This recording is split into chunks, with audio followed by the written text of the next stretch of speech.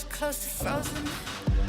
What a time to feel alive. We'll be by the river when the floodgates are open. I think about it all the time. He who starts the fire, starts the fire.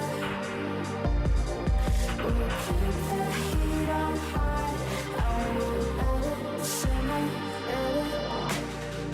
We'll fly the line, break the rush, time and tide, 'cause we're big enough. We'll find a time, we'll steal the love. Yeah, darling, forever give it up. Yeah, darling, forever give it up. Yeah, darling, forever give it up. What a time to be alive. We've reached the boiling point. It's overflowing. We'll climb the gates, we'll tear them open. We'll fly the line, break the rush. Try and try, you're big enough. We'll fly and try, we'll steal the love. Yeah, darling, forever give it up. Yeah, darling, forever give it up. Yeah, darling, forever give it up.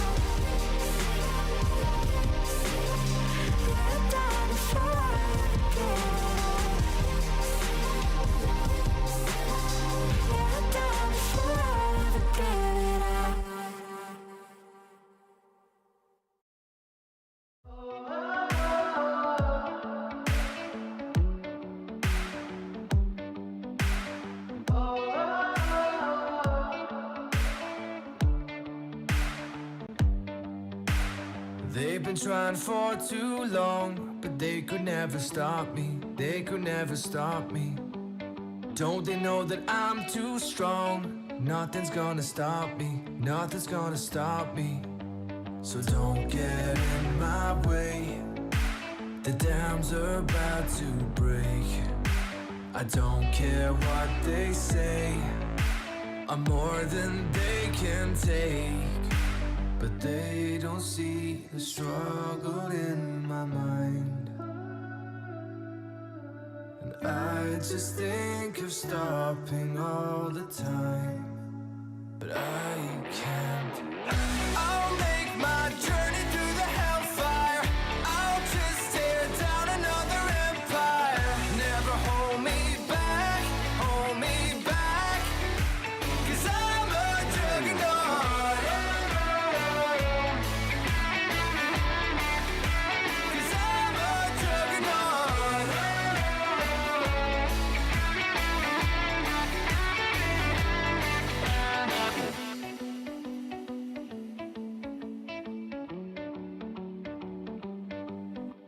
Determination on my side.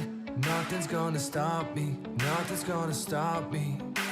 They're telling me to run and hide, but they could never stop me. They could never stop me. So don't get in my way. The dams are about to break. I don't care what they say. I'm more than they can take.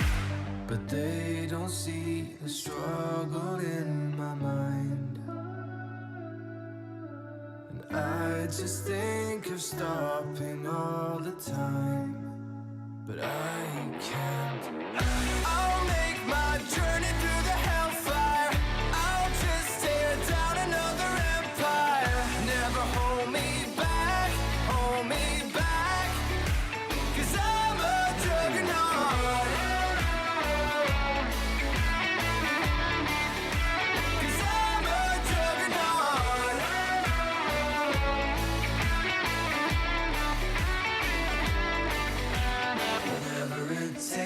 Wherever it takes me, I'm never gonna stop, no, no. Whatever it takes, wherever it takes me, I'm never gonna stop, no, no. Whatever it takes, wherever it takes me, I'm never gonna... CTBC Bank is Taiwan's top financial institution, but we're not stopping there. We're crafting an international brand and already have over 370 outlets in 14 countries. We are by your side, ready to embrace the future.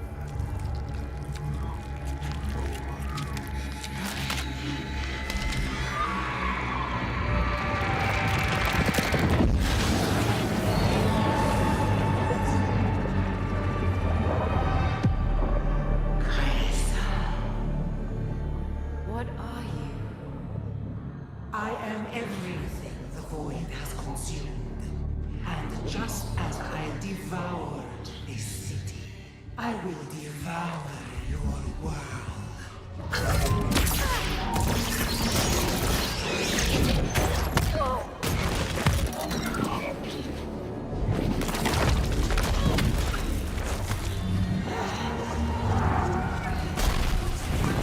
You disappoint me. I am not Samara's void spawn. I am so much more. I am the end of your world and the beginning of mine.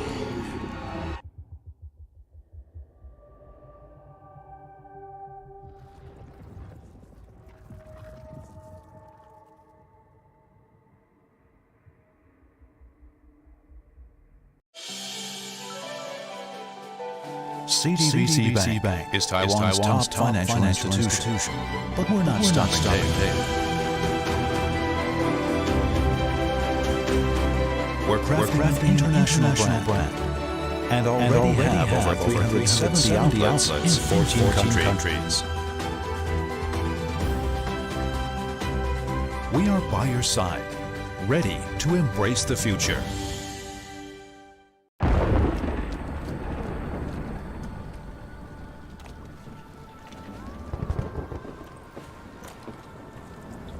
Evils, ancient and deadly, exist in every corner of the world.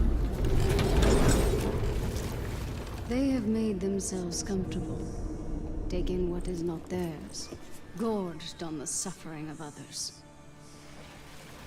I will face them all and crush them. Lord of the waters, grant me swiftness for this trial.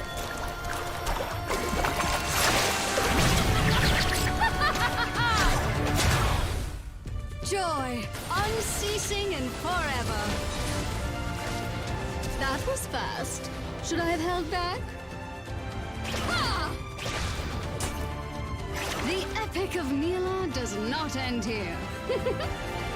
I slay foes the size of mountains. You were fine, I guess. Ha! Give me 5, demon! Ow! That was way too hard!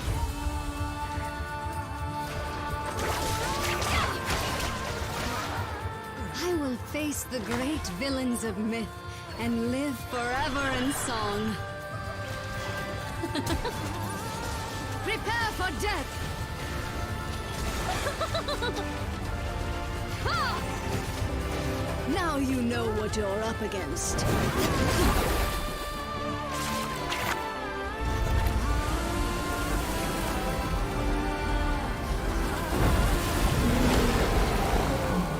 I am Neela of the 7th layer. May you find joy in the world beyond.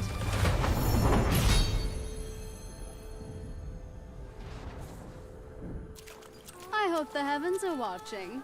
I hope they're nervous.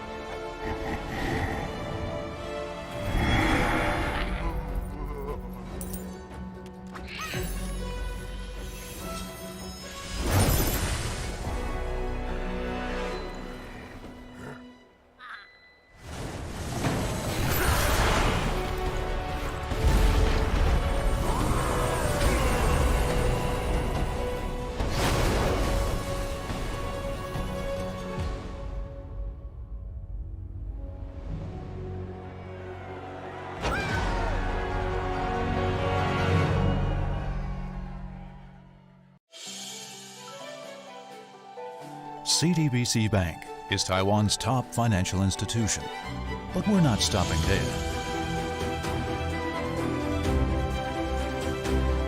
We're crafting an international brand and already have over 370 outlets in 14 countries.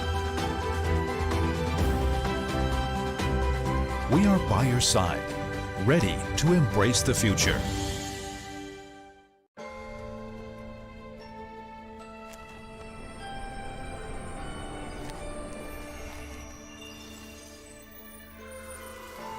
What is going on here?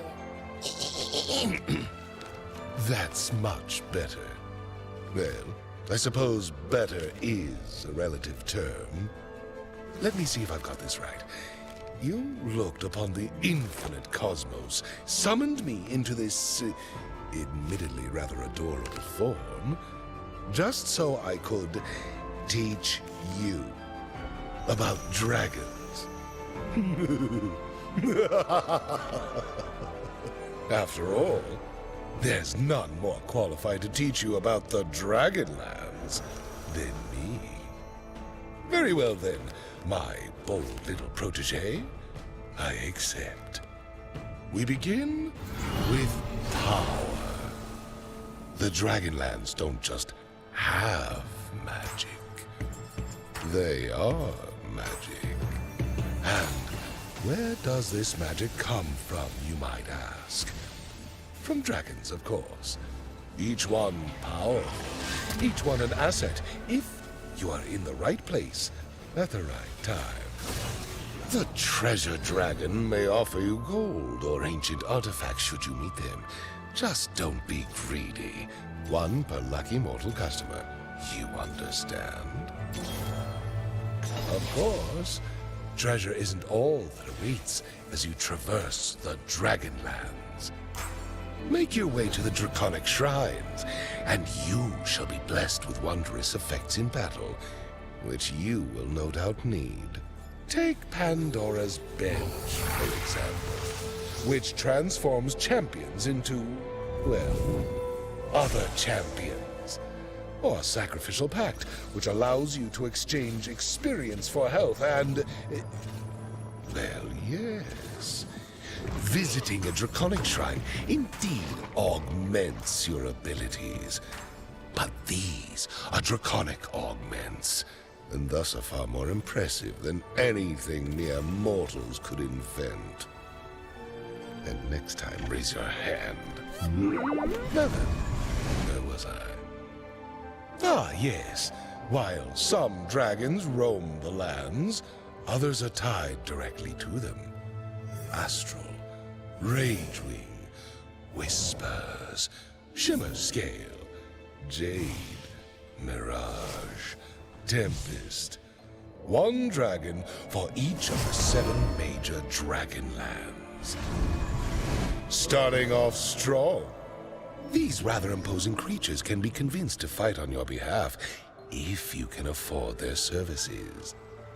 As I'm sure you can imagine, each dragon represents a powerful magic, so you would do well to commit their names to memory. Astral, there really is no place like home. I mean we, are as numerous as the stars in the sky. If the heavens align, you shall receive celestial favor in the form of an astral orb, increasing the chance that an astral unit falls into your shop. Better get wishing. I know. Fire and dragons. Such a cliché. But you're thinking too small and too slow. The dragons of Ragewing don't just feel the burn. They channel it, building their rage meters into a frenzy of fast-hitting power. Do you fear dragons that go bump in the night? Well, you should. After all, the Whispers will steal armor and magic resistance from their enemies. It's always those strong, silent types you have to watch out for. And who said all that glitters isn't gold, The magic of Shimmer Scale can make things downright blinding. What with unique items that scale with your gold? I don't look it, but I am practically green with envy. It is dangerous to go alone, so why not bring an army? That is the Jade strategy, after all. Jade statues protect even while asleep, but attack them, and they are bound to wake up. If that is not enough backup, these statues grow in power the more Jade units you possess. No, your eyes aren't deceiving you. Mirage is the most mercurial of the Dragonlands, taking shape only when called upon. The only certainty is that Mirage units will change their approach from battle to battle, allow you to adapt and bring your victory into focus. Now, where have I seen him before? Our final stop on this tour of the Dragonlands is Tempest. For lesser creatures, lightning never strikes twice. But for Tempest, lightning is a constant current, damaging and stunning your opponents. Make them regret trying to weather your storms. So tell me, are you feeling educated, inspired? Because that is it. The lessons are over.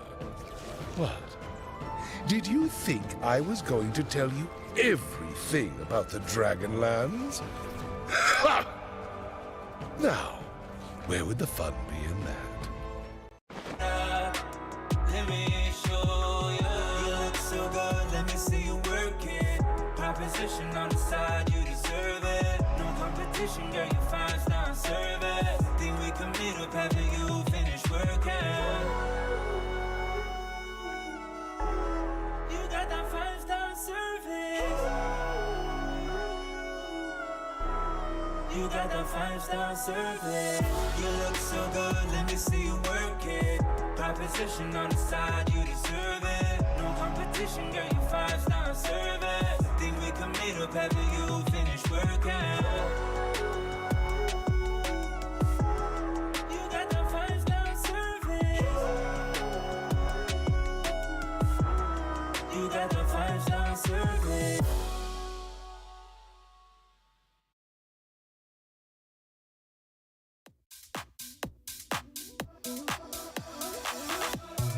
Tell me what's this feeling? Tell me why I lost my self-control. Why is my heart still beating?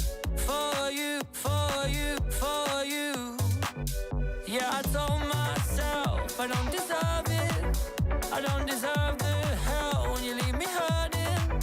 Yeah, I told myself I don't deserve this. Don't deserve you.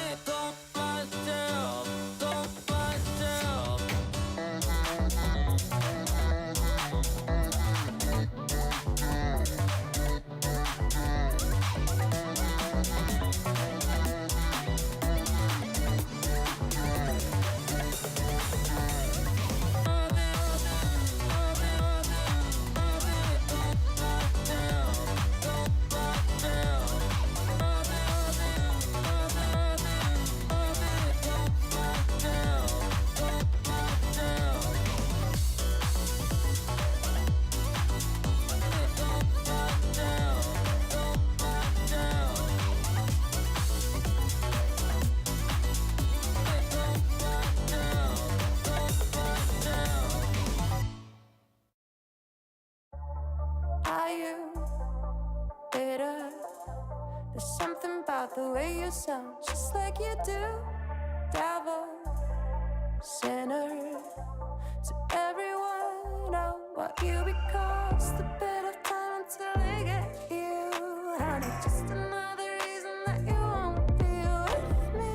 Anything you take, yeah, you take, it's gonna break. I won't lie to you, don't need your love in my hands, your love in my hands, your love in my hands. Tearing down the bridges and you know that I can't, 'cause this is all that I am. I need your love in my hands. I won't lie to you, don't need your love in my hands, your love in my hands, your love in my hands. Tearing down the bridges and you know that I can't, 'cause this is all that I am. I need your love in my hands. Are you bored? You're acting like there's something else you're looking for. So do you miss my love? Just a bit of time until they get you. Just another reason that you won't be with me. Anything you take, yeah, you take, it's gonna break. I won't lie to you, don't need your love in my hands, your love in my hands, your love in my hands. Tearing down the bridges and you know that I can't, 'cause this is all that I am. I need your love in my hands. I'm chasing all my demons away and tell you that I'm not gonna stay. I won't lie to you, don't need your love in my hands, your love in my hands, your love in my hands. Tearing down the bridges and you know that I can't, 'cause this is all that I am. I need your love in my hands. I won't lie to you, don't need your love in my hands, your love in my hands, your love in my hands. Tearing down the bridges and you know that I can't, 'cause this is all that I am. I need your love in my hands. I won't lie to you, don't need your love in my hands, your love in my hands, your love in my hands. Tearing down the bridges and you know that I can't, 'cause this is all that I am. I need your love in my hands.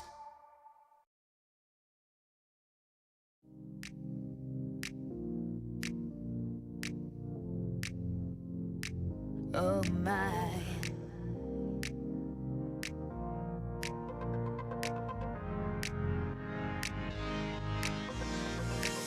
I've been all night waiting for you to come home. I've been all night waiting for you to come home. Oh my, come on, let's do this dance tonight. I gotta have you, boy, you're playing with my heart. We look around, but we don't see nobody else. Nobody, nobody. Give me your loving, give me your loving, give me your loving, Oh my. give me your loving, give me your loving, give me your loving. I couldn't find nobody else like you. Been let down each time that I've tried to find another, but I always come back to you. We're a perfect match made in the fire. You know you can't fulfill my desires. Many try, but I only got you in my eyes, in my eyes. Oh my, come on, let's do this dance tonight. I gotta have you, boy, you're playing with my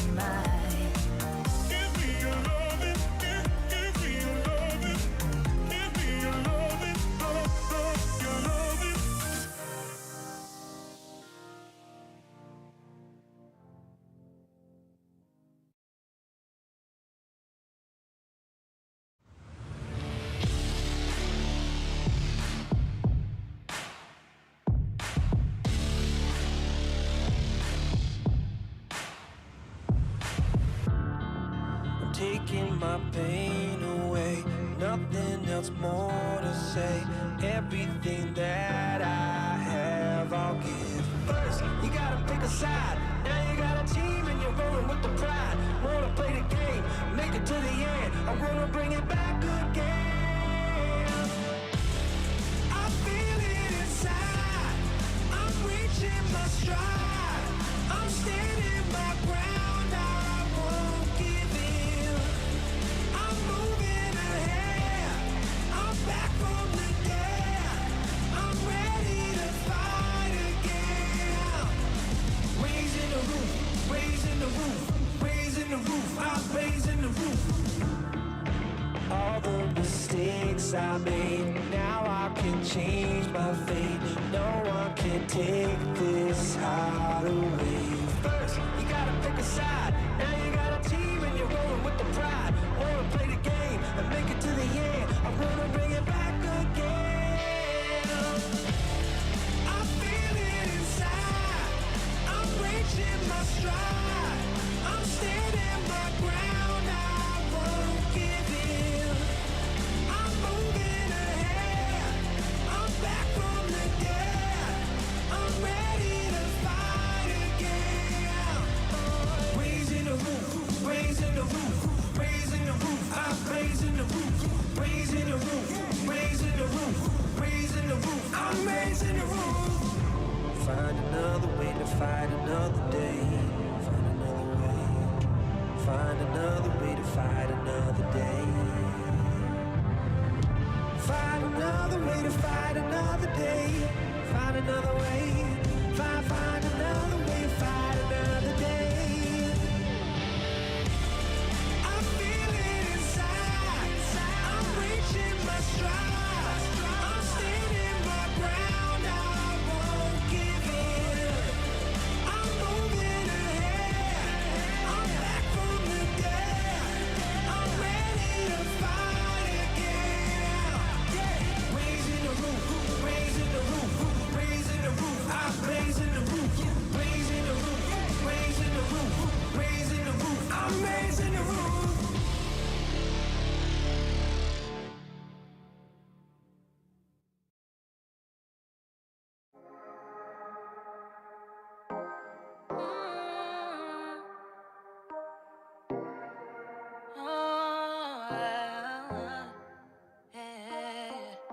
You show me you love me. Send me roses, but you know you want this. You know you want this, so show it, show it. I don't wanna be your friend, no. You don't wanna be my friend. We don't wanna be just friends. So why we gotta pretend? So baby, what we waiting on? Why we keep dancing around the subject? You don't know whether you like it or love it. You don't wanna show affection in public. Don't worry about that. 'Cause baby, it's already yours. It's already yours. It's already yours. It's already yours. It's already yours. It's already yours. It's already yours. It's yours. It's yours. It's yours. It's already yours. It's already yours. It's already yours. It's already yours. What you waiting for? What you waiting for? You know that it's all yours. Blue faces, you spend every day this, but baby, just face it.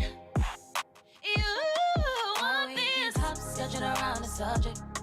You don't know whether you wanna kiss it or touch it. Why don't you wanna show me love in public? I don't understand. 'Cause you know it's already yours. It's already yours. It's already yours. It's already yours. It's already yours. It's already yours. It's yours. It's yours. It's yours. It's already yours. It's already yours. It's already yours. It's already yours. What you waiting for? What you waiting for? It's yours. It's yours. It's yours.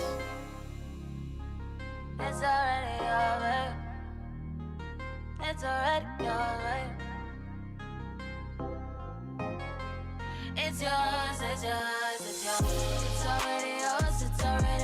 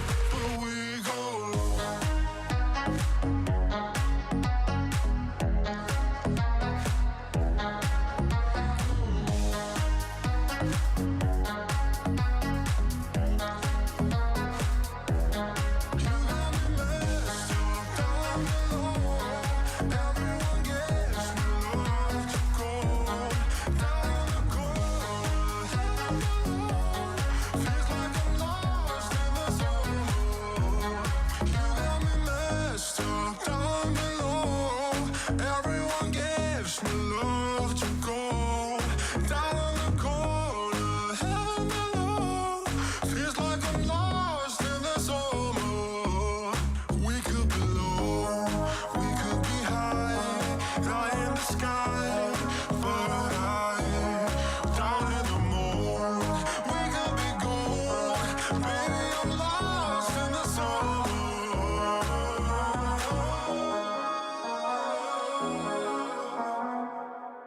But we go.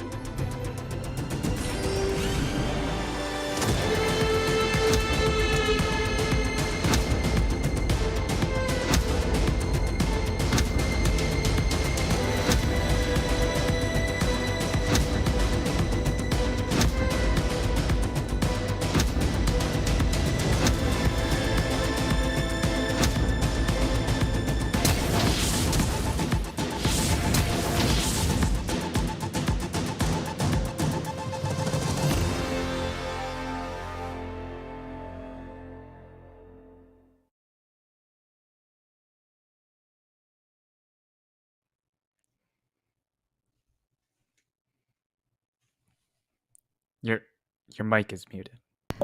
Hi guys, and welcome to the post-match interview. Wait a minute, this isn't the interview. Hi guys, and welcome to week 1, day number 2 of the Pacific Championship Series Summer Split 2022. I'm your caster, Jenny Julie. Joined with me on the desk today is, of course, Frank Nightstar Ping. Nightstar, how are you feeling today? I'm very excited. We're into day number 2, of course. Day number 1 was pretty pretty fun.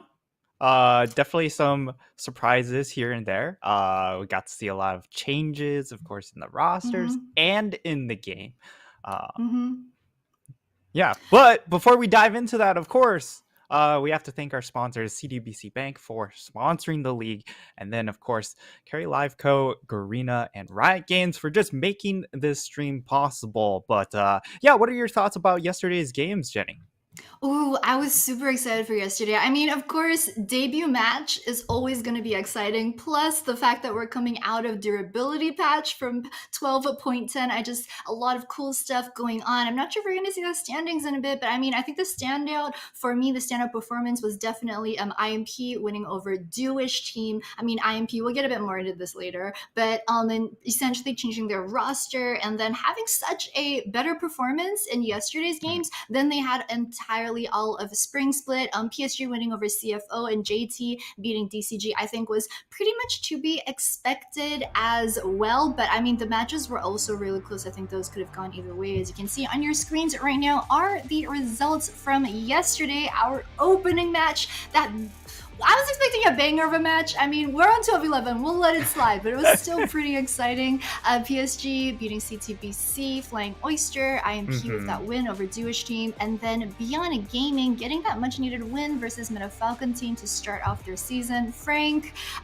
you'll give us your thoughts on Frank Esports later on, but beating Sum9 as well, and then JT to close out day 1 with that win over DCG. As I said just now, I think both game 1, game number 5 could have kind of gone either way. I think all 4 teams did pretty well. Yeah, certainly. And of course, we get to jump into our standings. Frank Esports, of course. I mean, the standings, reflect. They don't matter at this point. We're like exactly. It's 5 teams stand for tied for first, and 5 teams tied for Exactly. sixth. It's either 100% win rate or it's a 0% win rate at this point, Frank. But there on your screens is going to be our schedule for today's matches. We're going to start off with Beyond Gaming going up against Sem9, Frank Esports versus IMP in what is personally, I think, going to be the most interesting, maybe the most even matchup of today, in my opinion. And then Jewish Team versus J Team, DCG versus PSG, which should be another great matchup.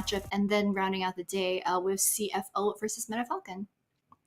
Yeah, and when we look at today's matches, of course, starting, I think the big one is the Frank Esports versus Impunity game, and then of course the PSG against DCG game. As these two matches feel like they're the closest on paper, but going back over to yesterday's results, you touched on IMP was so surprising, and I think a lot of our viewers will also be, the result might not have been surprising, but how we got there was, right? And how decisive Impunity were in finishing out the game. But let's dive into today's matchup, which is going to start out with Megabank Beyond Gaming, Lee Kai at top lane, Huchia Minji Owako across the board. And this was a team that coming into day one, they had, a pretty straightforward performance against Meta Falcon team. And it was somewhat of an important win, right? Because this is one of those teams that we expect to fight for the middle of the pack, hopefully make strides to contest top 4. But MFT, one of those teams that are probably looking to try and battle into the middle of the pack, right? Yeah, for sure. I think BYG had in their opinion, a disappointing performance towards the end of spring season and playoffs a couple months ago, especially when you consider how much of a dominant team they were in the PCS last year. This time around, they're going to be starting Lee Kai in the top side just like they did yesterday. Lee Kai, of course, did play a couple of games during the spring split, but didn't perform that well, which is why BYG eventually went with Liang throughout most of playoffs. So will be interesting. I believe Lee Kai has been playing a lot with the current team, and of course, I think the coaches as well as the team do like playing with him. They're hopefully going to try to make Lee Kai work, but we'll see what goes on with that later on. Meanwhile, the Sem9 roster on your screen: No Name, Arashi, Lazar, Sia Dodo, as well as Asin. What do we think about these guys? Yeah, of course, yesterday was definitely a tough time for them. Against Frank Esports, and it was, Frank Esports came out really swinging, and unfortunately, Action coming in, last split's coach, now the starting support, really struggled yesterday. So I'm looking for him to bounce back and get to a point where then he can actually use that coach insight to impact the game. Whereas yesterday, they just fell so far behind that no matter how good your play calling is, you can only play call from so far behind, right? You can't find a way to win games if you're 5k gold behind. It's just way too hard. Yeah, we've also got one of their interesting pickups from yesterday, which was the No Name kill. We'll talk more about it if it does show up in picks and bans, and I'm sure if they do try and run it this time around. I mean, BYG, they must have seen the games yesterday, so I'm not sure if they're going to let this one through, especially on a 12.11, but we'll see if that happens. You're talking about the coaching staff and the support for Sem9. I think today for their roster, they have Felia instead of Caspiel for their picks and bans. I think we were mentioning in our prep before today's games that S9 pretty much have their subs who are doing their drafting phase for them. So we're not all too sure just, how much time really that the subs have had to prepare for this. But I guess we're about to find out. And it looks like first round of bounds already out. There's going to be the Renata, the Zeri, as well as the Talia, which you kind of get on till 11, but Darius, wow. Yeah, that is definitely surprising. That has to be targeted towards Yeoming. And perhaps BYG are really looking to lock in an early top lane pick. Not the Lee Sin. Yeah, the I Lee was Sin gets so taken off. excited. No, like when we were talking about this, you're like, it's not gonna happen. Like, Lee Sin, he's not tier 1, tier 10. I was like, I agree, yes, but I would love to see him back. Wow. Because 12-11, he's gotten a couple of buffs to the Q, the damage, the CD. But yeah, there's the Narband versus Lee Kai, which he played yesterday, and he had such a good performance on that too. So I think this is actually gonna hurt BYG in terms of top lane selection. We're talking about how Lee Kai hasn't had the most success with the rest of the roster. So very smart ban coming out from S9. There's the Lucian pickup, and ooh, it's gonna be the Nautilus. You've got thoughts on this, right? Yeah, the Nautilus, of course, a PCS staple, gives you just very basic engage power, point and click at certain points in the game once you hit level 6, right? But the surprising part of this ban phase is we didn't really target any of the OP picks, right? The Lucian, Callista, the Wukong, the Viego, these have had such large presence rates in all the other global leagues, all the tier 1 leagues, and here in PCS in this first game, you can see both of these teams are prepping specifically for each other and trying to get those small advantages, and as a result, it's been very specific bans, and we've allowed these very OP picks or very strong picks, I should say. So now it just comes down to adaptation. How do we play around these supposed S tier level picks? And Sem9, they've gone for a Nautilus Draven bot lane to just apply as much kill pressure onto Nami Lucian. Yeah, that's actually interesting for me. I was actually expecting Sem9 to maybe go for the safer Ezreal option. We've been seeing it picked so much in the last few patches, so I'm not too sure how confident Dodo is on Draven, but if he turns out to be one of those insane hyper carry Draven plays, I'll be more than happy to watch that game. Meanwhile, BYG have got the Lucian and Nami, very strong classic bot lane, pretty viable until 11 as well, and then again, the Wukong versus Viego matchup, tale as old as time on 12-10, 12-11. So we're gonna be looking to ban out a top lane, top and mid, looks like. Solo lane focus. Yep, Zoe, Lysandra, and Kale right there. Maybe Galio, TF, Ari, Corky, Azir, a whole bunch of mid lane options. Plenty still of up picks, on the yeah. The thing about mid lane right now is that mid lane kind of goes a bit more roaming, a bit more util, and not so much carry focused, especially on durability now that everyone's got so much more health. So the thing about banning out mid lanes is that you gotta take a lot of bans to pretty much ban out the champ post. So yeah, there you can see BYG's like, yeah, forget it. We've got like 3 or 4 more to ban. We're never gonna end, so we're just gonna get the Fiora off the table for now. Yeah, a lot more top side focus, and it makes a lot of sense, right? Because Lazar in this mid lane has not been one of those players to get large leads in the mid lane and just snowball out of control. So I think BYG, they're not really concerned with that. They're just going to go ahead, double ban top lane, take away some annoying picks that Lee Kai might not want to play against. Of course, we know he loves his Camille, but it looks like we're going to see Sejuani top lane. The Sejuani locked in here, and a possible blind pick Silas, which also gets locked in. I like this setup because Sejuani Viego, very dominant top jungle duo because of the interaction with Viego with his double hit into the Sejuani stun. So I love the setup, and it really shows a clear focus on playing towards top side. And of course, if you're Sem9, of course you're going to play bot side, right? Because you have Draven, you have Nautilus, you have to slam lane, otherwise it's going to be a struggle.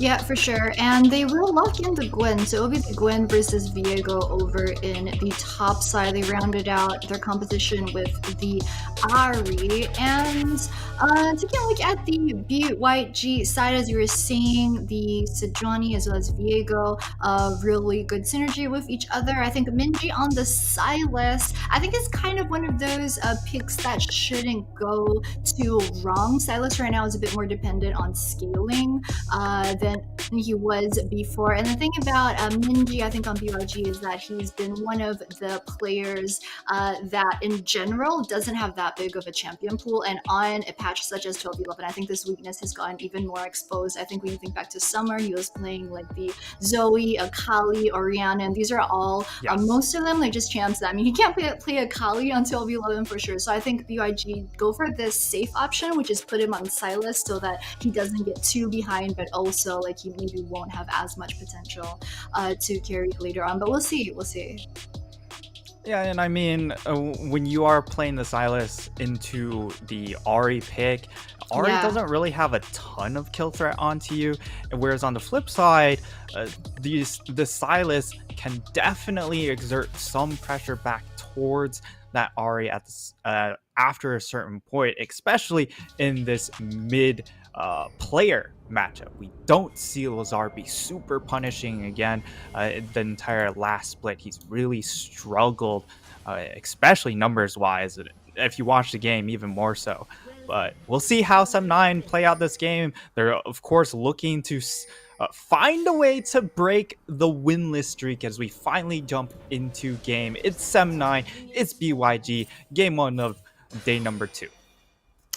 And we are on the Rift, guys, for game number 1, week 1, day number 2 of the PCS summer split. I'm super excited. You're talking about Sem9. You know, we've had a couple of nicknames that came up in prep about how, like, you know, Sem9, hopefully the first round robin, they're going to try not to go 0 and 9, but we will see. I'm rooting for the squad, you know, just because of that old SGMY pride that we've got here. Well, that I've got here. Don't know about you, Frank, but I will always root for my Singaporean and Malaysian team. So hopefully they can make this Draven work, but we will see. Yeah, and when we look at this early game, it's really all about opposite ends. For Arashi, it's about ganking this bot lane, snowball around this Draven Nautilus. As they are going to be spotted by a ward as they make their way in, but look at the response. It's a 5-man collapse. Hook onto Kino.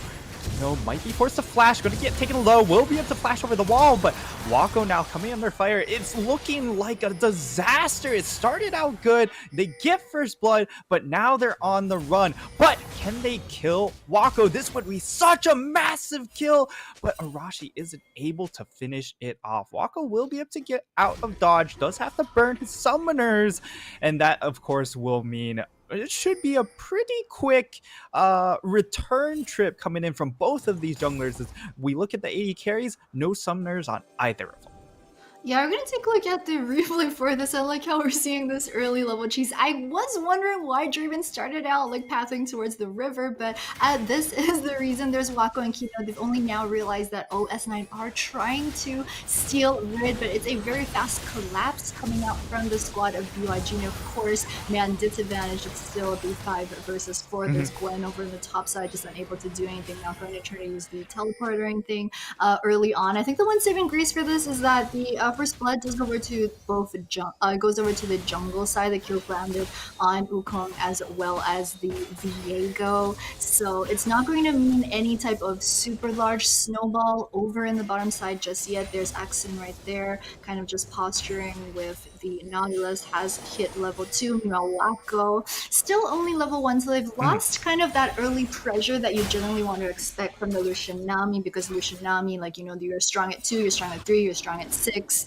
but they've lost that advantage for now.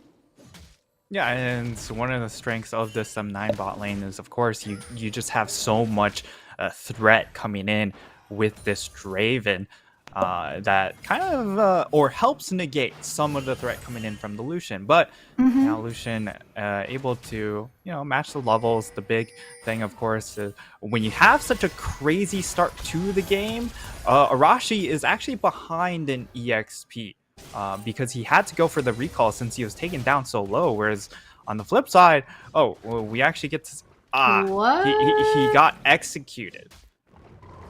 Oh no!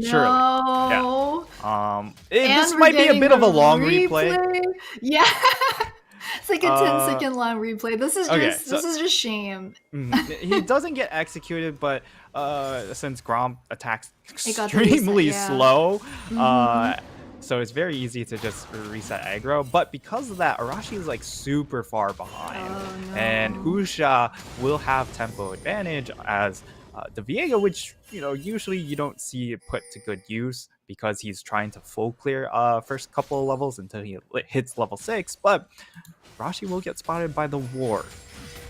Yeah, this is actually a bit rough for the Wukong because I think on 12-11, if memory serves me right, there was a bit of a change where Wukong actually... Oh, mid lane, hang on a sec. Both mid laners really low on mana. There's a Zarg actually with the Q and the W doesn't have quite enough mana for any more follow-up.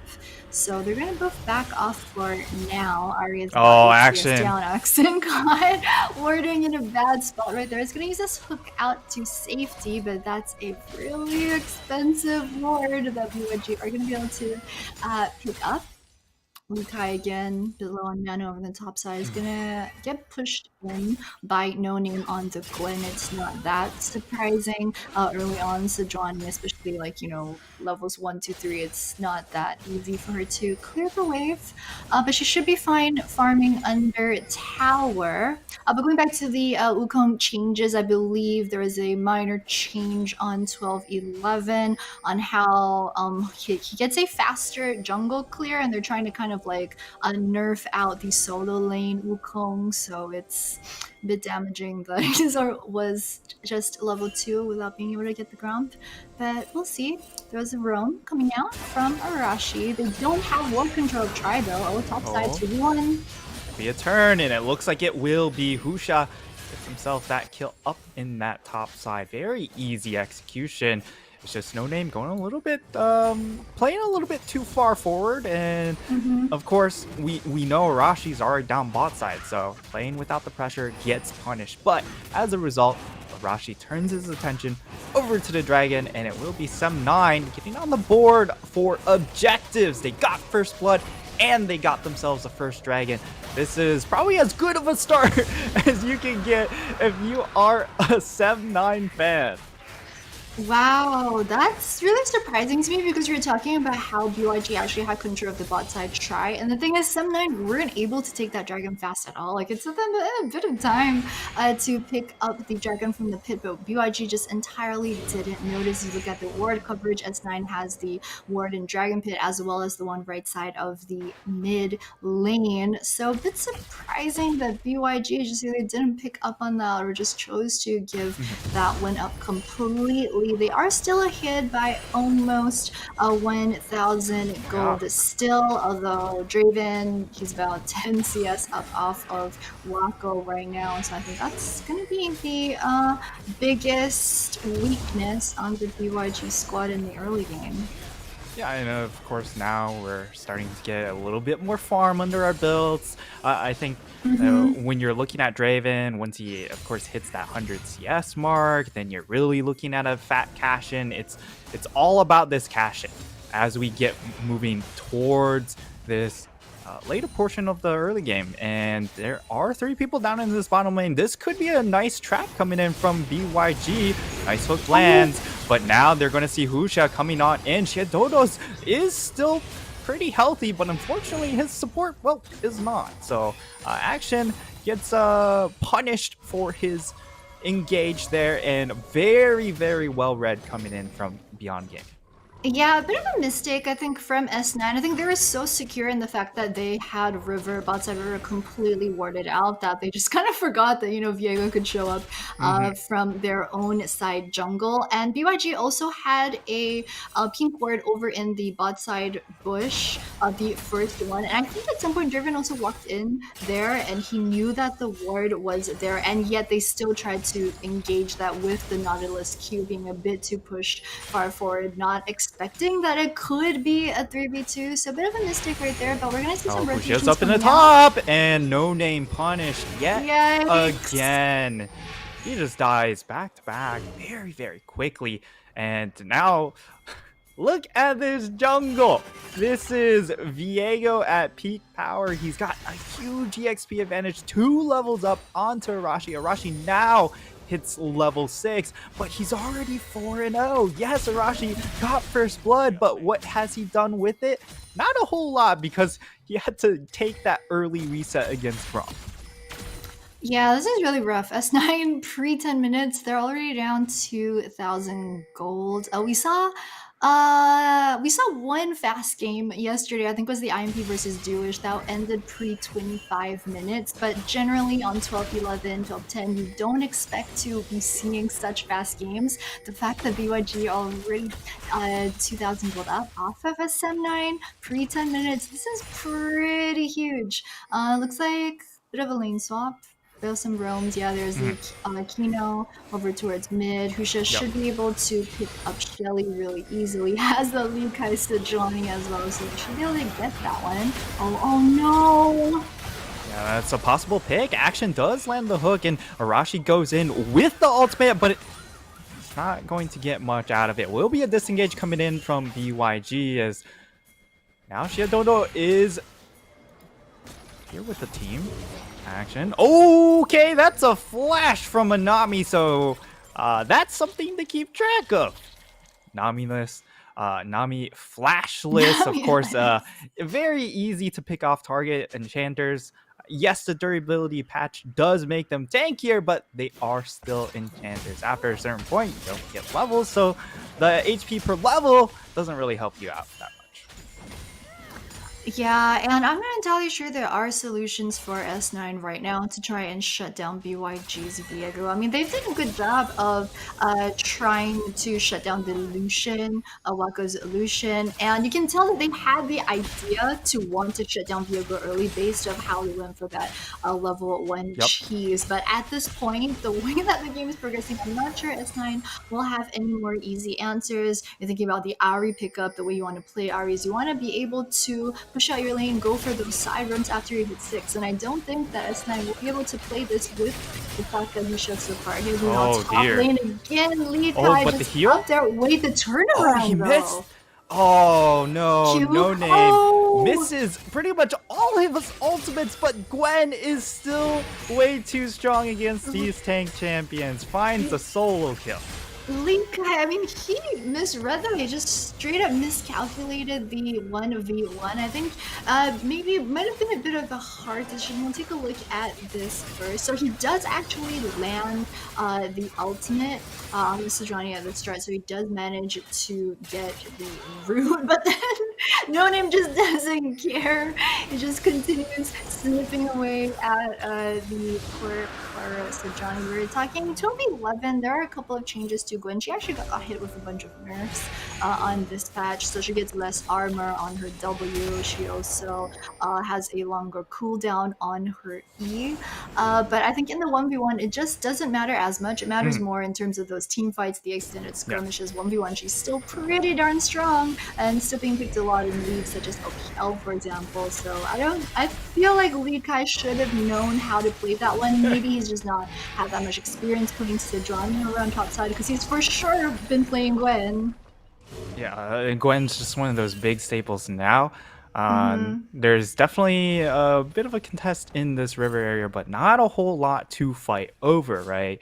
As Shiadodo will be able to get himself a plate, but it's it'll probably chump change compared to the 2k gold lead coming in from BYG. They got themselves a second dragon that slows down the dragon stacking coming in from Samnai, which really is their one way in here because their composition does seem to be predicated on trying to force a fight around this dragon, and one of those ways is, of course, if you are able to get dragon stacking and force them to say, hey, you have to contest us on this third dragon, otherwise we're just gonna keep getting stronger and stronger and we can win through that soul. But that's not going to be the case here. Charm lands. It's going to be the route onto Minji as well, but I mean, look at the reinforcements. It's going to be 3 people coming over, chasing down Minji, and he is all by himself. Does have the Ari ultimate, but the CC is there, and that will be the side of Sem9 finally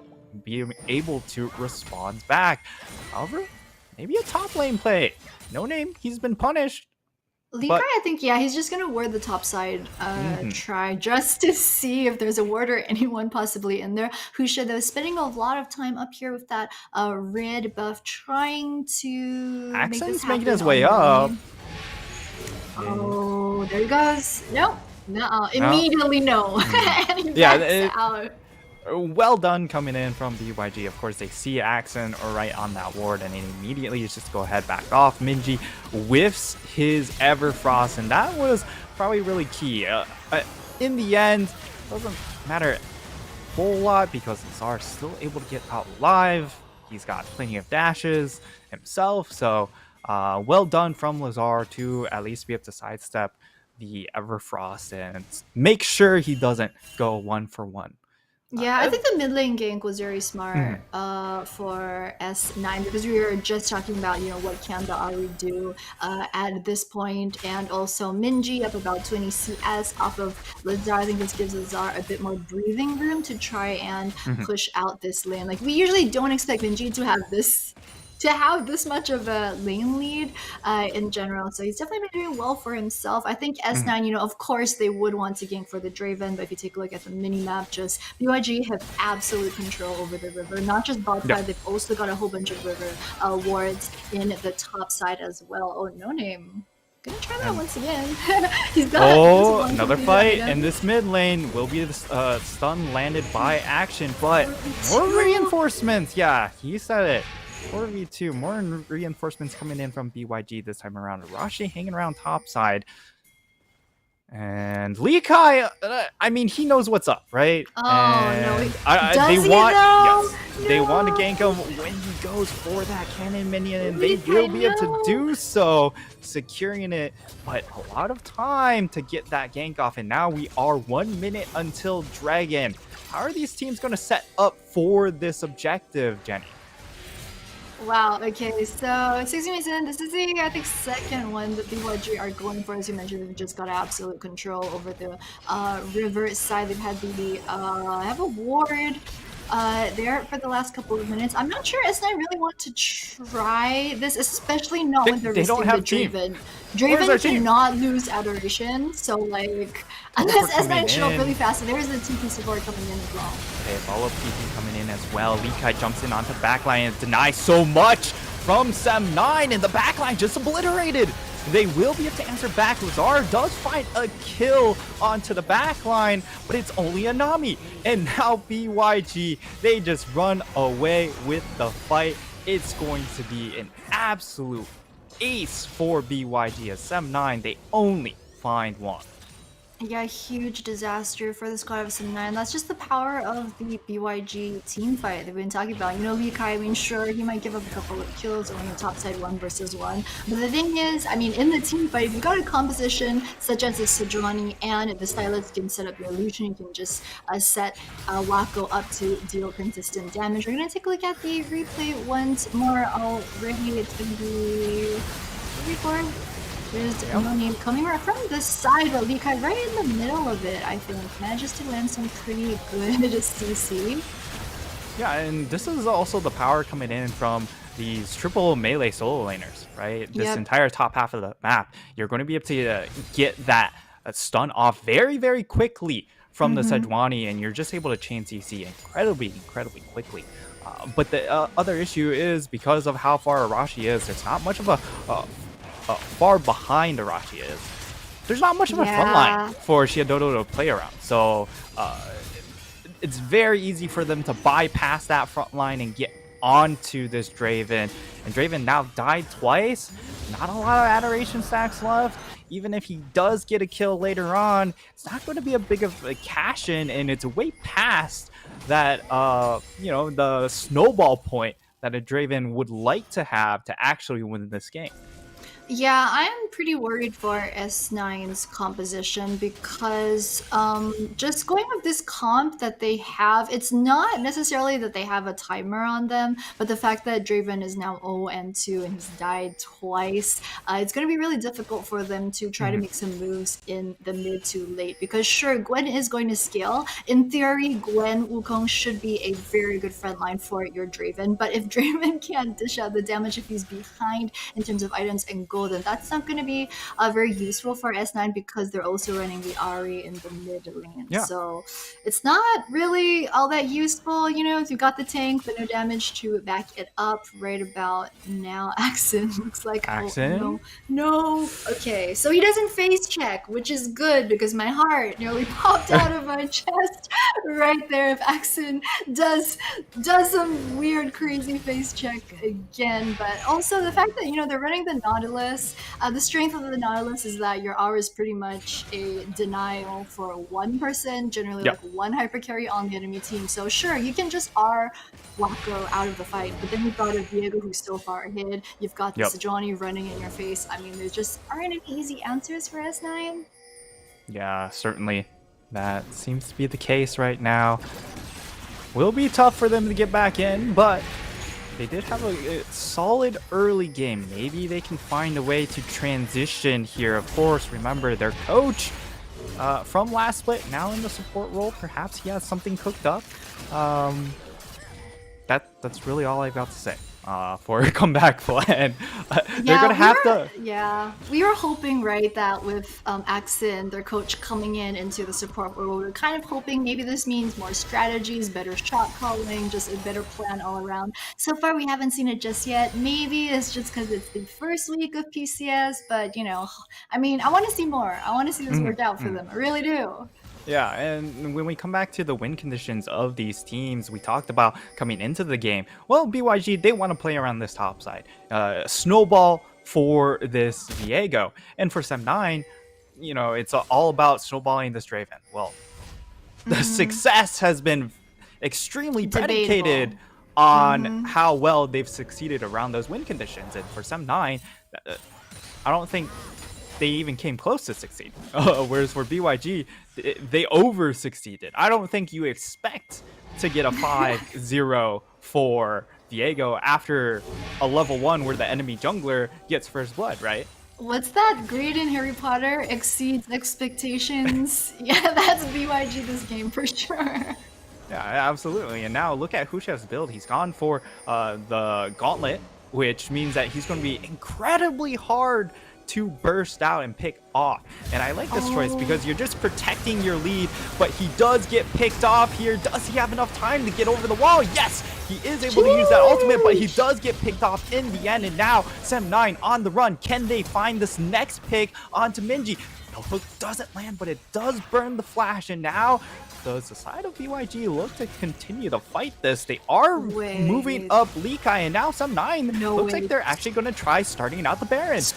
Oh, okay, just kidding. So Husha's, oh, thank God. I mean, of course, Husha's down. It is a 5v4. Okay, you've got Draven on your squad, but like, seriously, 22-minute Baron? I've got PTSD from this, man. I ain't watching them throw again. Well, they're not throwing. They're about 5k behind, but you know, they had like one good plan coming into this over here at Rid. They've actually been trying this out for about 30 seconds. That was a good pick. They were in this bush, they went down to the bottom bush, they went back to the top bush again, and there's the Draven ultimate being burned as well. It's a bit sad that the kill does go over to the Nautilus. I think they're trying to give Draven the execute with his R, and Axin, the hook doesn't land, but as you said, manages to burn that crucial flash as well. So very well played by S9. As you can see, they don't have all that much ward coverage just because they keep pushing. Not again! Immune, but immune from 3 people? I don't think so. We'll see how much damage they're able to put out. It's not enough, and now Lazar comes into... Well, I don't know if he's joining the party, but... I mean, it's the joining teamwork, the funeral. Right? You want to... Right. Like, you can't let your friend die alone, right? That's kind of lonely. Like, look, no one wants to die alone, Frank. I don't know if he quite made it to his grave. Like, if you look at the mini-map, he actually dies quite a ways away from No Name, so... not quite enough synergy, but now with both solo lanes dead, BYG turned their attention over to the Baron buff, and I mean already 5-6k gold lead.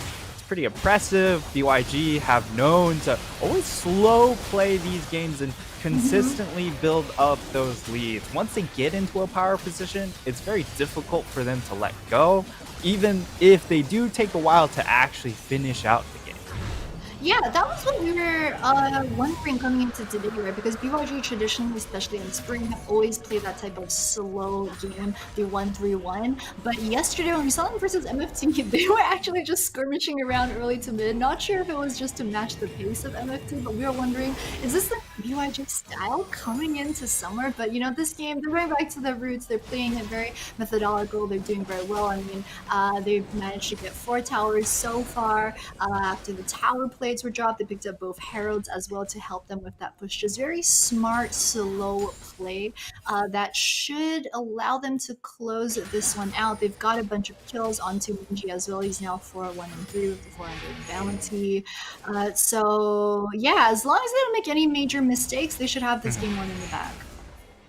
Yeah, now this is going to be a devastating push for the side of BYG, because if you look on Sem9's composition, there's just not really a whole lot of wave clear. So it's very hard for him to... Oh my god, that's the hook burn in action. That is not a coach move.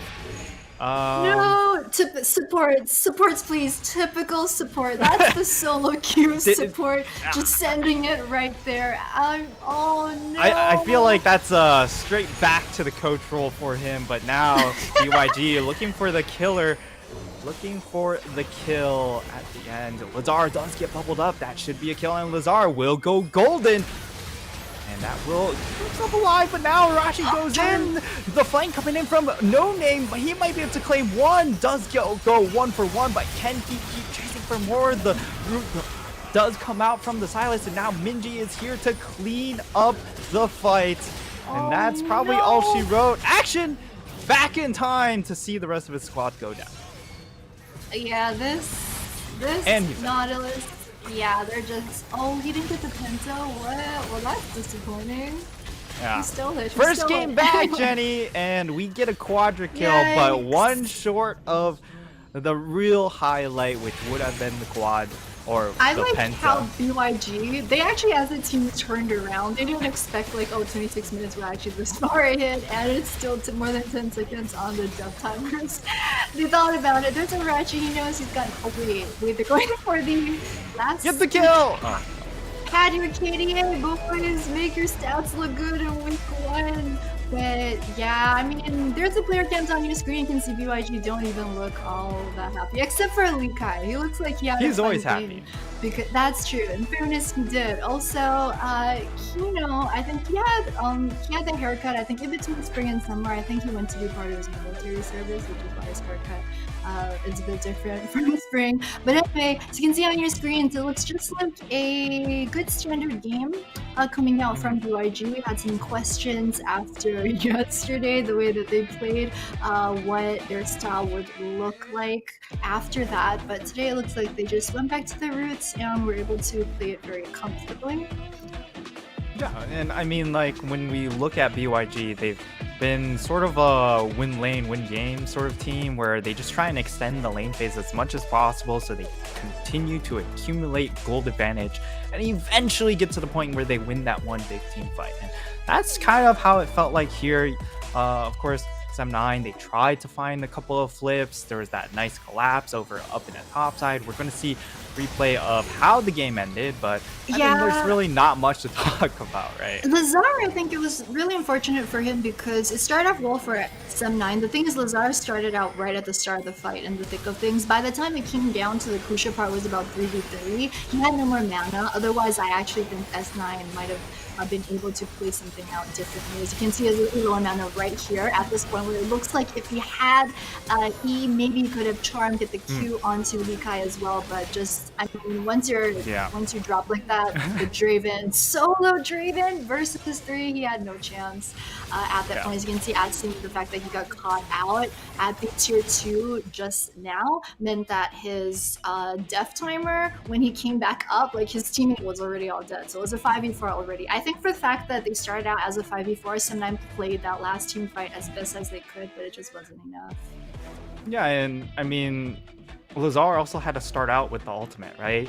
So once they finally got that first pick, his ult has already expired, so he wasn't able to get resets, which also could have played a factor, right? Because imagine if he was able to get one more dash into the backline, he kills maybe 2 because they were really low, as you mentioned there, just didn't have enough mana, but also didn't have the reset to gap close onto those low health members. So a bit unfortunate for Sem9, but also not surprising result. Again, this is Sem9 who did go winless in Spring Split. I mean, I have a huge soft spot for Sem9. I think just the fact that there is a Malaysian squad that has tried continuously for years after we've seen various other orgs, various other countries just not really able to feed within the PCS. The fact that Sem9, you know, they've lost to Shiro as well as Kirino for this summer, and that really hurt them. I mean, Shiro Minki was off playing SEA Games at the end of the Spring Split a few months ago as well. Like, these are good players, especially, like, you know, considering the Southeast Asian region. I think Sem9 just has had trouble trying to lock down a stable roster, which is why we see players being in and out every season. So they're doing the best that they can. They really are. I love this team.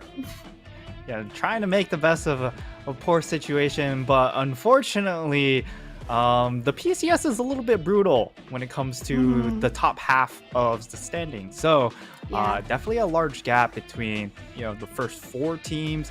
Perhaps this split, we have an even better next 3 squads as well. So it's pretty competitive. And if you're one of those bottom 3 squads, it's really hard to make it into that next tier. So yeah, I think our playoffs format is a bit more forgiving in that between group stages and playoffs, we only really lose 2 teams. So top 8 do make it through to playoffs. I think Sem9, their goal for this season is probably not to be Sem9th. If they're at least Sem8th, you know, they're gonna make it into playoffs and play at least one best of series. So that's gonna be the goal for them, hopefully, and I would love to see them in playoffs, man. Jenny, you said they're aiming not to be Sem9th. I think they are, because if they're Sem9th, they're not Sem10th.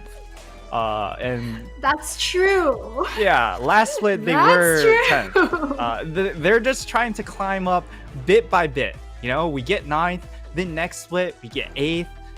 In the split after that, we make it to 6th. You know, it's a step-by-step process. We've got the post-game stats.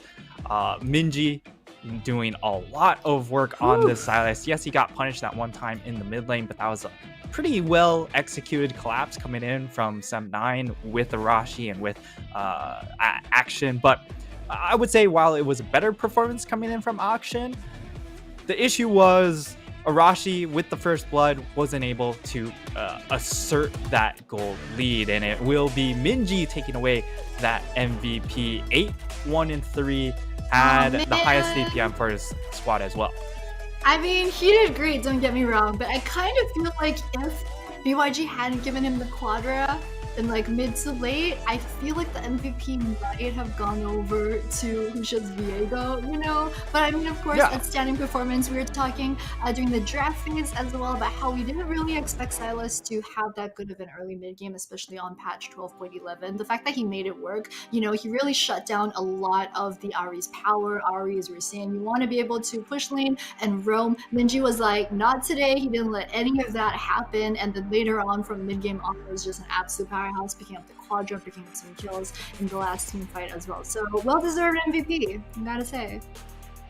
You know, he made the flashy moves at the end to steal away the MVP from the Viego. So well done coming in from Minji. It will be, that's going to be our first game of the day. But stay tuned because we still have more League of Legends to come. So stay tuned after the break.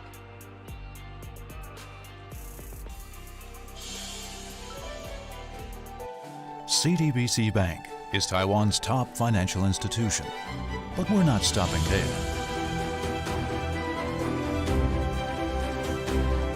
We're crafting an international brand and already have over 370 outlets in 14 countries. We are by your side, ready to embrace the future.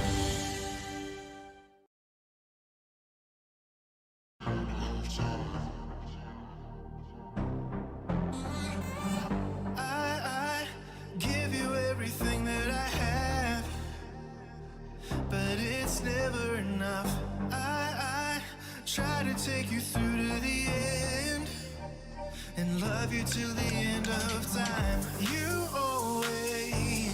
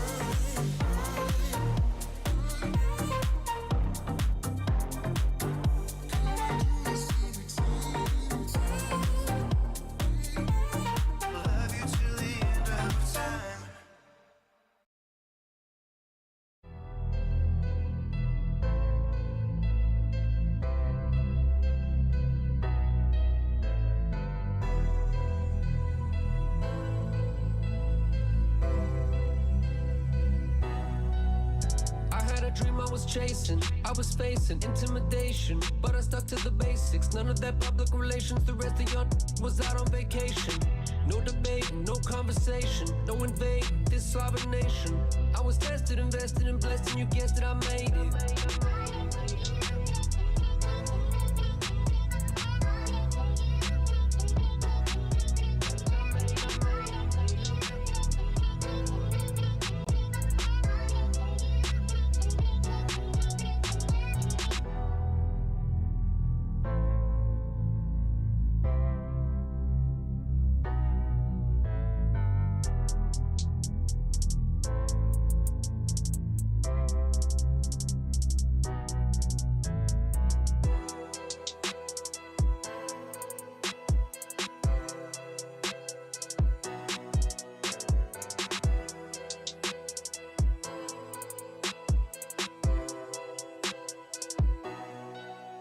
I had a dream I was chasing. I was facing intimidation, but I stuck to the basics. None of that public relations. The rest of y'all was out on vacation.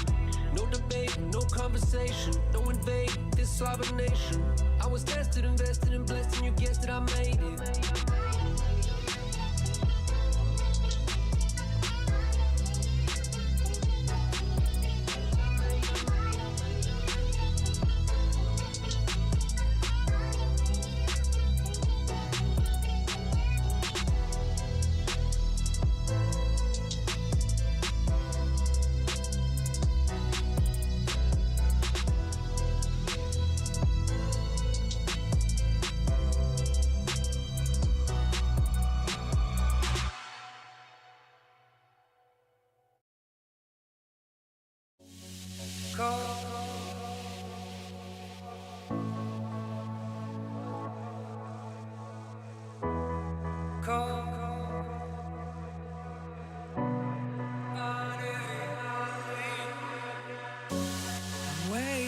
For your call, and all I've been risking all. So tell me where to go, tell me where to go tonight. The cold is caving in, my patience paper thin. So tell me if it's wrong, tell me if it's wrong, alright.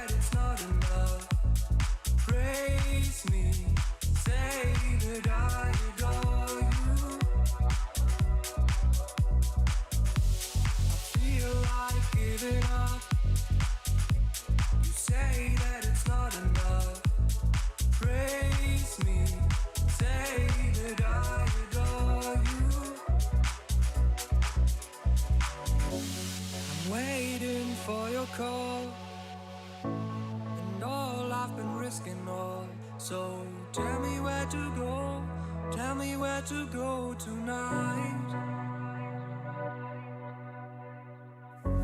The cold is caving in, my patience paper thin. So tell me if it's wrong, tell me if it's wrong, alright.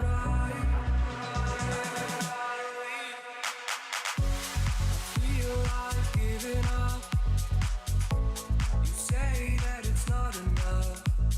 Praise me, say that I adore you.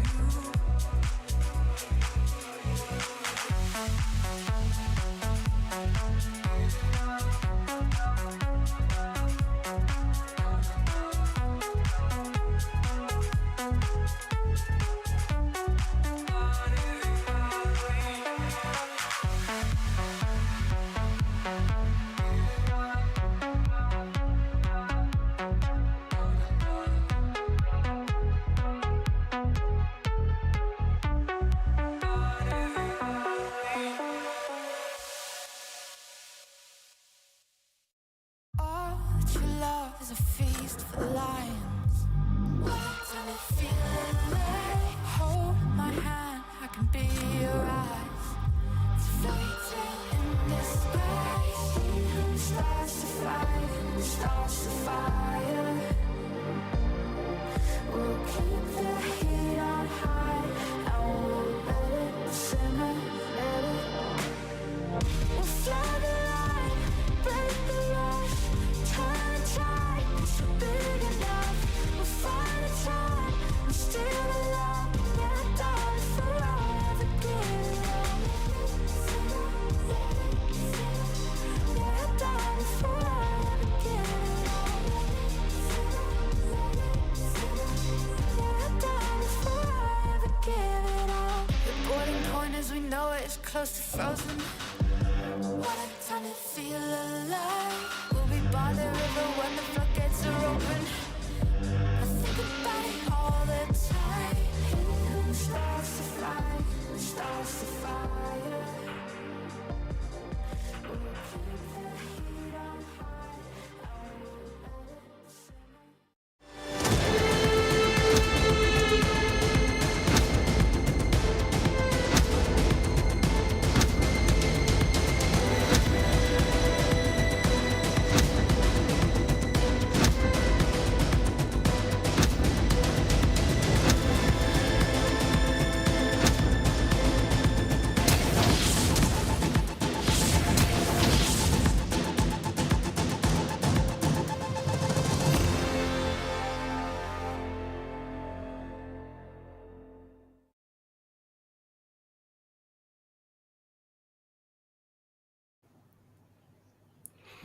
Welcome back, guys. Week 1, day number 2, PCS. And coming in to our second game of the day, of course, bringing you the action. Myself, Nightstar, and the most lovely Jenny Rubik joining here with me on the desk.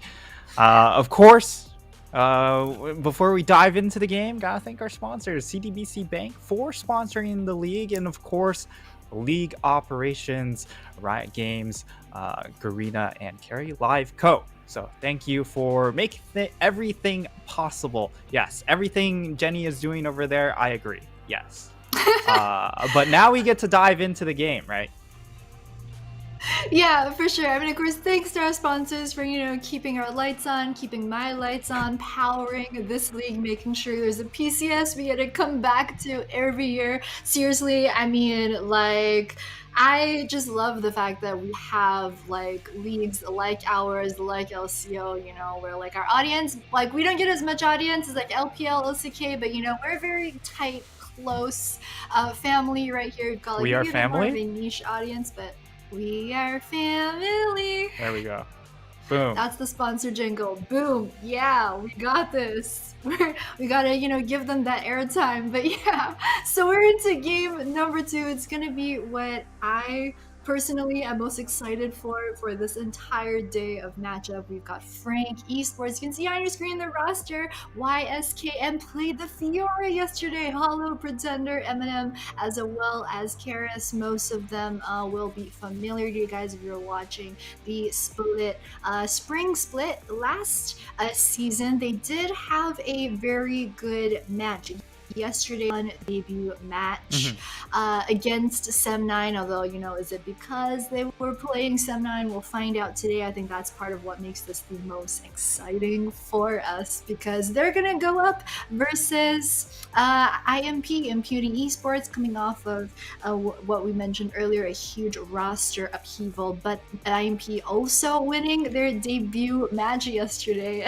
There was YSKM giving the thumbs up into the camera and making his teammate Pretender just laugh really hard. Not sure what's up with that, but I would love to hear their comms, but the team looks like they're having fun, which is what I hope all the audience is having fun. I'm for sure having fun. Frank's having fun. We're all having fun, man. It's a party. Yeah, and over on the other side, we've got Impunity Esports, as you mentioned, roster completely revamped. We have ICU coming in from Alpha Esports or Hurricane Gaming, and Alex making his return after a split off.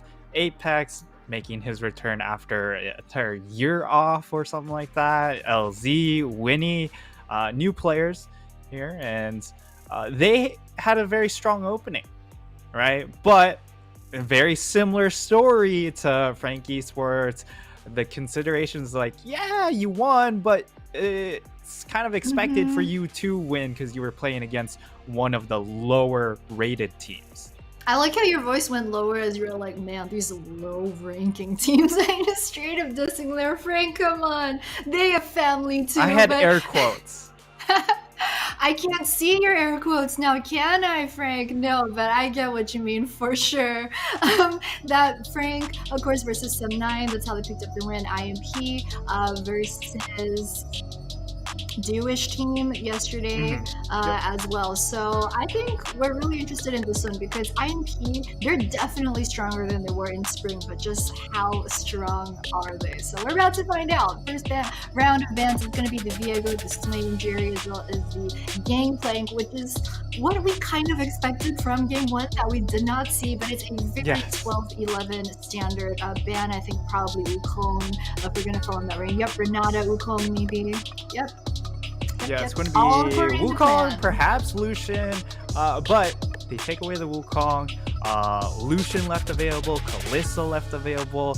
We saw Eminem take the Kalista yesterday and just absolutely pop off, but now it's going to be a completely different flavor, moving away from the Kalista, moving in from the lane dominance and towards the Senna, which opens up a lot of possibilities if you want to go away from something like the Tahm Kench. Tahm Kench's a standard one, but elsewhere we've seen an LCS. Senna Seraphine has been incredibly dominant. We saw it come out from Kwangdong Freaks over in LCK to get their upset win against T1. I know you're a big T1 fan, so maybe a little bit salty about that, but that's how it is. T1 fan.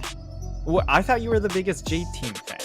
That's true. That's true. Are we talking worldwide or are we just talking J-Team Universe? Because, yeah, there are a lot of teams that I like. I'm going to be frank with you, Frank. But I'm surprised that, they did that. IMP actually are leaving the TK on the board because Senna Tahm Kench just super strong.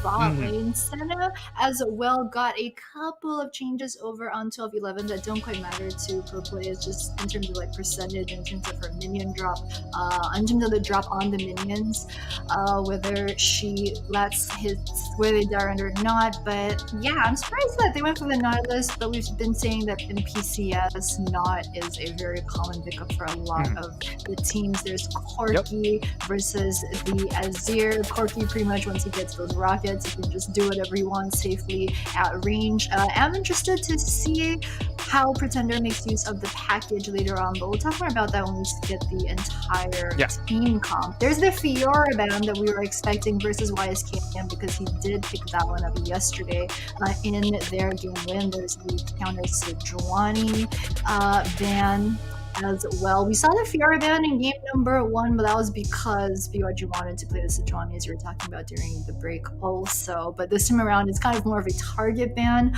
versus YSKM in particular. So in IMP, they've got their bot lane as well as their mid. They don't have that many. There are a whole bunch of jungle options left available. I think a lot of what we're seeing on 12-11 is that the second round bans don't quite matter as much because in some lanes, such as mid, there are a whole bunch of options that you can't. But Viego, was taken away in the first. Okay, that's not gonna happen. Okay, Viego, I did see banned in the first rotation, but. Some of these options, half of them definitely not coming through, but Trundle is going to get locked in. Trundle, one of those picks, pretty good against immobile carries, something like a Senna, but unfortunately for him, he's pretty low range, which is not good against Senna and Corki. Now, for Frank Esports, it looks like they're hovering their top lane options by picking a Jax. Is of course a little bit risky because of course ICU plays a lot of Jax, so I'd imagine he has all the Jax counters read, but they're going to test Fate here. Frankie Sports lock in that Jax, and now we're looking at what kind of junglers do they want to take up against Trundle. Because of how many junglers have come off the table, you're coming down to the next tier. Of course, the top two, Viego, Wukong, but even the Lee Sin taken off the table, and now the Trundle. So they're going to go ahead and lock in the Graves. Graves, a jungler that just kind of power farms through Trundle because he doesn't farm as well in the jungle, and it's really all about these ganks for Trundle. But now Impunity, this is interesting. Usually we say the Jax is the counter pick into the Gwen, but ICU wants to perhaps play more for composition here. Yeah, maybe just, you know, flexing the fact that he's been the top laner over in Silico. Yeah, he's just straight up better. Man is built diff. I mean, ICU. So fun fact, ICU and I share the same birthday. Oh, okay. I found this out in spring because it was, I think, one of the game days. Our birthdays are in March.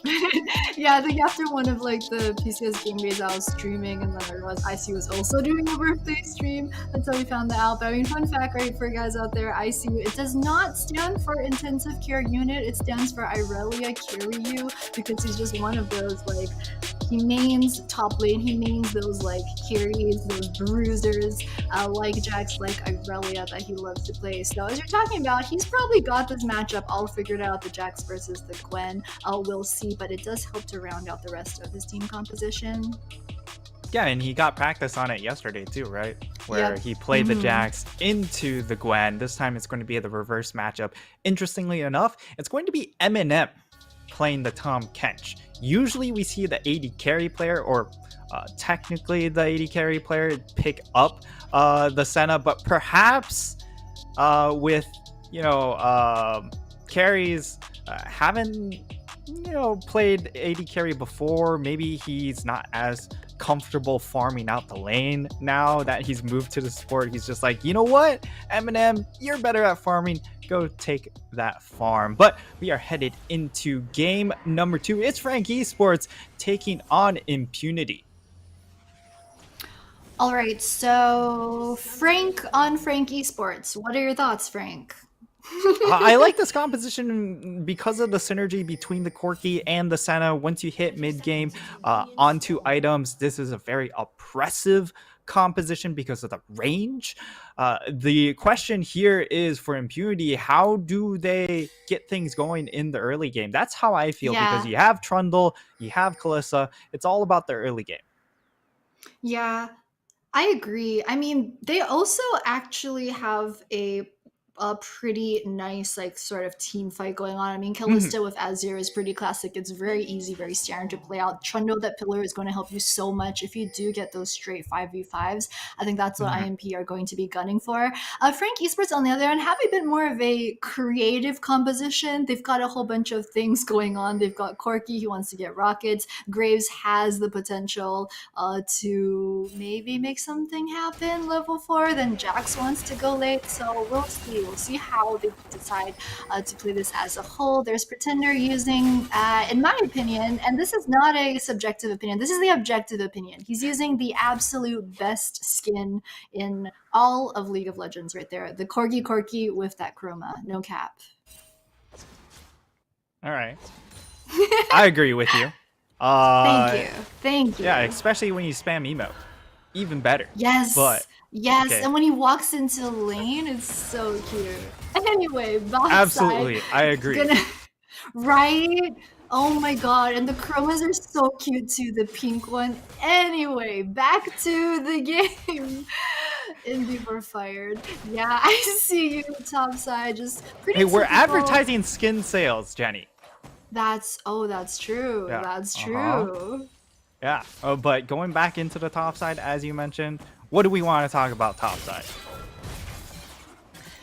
Phew. So top side, it looks like it's pretty standard at the start. The thing is, Jax versus Gwen, neither of them have a very strong early game. Jax is a bit reliant on the minion wave positioning, really, to get that the Q to be able to jump in and out. Whereas Gwen as well, early levels, she doesn't do that great. She really needs to need a bit more scaling before things start kicking in. So we'll see if Graves versus Trundle decide to give them that much attention. Graves isn't the best lane ganker when he's paired up with someone who doesn't have CC in the solo lane. And then Trundle, of course, there's not going to be all that much damage coming out from him either if either side go for the 2v2. But yeah, Alex looks like he's going to try to make something happen on Pretender right now. Pretender, he's pretty mobile. He's just going to waggle his behind out of there.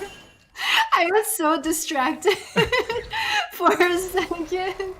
Focus, Jenny. Focus. Stop looking at skins. I mean, that's a moneymaker. I mean, the skin.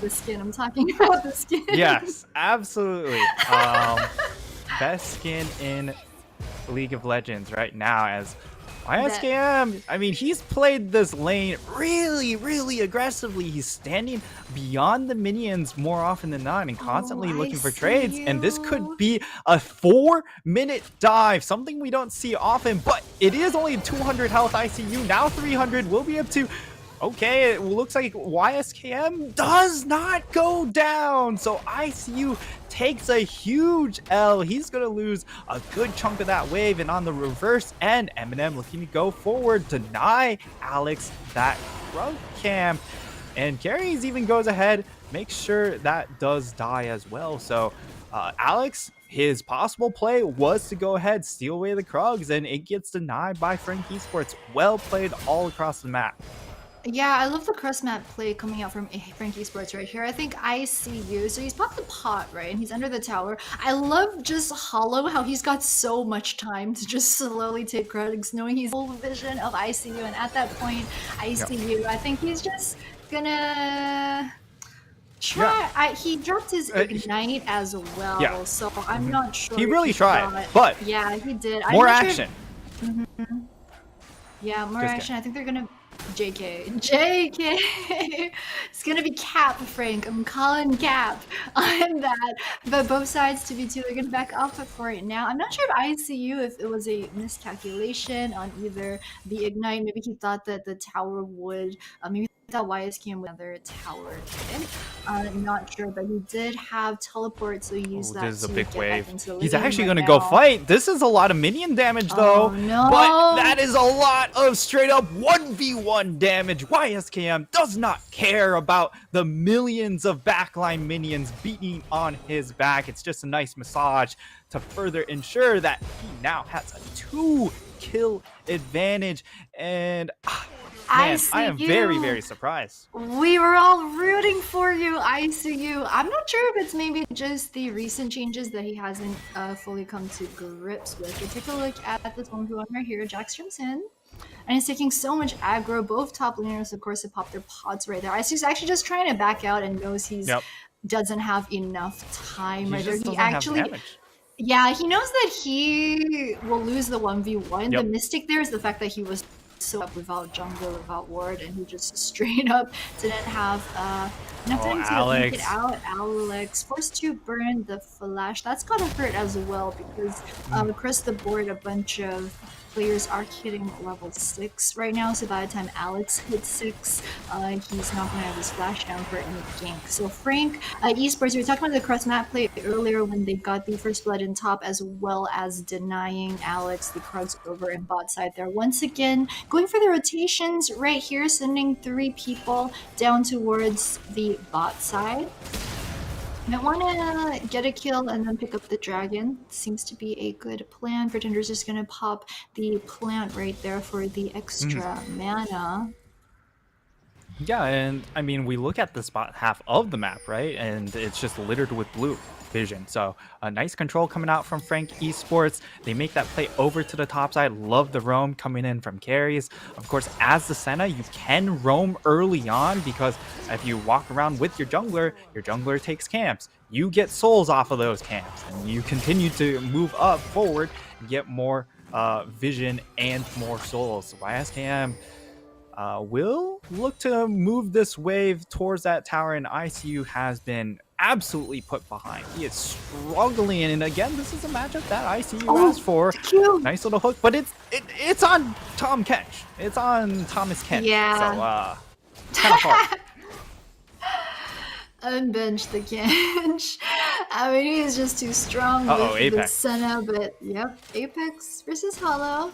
Hollow's gonna get a bit of chip damage onto Apex. He's gonna kind of walk that one off, pop his pots as well. The thing about, I think, Doran's Ring with the recent change is that you get more mana regen from Doran's Ring, but you get less of the health regen on your Dream. So it's a bit tricky, I think, for all the laners that start with Doran's Ring for them to calculate. They don't run out mana as much, but then they're a bit more susceptible to the ganks.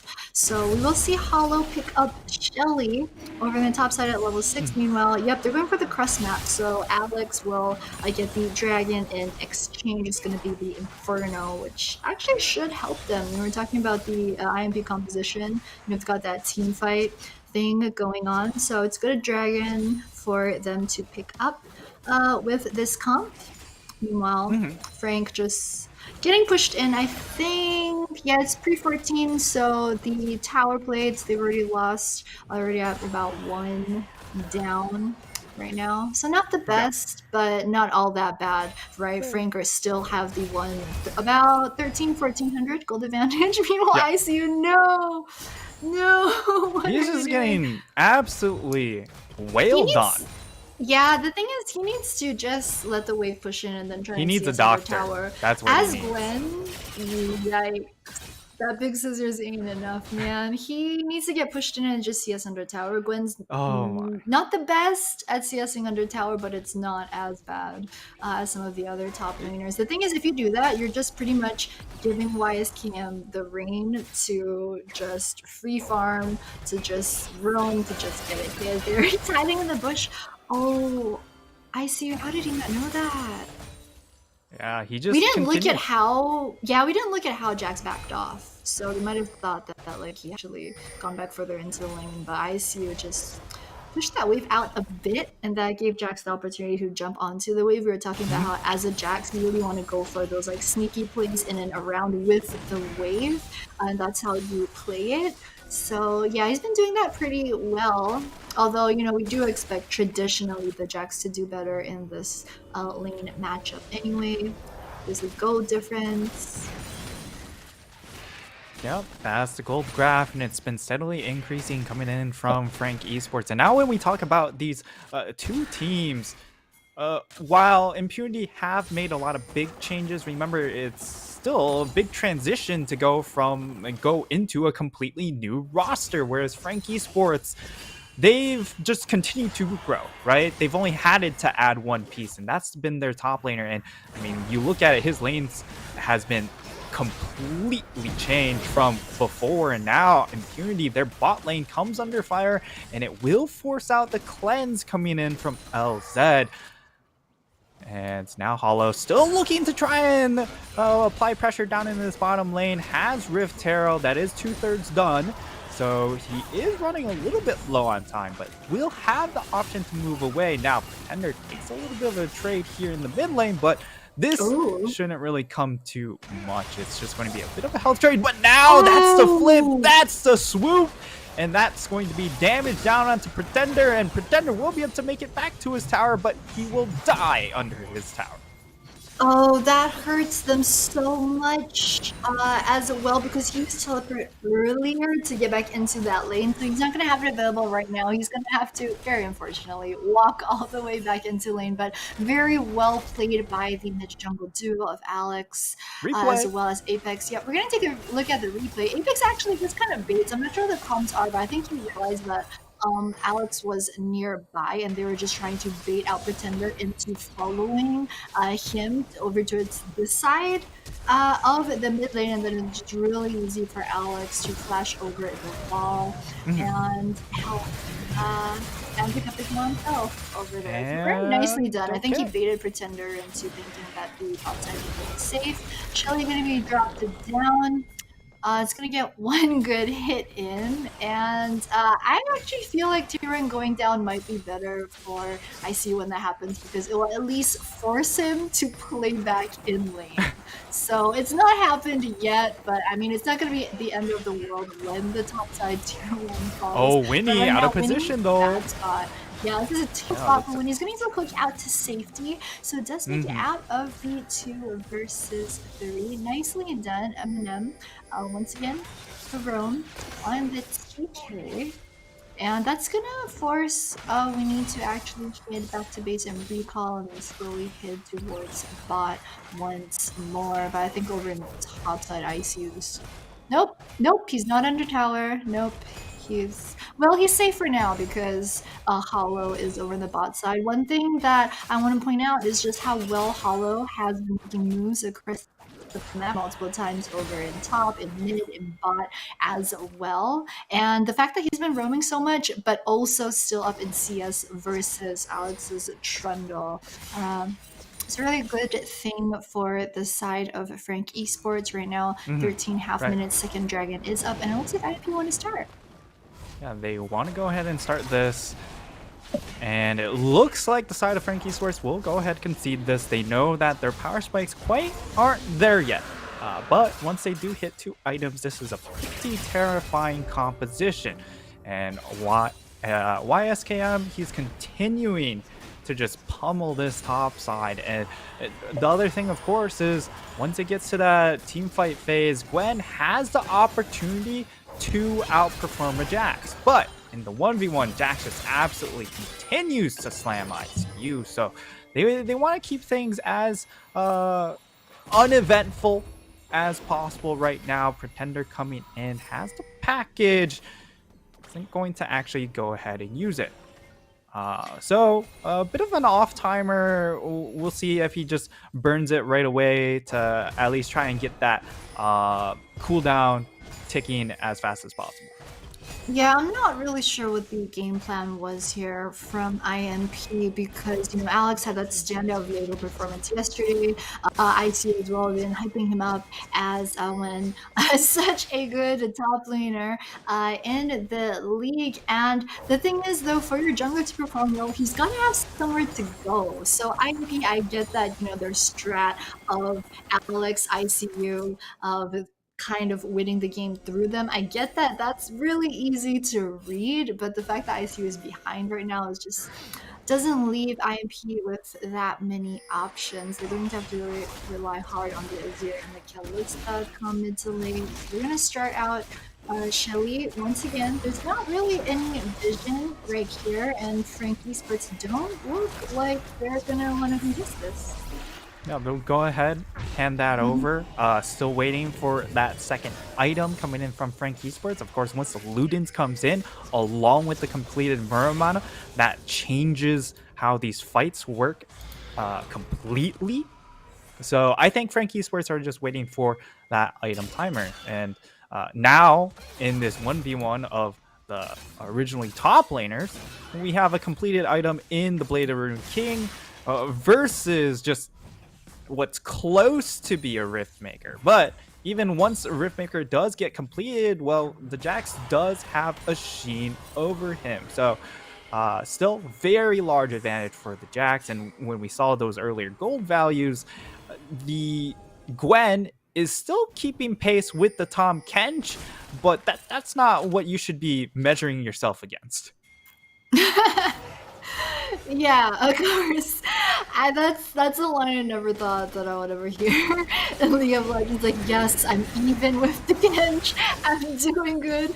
But Shelly gonna be dropped over in the top side. And Effect on Alex just gonna hard shove right here. Shelly gets one good hit onto the top. But that's it. Yeah, it's only gonna drop down to about half health. So they've lost their own top 1, but they're not going to be able to pick up any of Frank Esports just yet. IMP have yet to find a Alex tower. possibly in trouble. Oh, actually, they're going to go ahead and start the fight. The pillar comes down, but of course, Graves able to dash through these choke points, able to get out without really burning anything. But that's also the ultimate coming in. from Alex. So a lot burn Yeah. to try and force the play, and nothing comes out of it. Yeah, I mean, it's one of the things that we're seeing on 12-11, right? Which is that a lot of times we see the game go to like easily 13, 15 minutes without a tower being taken. Or like right now, it's like 17 minutes and only one tower is dropped across the map. And that's just because of the durability patch, and then also how towers do so much more increased damage. Right now, it's harder to dive, and you see a lot of games just tending to go later. Apex right now, though, was able to use his Sand Soldier and then the dash. This is the ultimate for safety, so it means that he might not have that cooldown if there is a fight for the third dragon later on. So it might harm them later, because a zero ultimate is always a great one to have in the dragon or baron pit. But we will see. He does make it out of his life, still has his flash as well as teleport though. So no, not dying, it's always a good thing, you know. It is a good thing. It's but not the issue aim is of the game, but it's kind of how you should play. it's Just have the it in mini the back game. of your mind. Yeah. the Yeah, mini but game now with the Hook Dragon lands Mask. onto Hollow. He could get picked off. He's going to get the extra shield coming in from carries, but now the turn comes in from Frank Esports. Now the range is starting to come through. Pretender has that Luden's Echo completed. Now this poke really starting to stick. The Muramana also very close to complete, if not completed right now. We see that little sparkle. It is now done. And remember, Apex doesn't have that ultimate. They have to play things slow while they try and buy time to get that ultimate back up. But because of the chunk onto their support, it's just going to be conceding of that next dragon. Yeah, and there it is. It's gonna, Cloud Drake gonna go super easily over to the side of Frank Esports. I mean, even though they only picked up Winnie, as you mentioned, it was just enough for IMP to go, you know what? We're not gonna contest this. We don't have a 0L. We don't have our Nautilus either. And Now at the that collapse on point- ICU. Oh, he's just standing there. He knows. Oh, ICU. He's a little far from home. But look at the damage, just a Rift Maker. But this is just Rift Maker Gwen, and he actually kind of made things close. Does end up falling without any exchange in the end, but on the flip side, Impunity are able to get a couple talents, get a little bit of damage. But now the collapse coming in onto LZ. Can they find more? Pretender only finds a nice little rocket, and it will be Impunity. It will. I don't know about the trade, but it comes out kind of even. No, Yeah, not I anymore. I would like to see Pretender have maybe a bit better accuracy on the Corky rockets. You saw in the fight earlier just now, he didn't land a nice one to start off. It was versus 3 people, get the Luden's proc as well, but he just hasn't really been how do I put this in a nice way? They haven't And, grouped well, all that much though. There he could hasn't land been that more. many rockets thrown. He's no, but like his, he could do better. That's all I'm saying. That's all I'm saying. He's doing good, but he could do better. Yeah, All he had right, a good. all right. The thing is, he had a great performance in spring. He also had like a good performance during playoffs when people just counting Frankie Sports out. So yeah, I would like to see him just push and be there for his squad, especially on a champ such as Corky, where you're so reliant on just kiting around the fights and then landing those crucial rockets, especially with the first buy of the Ludens. So hopefully we'll see that in the later fights. Yeah, but something I do want to pull our viewers' attention to is the fact that Hollow, he's gone for the Gore Drinker. This is Gore Drinker Graves, which has shown up a little bit. Haven't seen it a ton, but now he does get hooked up. But hey, they're actually investing a whole lot to try and secure Hollow. But okay, they get some CC to interrupt the escape coming in from Eminem. So they actually get him picked off, and now they're going to turn their attention towards this Baron buff. What a great execution coming in from Impunity to make this possible, but can they actually secure the objective? Frankie Sports pulling their way in. Now they're stuck in the pit. Can they get away from YSKM? He's going to be able to secure that first one for his squad, and now the chase is on. Impunity, can they get out with 3 members? It doesn't look like it's going to be possible. They will be able to secure 2, but LZ goes down at the end. It will be 3 in exchange for Baron. But, being behind, feels like Impunity made the most of the situation. Yeah, I agree. I think this was as much as they could hope for this time around. They do get the Baron buff onto their solo laners, Gwen as well as Azir. I mean, they're streaming Baron around 21 and a half minutes, always a pretty early Baron. But the thing is, they do have the Azir on their squad, who's always going to be able to take Baron down very fast, because Lista as well helps with that. We'll take a look at the replay for the fight. There's Winnie. They know that he's there. Gets scanned out. Q gonna land on Hollow. But this is a pretty bold play from Hollow. He just sees the support in the bush with the scanner. And he's like, yeah, I'm walking up. I'm a Chad. But unfortunately, it kills his support. But now this is the fun part where they just they still go for the fight, and why not? Your Jax is so huge.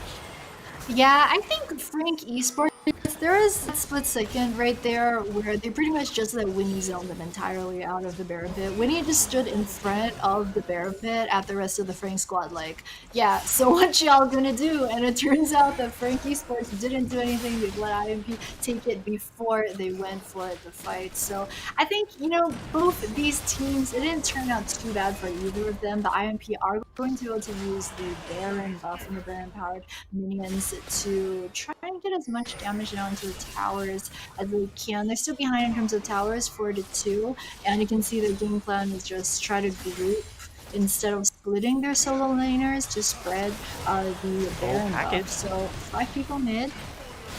The engage comes through. Eminem will go down, and a big chunk coming down onto Hollow actually means gonna look to back off.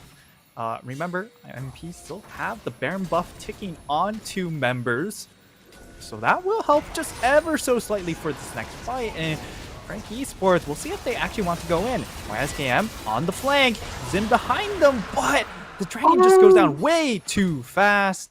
It will be IMP securing that one, and now looking to try and find a reset here. But all things considered, like that's still most of the Baron buff gone though.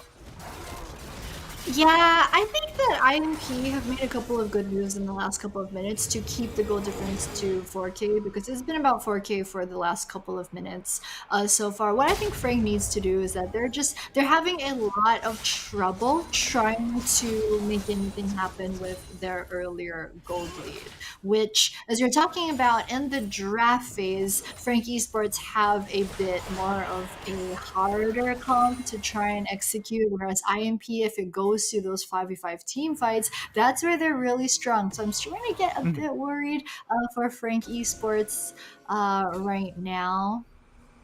I mean, one dragon also. Yeah, so. Worry noted, but at the same time,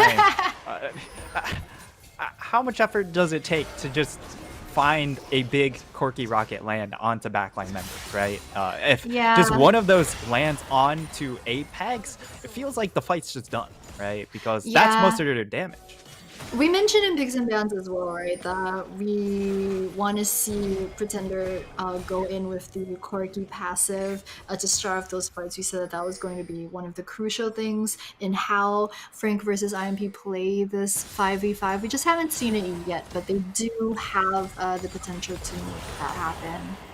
Right now, it looks like it's going to be bot as well as mid pushing for Frank Esports. There's Apex just hitting towards the top side with Alex to just... Oh, looks like Alex actually going to get some deep wards over in top. So they're once again trading different sides of the map. The wraparound, no! Does he see them, though? That's a real question. Damage comes down, does go golden by time, but that is a key cooldown burned along with that ultimate.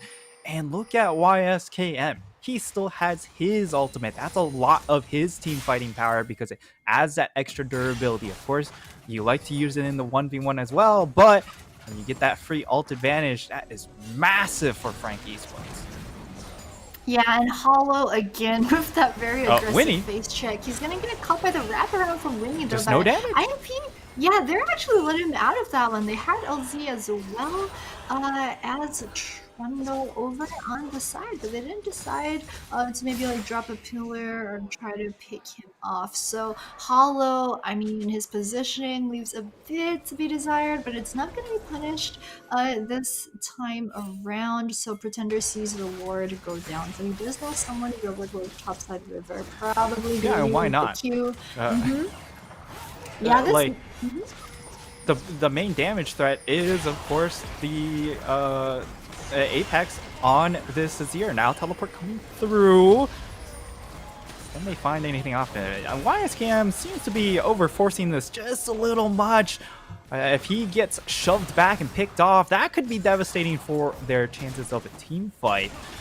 But nothing to actually get picked off. Hollow dashes out after the pillar gets tossed down, and that's one of their soft engages down from the side of IMP. So really the only way to force is now with the Kalista ultimate, but after eating that rocket, LZ says, no thank you, I'm gonna queue up a recall. But because of the fact now Frank Esports pulls over towards the Baron, LZ has to cancel that recall and might just be playing around with recall timers here. We'll see how it happens. 1 minute until Dragon. What's the objective here? Are we going Baron or are we going Dragon? Yeah, I think Frank Esports have decided they don't really have the wave. It's going to be like a good 20 seconds before their wave that has just spawned really gets into a good position for the mid-tier one. So they're going to go for the Baron play instead, just kind of zoning out IMP with the Corky Rockets. IMP though. Okay, teleport coming in. Okay, that's just going to be the Summoner trade 1 though, coming in from Frank Esports. Okay, Hollow might be picked off once again. We'll get the shield coming in from that Senna ultimate, and now the chase is on. Can they find damage onto the backline from IMP? That's the real question, and the answer is no. They just can't walk up. There's just way too much range. Frank Esports, they come away with 2. That's ICU down. That's Winnie down. That's the engage, and also the backline threat eliminated. So IMP cannot do anything, and Frank Esports will walk away with 2 kills and the free Baron. I actually think Frank Esports played that pretty well. IMP are going to get the trade. So that's Dragon Soul. Yeah, exactly. It's the third Cloud Drake right there. So they do actually get something significant out of that. We're going to take a look at the replay for this. Frank Esports actually, IMO, they make a very smart play, which is they don't want to fight in the Baron pit versus the Azir. So they make like their starting Baron and then they back out because they don't want to fight. But what they do instead, they go for the wrap around. They catch out IMP in this little corridor, which is so good for Senna's to fight in because then she can get that straight line, she can get the ultimate down a lot easier. And then it's so much easier for Frank Esports to then play out the rest of that fight. So if they manage to take down Gwen, they take down Nautilus as well, which means that, you know, IMP with 3, they still were able to then rotate over to Dragon, but I think the Baron fight was very well played by Frank Esports.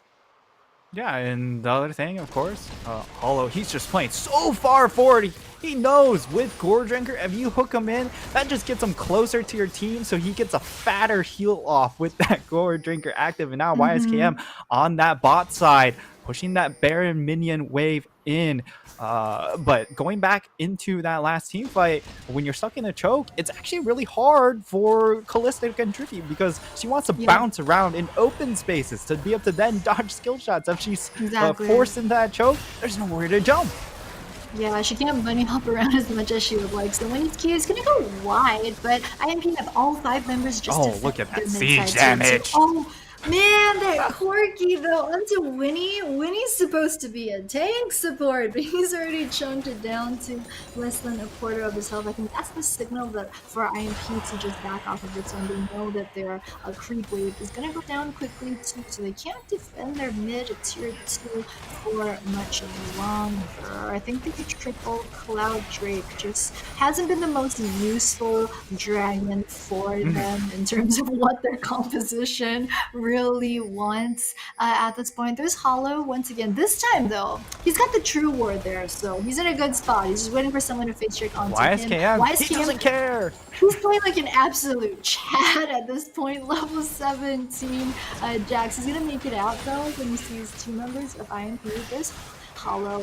Ooh, gets taken down to almost Rockets. rockets! Oh, welcome to Unfun Land, where Corky lobs rockets from infinite range, and once you do walk up, the Senna autos you from infinite range. It's just... Unfun Land? Is that what we're calling the durability patch? Because I'm on board, man. I don't want to see longer games. Come on, come on. This is PCS. I want to see them skirmishes early. Give me that. I love Unfun Land where teams What? play low range carries into Corky and Senna. That's my enjoyment because I love both of those two champions because they are the epitome of unfun. That's just pain. That's just not the ideal experience as both a viewer and a player. You know what I mean? No, I don't. We're never queuing League together. That's what I'm hearing. What I'm hearing is we are not like after today's PCS games jumping in the game together because like I feel like you would just grief me and then I would grief you. So yeah, I feel like yeah. Yeah, well, I mean, for the side of IMP, how is the way they're going? How are they going to get back into this game? It's going to be finding some sort of pick, but the issue is they're engaged. Like Alex, Winnie, these two players, they're the ones tasked with trying to find and engage somewhere. But look at their itemization; they have full armor. So that means if they take two rockets, one big rocket, one small rocket, that's like a third of their HP instantly gone. And it's so hard to walk up then to try and force a pick if whenever you show your face, you're seeing a rocket cleaving away at your health bar.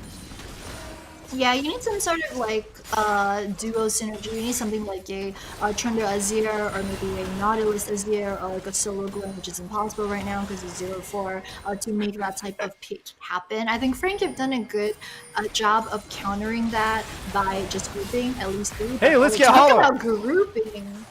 It's always Hollow. Come on. Yeah, I mean, Why Hollow's just is it always face taking, but he's Hollow? just so tanky. Now they're gonna channel that Kalista ultimate when he goes in, and Winnie is down. I don't know about that engage, Jenny, but what I can say is that Frank Esports, it doesn't matter what they do, there's just no damage coming in from the Kalista to threaten it, and they have so much magic damage or magic resistance already built up because they know there's Gwen. And there's an Azir, so if we stack magic resistance, the only threat is this Kalista, but Kalista can't walk up. Yeah, this is just Pooh Bear abuse at this point, but I agree with you. The thing about the Kalista, it's a bit like the problem where if you pick a Leona and you get behind, you can't go in, right? So Kalista, her ultimate, if she can't throw someone in because they're behind and whoever she throws in is like, I mean, when she starts a fight, they're gonna get bursted immediately, and it's just really hard for her to try and use that. It's pretty much only, like, she's gonna use her ultimate only as an escape tool when Winnie gets caught, which is not ideal. They want to look for a pick again. No, the hook mistake. And it doesn't happen, but now look, I see you. He's going down in the 1v1. YSKM, can he finish it off? He will be able to and still get out. And now the side of IMP, they're trying to collapse towards that bottom side, but they're just way too far away. The recall is going to come through. YSKM still has that teleport, and now we're resetting for this Elder Dragon. That's going to be the ultimate to slow those backs. They're actually starting to get pinched, and Pretender coming in with teleport of his own. YSKM coming in on the flank. He jumps onto Apex. Apex is forced to use the ult to disengage, but that doesn't mean anything. Pretender zooms across the wall, uses that package, and dumps it onto the Azir. The Azir is gone. Oh, IMP is gone, and Alex can only watch his base explode. Alex, is he gonna be able to make anything happen 1 versus 5 as the Trundle? I tend to say no. Yeah, it's a pretty safe bet to say no. ICU is up though. And yeah, but he's his gonna come Nexus up is sitting base and launches his Nexus, goes boom, ICU, back to the ICU for him, I guess, for this game. I'm not sure what IMP's plan was this time around. As you're saying, Alex had such a standout performance yesterday on the Viego. We were kind of hoping that maybe IMP would try to go for this same type of game plan again, which would put a lot of resources into ICU and allow ICU to carry the game. But you pick him a losing matchup. I don't know, man. Like, I feel like even as a coach, even if it was ICU who said, you know what, like, I got this, I know how to play this, I feel like that's when your coach steps in and they'll like just know, immediately know. Sure about this? Yeah, I feel like the coach probably asked him a couple of times, and after the third time, it's just like, well, okay. At some point, we're running low on the pick ban timer. We have to just go ahead, lock this in. But we see the replay on this last fight. Yeah, there's the replay, and Apex actually has a not bad ultimate. Yeah. Right the there at the ultimate's start. certainly not bad, but the issue is, like, they forgot It's about like the a Corky package. disengage. Yeah, and it's like a disengage ultimate because they know that they cannot fight at that point in time. I think Frank just decided, you know what, we're gonna go ham, and yeah, they just really wanted to end the game. I think they had YSKM just jump in with the Jax as well to start things off. At that point, level 18 Jax, just absolutely no counterplay. Yeah, I mean, it was a pretty clear-cut path to victory at that Dragon fight because the side of Impunity, they were a little bit too far behind. And again, there was just no way for this composition to do anything against the Corky and the Senna after a certain point. Either you have to beat them into the river or get to the objectives first to be able to secure the fact that you're not stuck in a choke point, or you just have to be able to engage on the dot. And unfortunately, their engage was just a Nautilus. That was pretty much it. So, and Nautilus, he eats a Corky rocket. It was like, what, half of his health gone? So, not a whole lot of gameplay or counterplay from IMP's composition. And a lot of it stemmed from, hey, we have to be critical of ICU, knowing that I picked Jax into Gwen. Now I'm going to try the flip matchup, and YSKM dumpstered him. It was not close, Jenny. Yeah, I agree. That was a bit painful to watch, especially because we've been gassing up ICU this entire game, and also I mean since the spring split as well, ICU has always been that type of player who kind of elevates the level that the rest of his team plays at, because you expect ICU to do well in lane and then open up options for the rest of the team. I think this time around they just really weren't able to do that. We saw a couple of uncharacteristic mistakes where he was just straight up miscalculating the 1v1 in terms of whether or not he had enough damage. I think dropping the ignite down as well onto the Jax and wasting that spell. I think Jax was easily like maybe 100, 150 or something at that point, so it just wouldn't have been enough. I'm not sure if it's just maybe like a bad day today, but hopefully they're going to be able to reset their mentality for tomorrow. I think IMP, we didn't have that much time to talk about this before the game started, but a couple of the players just don't have a competitive history coming into this because they're a bit of a weird matchup of a team, right? They've got a couple of players who've been playing since vintage Forever. LMS years ago, and then they've also got a couple of rookies who we've never seen before in competitive play, like LZ. So I mean, week one, maybe of course you can't expect like growing pains from this team. I'm a bit hesitant to gas them up too much because I would love for IMP to make another playoffs run. Just because Singaporean team, bias caster, but I would love for them to be able to pull it together. Unfortunately, today was just not their day, not their draft. Yeah, and I mean, when we look at both of these teams, we can dive into the damage graphs first of all, and we know, hey, like this Azir, that was the big win condition after a certain point because your Kalista didn't get very far ahead. That should have been the big play. But on the flip side, like Pretender, he just did so much damage. But the clear MVP is YSKM. Why? He was getting solo kills. He was drawing pressure all over the map. And once he got that pressure, he was immediately utilizing that to put pressure in these team fights, immediately finding these great teleports. So why is Cam? He was the new addition to this Frank Esports roster, and he has absolutely paid them in spades with his performance.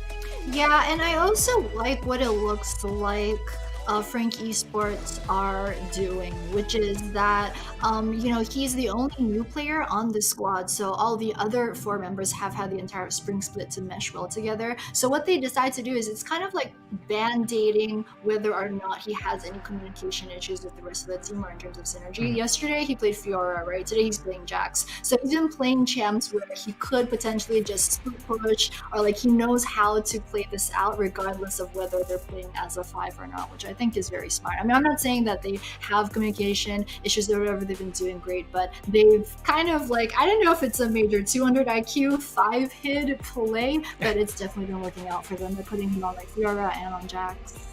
Yeah, put him on comfort, allow him to make his way, slowly ease him into the league, and so far he has done absolutely fantastic.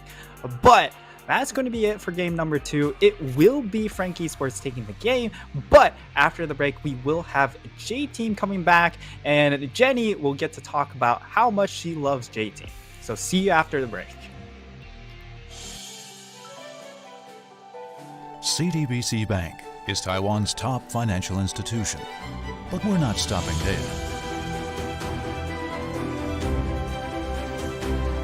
We're crafting an international brand and already have over 370 outlets in 14 countries.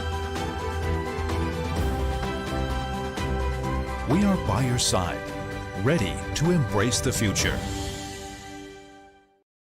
Let me show you. You look so good, let me see you work it.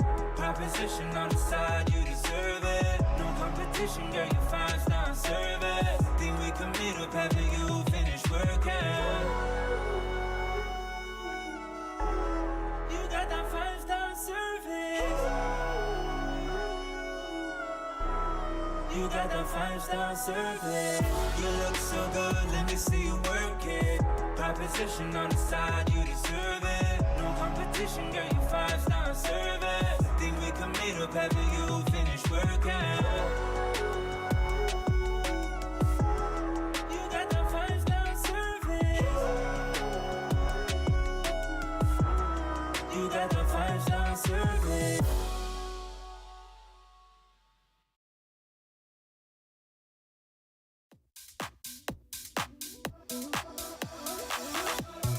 Tell me what's this feeling? Tell me why I lost my self-control. Why is my heart still beating? For you, for you, for you. Yeah, I told myself I don't deserve it. I don't deserve the hell when you leave me hurting. Yeah, I told myself I don't deserve this. Don't deserve you.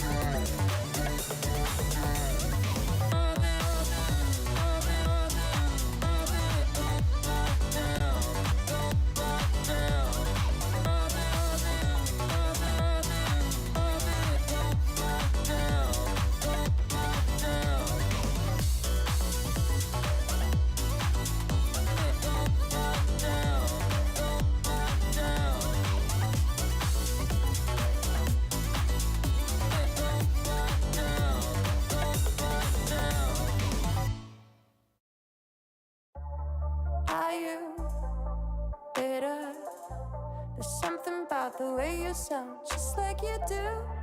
Devil, sinner, to everyone, oh, what you because the bit of time until they get you. And it's just another reason that you won't be with me. Anything you take, yeah, you take, it's gonna break. I won't lie to you, don't need your love in my hands, your love in my hands, your love in my hands. Tearing down the bridges and you know that I can't, 'cause this is all that I am. Don't need your love in my hands. I won't lie to you, don't need your love in my hands, your love in my hands, your love in my hands. Tearing down the bridges and you know that I can't, 'cause this is all that I am. Don't need your love in my hands. Are you bored? You're acting like there's something else you're looking for. So do you miss my love? Just a bit of time until they get you. Just another reason that you won't be with me. Anything you take, yeah, you take, it's gonna break. I won't lie to you, don't need your love in my hands, your love in my hands, your love in my hands. Tearing down the bridges and you know that I can't, 'cause this is all that I am. Don't need your love in my hands. I'm chasing all my demons away and tell you that I'm not gonna stay. I won't lie to you, don't need your love in my hands, your love in my hands, your love in my hands. Tearing down the bridges and you know that I can't, 'cause this is all that I am. Don't need your love in my hands. I won't lie to you, don't need your love in my hands, your love in my hands, your love in my hands. Tearing down the bridges and you know that I can't, 'cause this is all that I am. Don't need your love in my hands.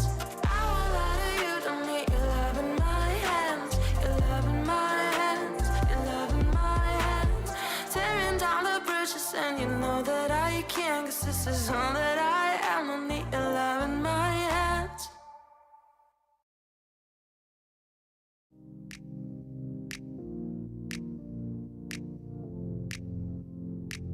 Oh my.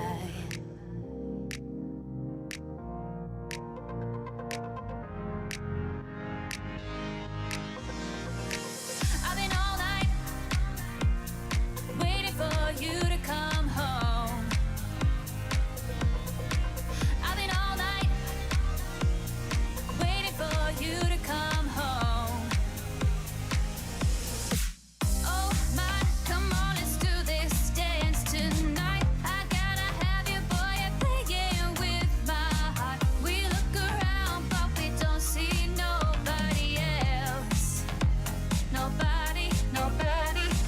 Give me your loving, give me your loving, give me your loving, Oh my. give me your loving, give me your loving, give me your loving. I couldn't find nobody else like you. Been let down each time that I've tried to find another, but I always come back to you. We're a perfect match made in the fire. You know you can't fulfill my desires. Many try, but I only got you in my eyes, in my eyes. Oh my, come on, let's do this dance tonight. I gotta have you, boy, you're playing with my heart. We look around, but we don't see nobody else. Nobody, nobody. Give me your loving, give me your loving, give me your loving, Oh my. give me your loving,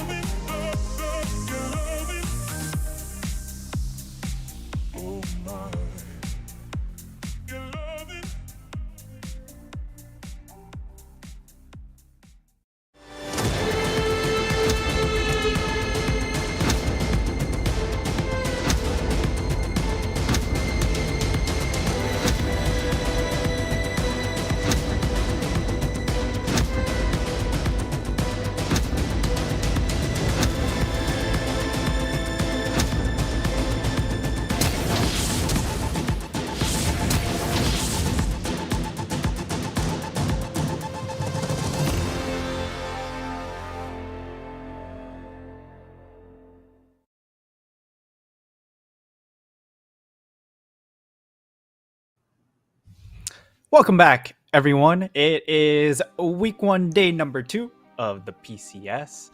I am your temporary new host, and Frank Nightstar, and over with me, joining with me, of course, Jenny, the ever so lovely Jenny. How's your return to casting experience been? It's been really fun. It's been good. I feel like you've been like going easy on me, and it's been like you're really comfortable for 2 days. I feel like I'm not like entirely like myself and like nuts yet, but I will be. We'll get the Ryoichi Bankai soon enough. But before we get into that, guys, PCS 2022 is sponsored by CTBC Bank, and we'd also like to thank Riot, Curie Life Co, as well as Garena, of course, for PCS League operations as well as full production. Without, of course, we wouldn't be able to power our favorite league. Boom, clean. The power of co-hosting right here. But this way, man. I No, get this. yeah, It's like yeah. mirrored all the time. How like after 2 years, I still get this wrong. No wonder, like we're not talking. yeah, about, you like, just really have to really identify, is it towards your cabinet or is it towards your bed? For me, it's towards my bed. Holy crap! It's You're a genius. You are so big brain. But guys, what we're hoping to see is more big brain plays. We've got Doish team on your screens. There's the roster. There is Lakunai in the top side. WSL. Xiaotu. No, it went away. Xiaotu, who has a name change to go together with the Bangtu synergy over in bot. Yeah, and how as support. And of course, this is a completely new team. Refreshed with, of course, carrying some pieces coming in from Hurricane from last split.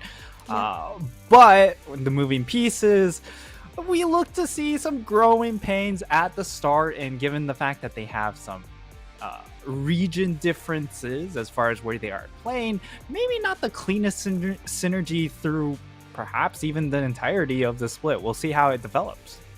Yeah, I'm really rooting for them hard because when we were looking at the player cams yesterday, as you can see, like, just their bot lane, Bangtu as well as Enhal, they're super smiley, super excited to just like, be here for Bangtu it's once again and stuff. But yesterday, after their loss in their post-match, player cameras, like the players just really looked very devastated. So I'm just hoping that they can try to turn it around. Of course, versus J Team, this might not be the best game for them to try and get that mental reset. But talking about Taipei J Team, one of my personal favorite teams in the PCS. Of course, we've got Rock, their newest addition to the summer split, and the rest of the roster, of course, is going to be super familiar to anyone who watched Spring. Kongyura, Uniboy, Lil V, as well as Enso over in the bottom side. I've got very high hopes for this roster. Of course, JT, they're coming off of a third place spring split finish,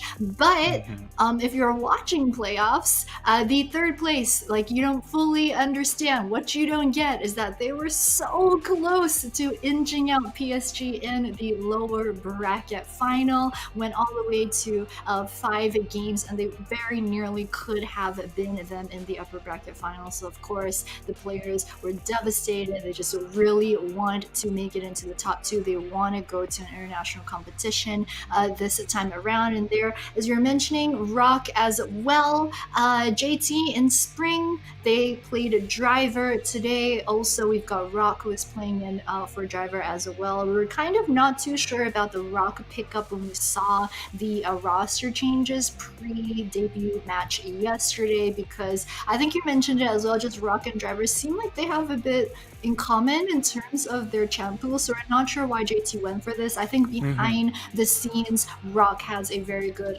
relationship with a lot of the veteran players. For example, like Rock and Kongyura are also longtime friends, that sort of thing, so that might have been what went on, but we'll see how he performs this split. Yeah, and when you bring in Rock, you bring in a lot of experience as well, right? At this level of play, whereas on the flip side, Driver still a little bit new to playing at that top level. Picking bans going through, Zeri, Lucian, Syndra taken away by Doish team. It was a little bit interesting with the Syndra ban because no one really should be playing Syndra, but of course Uniboy, known for a time for his Syndra, known for his Zoe as well, and for the side of J team, they'll ban away the Gnar, Wukong, and the Gwen, which leaves the Viego left available. This is probably the most prized of the picks left. Yeah, this is the most classic, like 12-11 first pick that we're going to see. Barring the Syndra, as you mentioned, I think so far we've also only seen Mission from CFO opt to play the Syndra so far, but the rest of this looks like pretty standard 12-11. Oh, it's going to be the Callista. Oh, Callista, Renata, of course, very strong bot-sided duo. So that means they're actually going to leave the TK open for Duish. If they do decide to pick this one up, looks like will be the Azir hover and what else? Probably the AD carry. Actually, AD carry. It certainly could just be like Azir Senna. Azir, or Corki, TK. Yeah. TK mid lane. Ezreal. You know, Ezreal could come in. Because there's a Philios. So that's true. Oh, Gragas would be really interesting. Gragas had a couple of buffs actually on 12-11, just because the durability patch for Gragas in particular harder than most other champions. So on 12-11, he got a couple of extra buffs back. I think he was just not in the right place to contest as the top tier pick in jungle or top lane. But oh my god, it's a Comir Lee Sin. Yes, I am so happy for this. I was really excited. I hope that like Komira yesterday would pick up the Lee Sin. That didn't happen, but then he had a fantastic performance on the Kiana bagging the MVP, and I was just hoping that because in PCS you have a lot of teams who don't draft exactly based off of what the meta is right now. They draft based off of what their players like to play. They draft based off of their own play style and what they're good at. And Komir, what he's good at, I was so excited, I literally just hit my arm into the table. You don't have casting cam right now, but like my arms are going everywhere. But I'm so excited for Komir to be back on the Lee Sin. So if you're 11, he's got buffs to his Q. His Q gets more damage as well as more follow-up damage, as well as just entirely in Komir's wheelhouse. I'm gassing him up too much. They better live up to these expectations. But back to the pick and ban pick to LeBlanc, Lysandra, Senna, as well as the Aphelios. It's interesting that the Senna Aphelios was on the dating side. I know they've already locked in the Callista, but usually Aphelios is like Lil V's namesake champion. He's so good on that. But yeah, so it will be the Ezra as we were predicting in the first round for the side of the Jewish team. And the Boy once again going to be on the Ari that he performed so well on yesterday. My arm hurts. Uni like getting the Ari.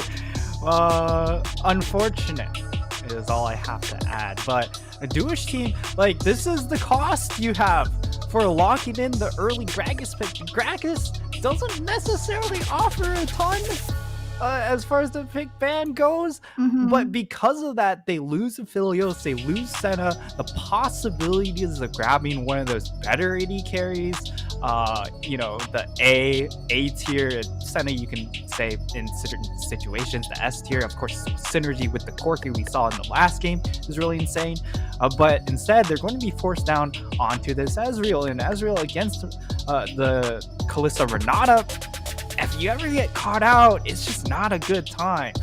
But the big thing is, Ezreal does supplement the Corki poke as well. So a lot of range from Jewish team, but we'll see how it actually plays out, because the GP, I love this pick into these double range poke champions, because it just makes their life miserable.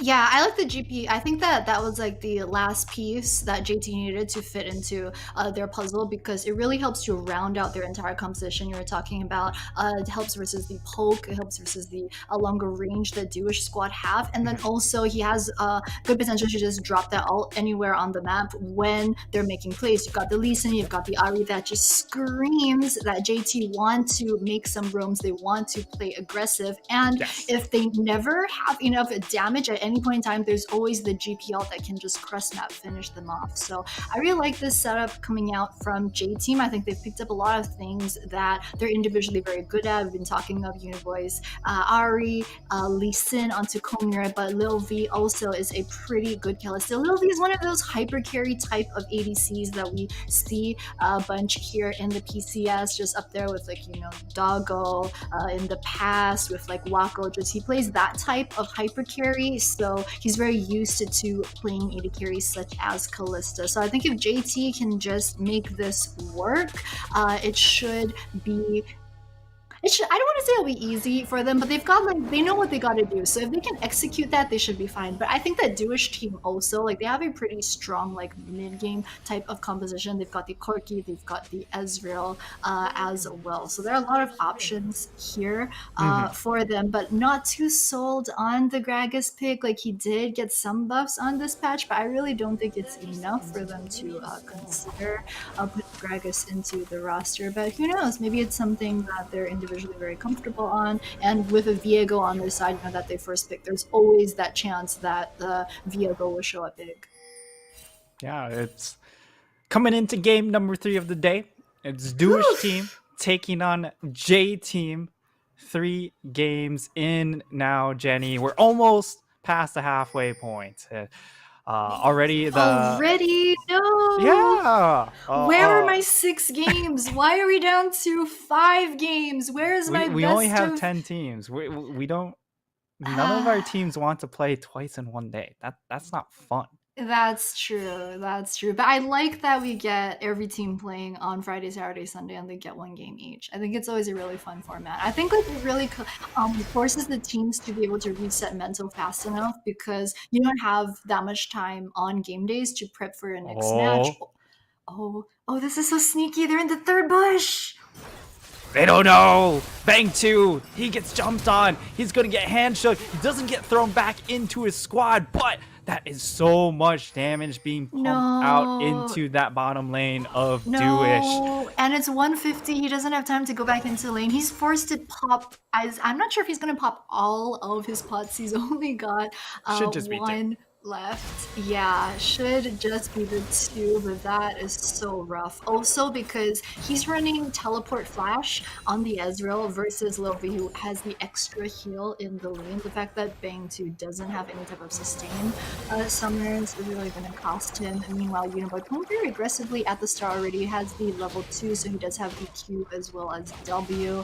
I kind of miss when, you know, Ari uses to skill Q. Right nowadays, most Aris will skill the W unless it's very situational, because W gives you a very single target. It helps if you want to play aggressive, which is exactly how Uniboy likes to play, because you get a bit more damage onto one person with the W than you do on the Q.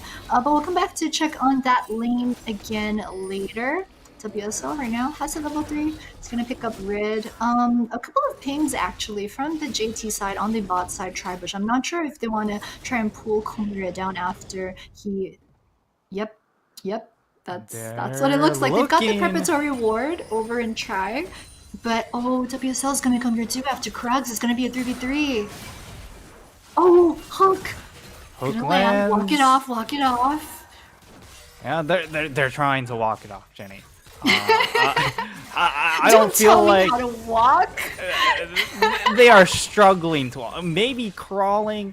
But they're starting to get there. Bang 2, you know, it was a tough level 1, but the hook lands. It's going to land onto Lil V as well.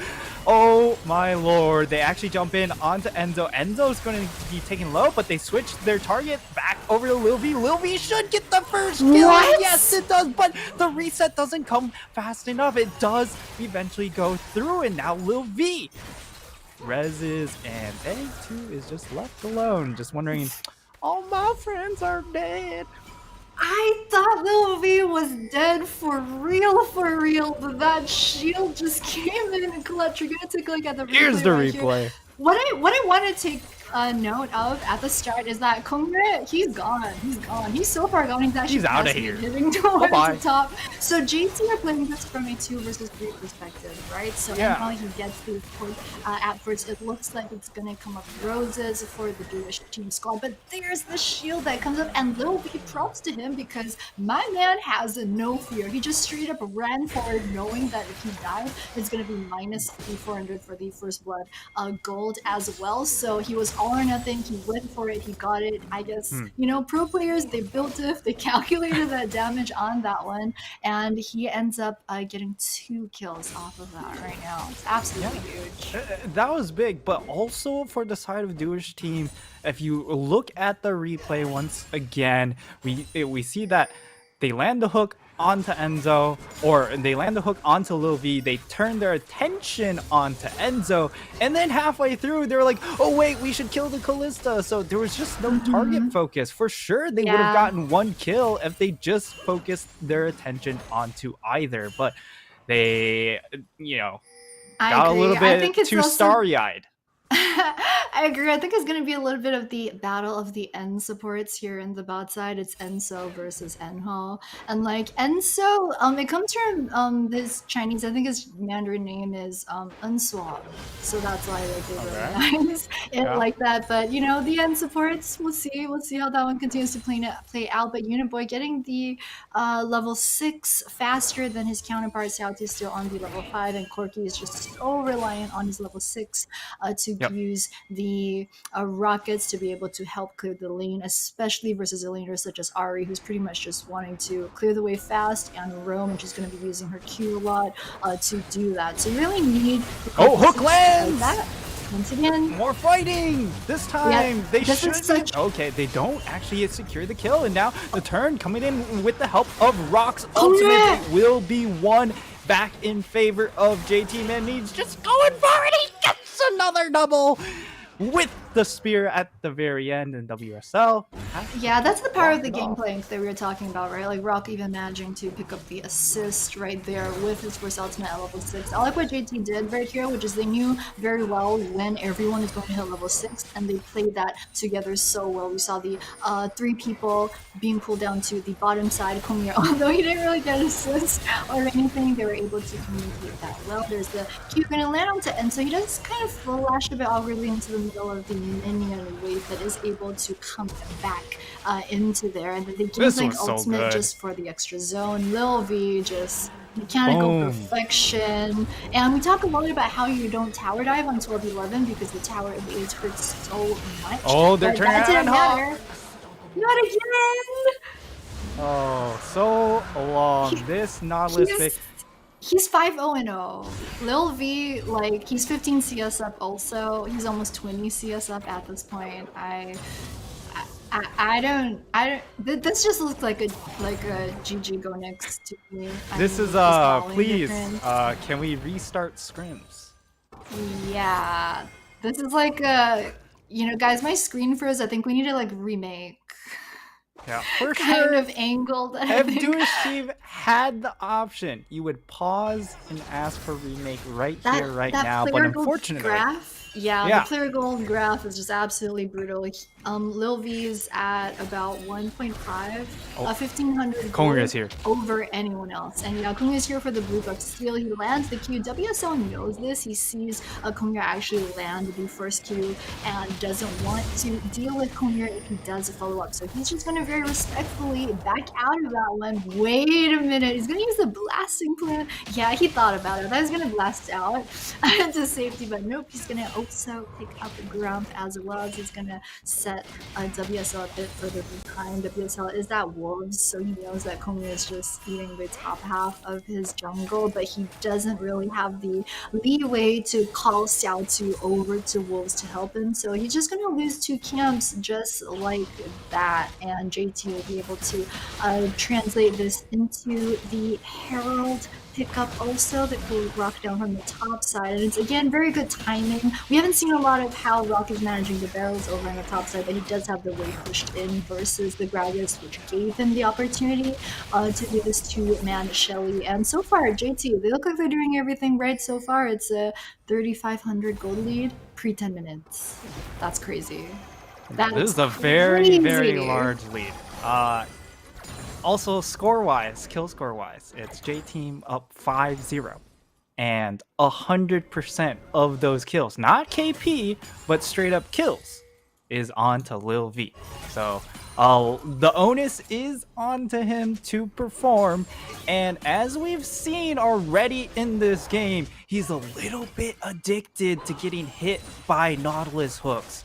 So we have to keep track of that as it moves into the mid game, because we saw it in playoffs. He just could not. They had to ban it.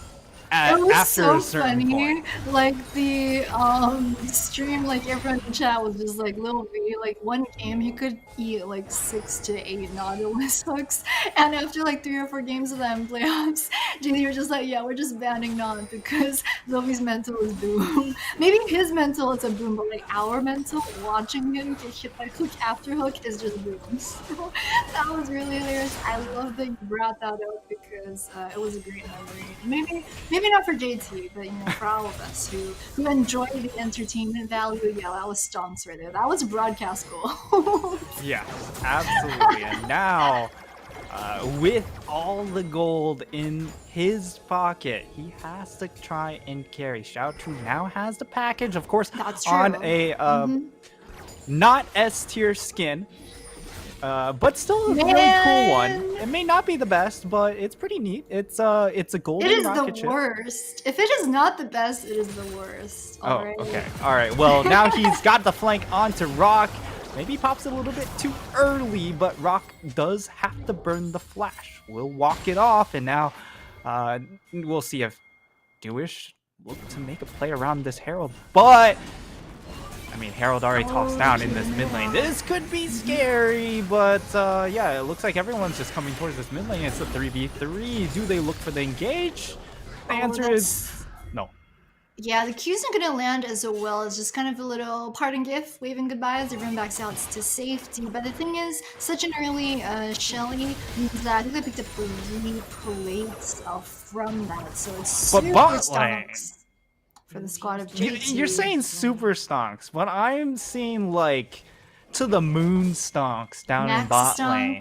Yeah, because so like the reverse of whatever happened to Bitcoin.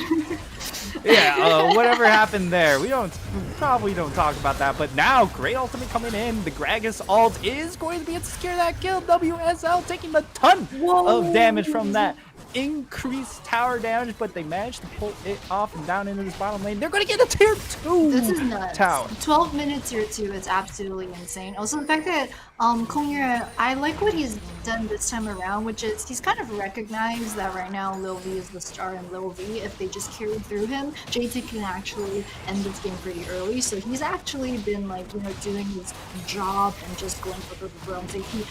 They went for the objective over at Shelly. They used that to get pressure and move and get 3 plates, and then he just instantly rotated to bot to help pick up tier 2 as well. So he's not really going for that like aggressive Lee Sin style that we know that he likes to play, but he's doing what is best for JT right now. Just, you know, what you like to see. It's what you like to see, like when your teammates are being good teammates. But right now, Uniboy doesn't have all that many creeps. He would love to actually pick up this last tower plate before tower plates go down. Not sure if that will be possible, but Xiaotu, as you mentioned, Corgi not using Corki skin, boo!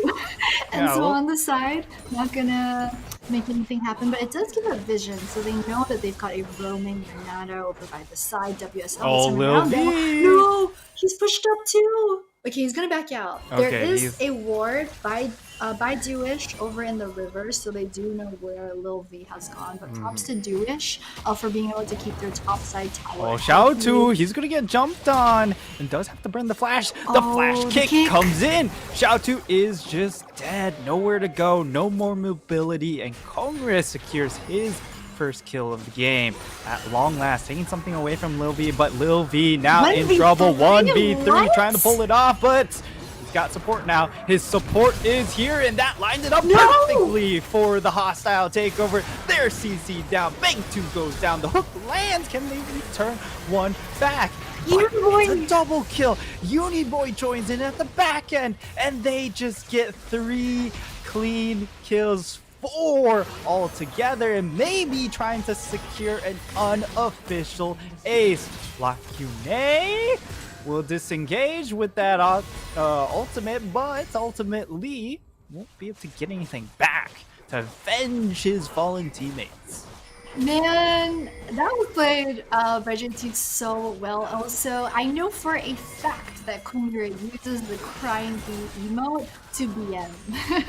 Because I've seen it happen a lot of times before, and I've asked him. But yeah, at the start, it looks like Lil V is in a 1v3 that he shouldn't quite start, but then you can see Enzo just popping the Nada ultimate right there. That's the signal for the re-engage from JT. And you can see Uniboy, he's actually preparing to go for the flank right here. So Dewish, they think that 2 or 3 under the tower is safe. You can see they also burn Lacuna's teleport to come back into lane, thinking that they do have a shot with the 3v2, but then there's Uniboy at the side who's just able to clean up shop. So very well played from the squad of JT. We were just praising Dewish.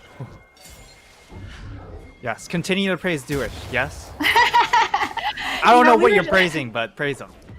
No, we were just saying, well, I was just saying that, you know, they've done a good job so far at not letting the GP get that far into his PCS up, sure. But they had the top tower tier 1 healthy up until that point. It was like the last surviving tier 1 tower that they did have, and JT is going to take them from, going to take it from them again. You know, Komira is going to pick up another Shelly.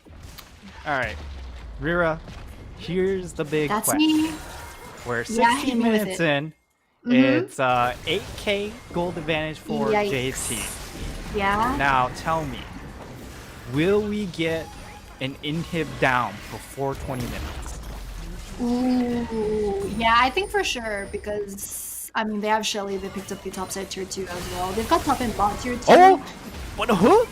Can they actually get a kill? That's the question. Teleport coming all the way in the back. Shout to with the 007 secret agent play, but it is going to be the Berserk landing, and I think he's dead. Oh my god, Kongrad just didn't even need to follow up. He just queued from the back of the tier 2 tower and didn't have to follow up. Is this the inhib tower? Yeah. You said yes, and you know. And I was right. Turns out I do have a career. No, but it's not the inhib. Yeah, it's a pre-17 minute inhib, not even pre-20 minutes. And I love how we were saying earlier about how there are some teams in the PCS that just straight up don't care what the meta is. I mean, durability patch, late game, pick scaling. Not for us, man. JT would just straight up pick the Lee Sin, pick the Ahri, and just go ham in the early stages of the game. The thing is that Xiaotu had a great flank right here. If they weren't this far behind in gold, like this is great positioning. See when he goes in with the passive right there. I mean, if he just had more items, maybe Dewish could have tried to collapse off of that, but as it is, he's just going to use the package and get out, and then JT get the inhib. So I'm not sure what Dewish team can really do at this point. I think they're just trying to play it safe. Just try to poke at range, make advantage of the fact that they have longer arms than the JT squad with the Corki package, with the Ezra Q as well as Wave. They look a little surrounded though. I think oh they're dead. No! They didn't let him get over the wall! Another offering for Lord Lil V. We should call him, instead of Lil V, it should be Lord V. Because he is 9-0 into, he almost has double-digit kills. No, you know what? You've got it wrong. Like, it's actually Lil the Fifth. The V stands for the Fifth. Oh. He's like King Lil the Fifth. That's what I see. I see. Yeah. Now, you know what, Xiaotu? He might be dead. He's gonna get locked up. He's gonna get charmed. He's gonna go berserk. I don't know how that works when it comes to, you know, actual emotions where you're charmed yet you're berserk. It's kind of weird. Yeah, also JT, I kind of feel like they didn't need to be that enthusiastic about killing the Xiao because they We used must a kill him. lot. They used so much. They dropped the Gangplank ultimate there as well. I don't know if Rock was just like, you know what, I'm Here's bored, the guys. hint. Like I want like that participation. I want to feel like I'm part of this team. It's so I'm hard to make helping. a Lil V and Konya show. I'm helping. That's the one. JT though, I respect how they did the inhib and then they. Lil V is on I'll praise them when they 3 back full out. items. Okay, they backed out. He is That's on 3 nuts. full items. Yo, that's not fair. Versus the Essence Reaver and then parts of items. What Yeah. with the Warhammer and the CDB? That's actually impossible to play against. But in positive news, we do have a Corki with the completed Ludens. So the rockets are going to start doing damage. The issue is he needs the transformation on his Manamune, which should be coming soon. But even if you factor all those in, can Corki overcome a 10k gold lead? That's the question we're trying to ask here. And we should find out, but you know what? I think what we're finding out here is Xiao Tu is too far from home. Xiao Too Far From Home. I like that one. That was a good movie. You know what? That was the but I sequel don't to think... Xiao 1. Oh no! I don't think that Jewish want to see that movie win, you know. But Xiao Tu, of course, he's Ao Liao, who was talking about the original role they played in Alpha Esports last year, and maintained Xiao Tu. Are they going for a steal? I don't think it's gonna work. No. I mean, Yeah, it's against Callista. It's against Lee Sin. Yeah, and once Uniboy got the charm onto WSL, it was pretty much no chance that they would go for the Miracle Baron steal at that point. Lil V, he's just picked up the item that will make him actually unkillable. Yeah, he's got GA. So Yep, now on top of having, you know, Enzo to keep him alive, he's gonna have a second life in general. So Enzo can just hold on to that W until after his GA goes away, and then just pop it on top of him for him to get yet another life. And in that time span, who knows if he even dies anyways, because he's got so much sustain. He has the completed Ginsu's Rage Blade, so he's stacking up those red stacks incredibly quickly, which means also a lot of sustain, and they don't have really any sustain cut. So it's a tall task, but remember, you know, Xiao Tu completed 2 items. This is as good as it gets for a Corki. I don't know if that's good enough. Yeah, JT are also playing this very smart. So they know they've got the open and hidden mid, so they've got the super minions, and then they're using the Baron buff to empower the minions over in the bot side as well. So they're doing like kind of a 4-1. Komu's been sitting in mid right there, just spreading the buff to the mid side minions. So they're just making the maximum use of the buffs that they do have. And do wish they look like they want to try and go for an engage with the dragons. They get the damage, they do get the pick, but they lose that bot lane tower.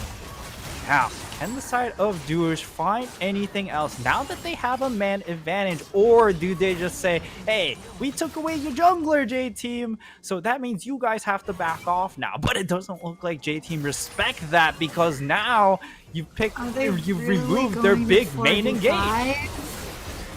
They're going to go for it. They land the barrel. It lands onto the Lil V, which is the target, and that will be him getting his GA pop, but there's no damage left. That's both of the backline carries gone, and that will be the game for JT. They do it 4v5. That's how large these wallets are. They're playing with house money. They've thrown the entire bank at Duish. WSL waved that little white flag emoji at the end to Uniboy, who was watching over by the side. But did Uniboy care?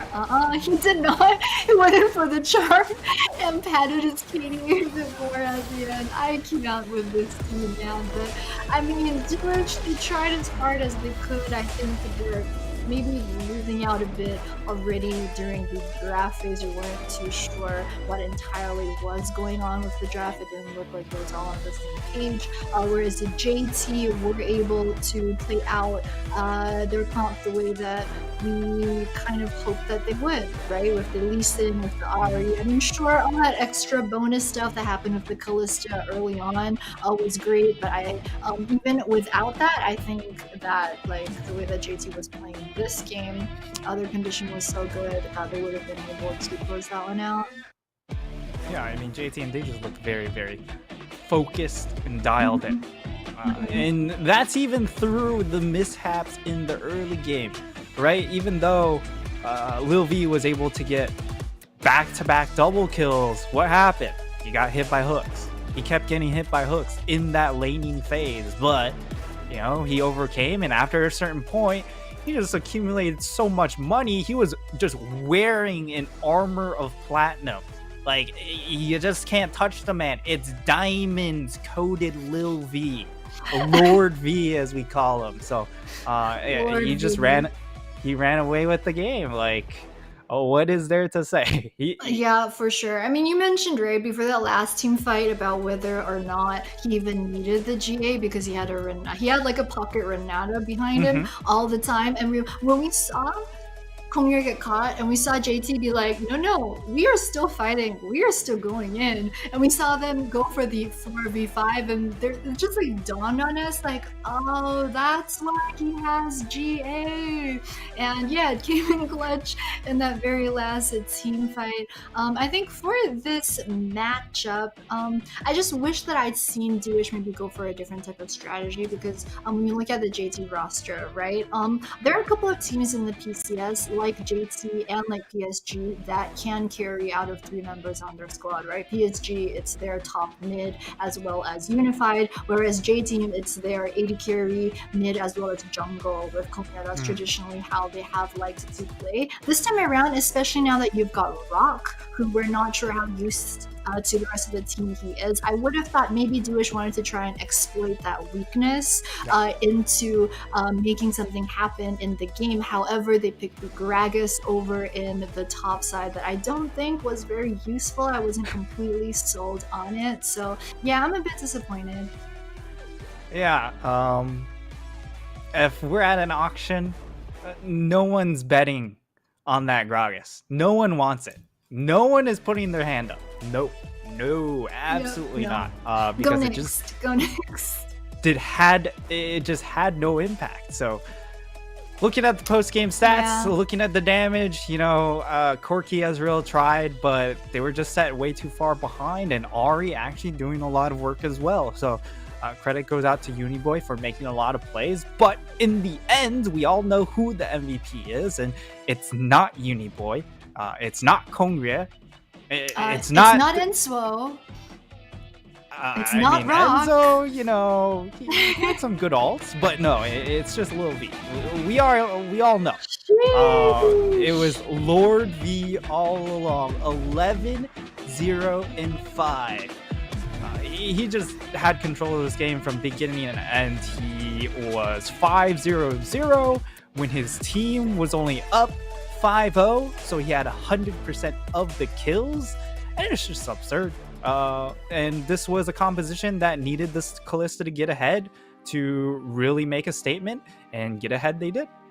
Yeah, for sure. That was exactly what they needed to do. I mean, we've seen Callista not even just yesterday, but today as well. Like, when you play Callista, you need to snowball, you need to play her as a hyper carry. Otherwise, it's just really hard for your team to win if they're playing around you. But that was not a problem today for Lil V. He was able to do exactly what the team needed him to do, and very well deserved MVP for them today. I think Uniboy, there was so much action going on in the game that we didn't have time forgetting to mention it, but Uniboy, like he was able to land very good Ari charms as well. I mean, if we saw his performance yesterday also, he always plays the team fight so well. On 12-11, when you get like these extended skirmishes, it pretty much means that Uniboy on Ari, he's gonna charm to start the fight if he gets a pick, and then like 8 seconds later, he's charming again to clean up. And that was just what we saw a few times, especially in the late game. So it was just chef's kiss, perfection. But guys, don't go anywhere. We're gonna go for a very short break before we come back with game number 4 of week 1, day 2, PCS Summer. CTBC Bank is Taiwan's top financial institution, but we're not stopping there.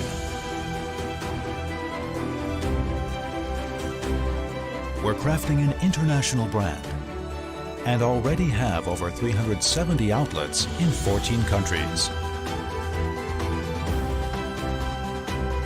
We are by your side, ready to embrace the future.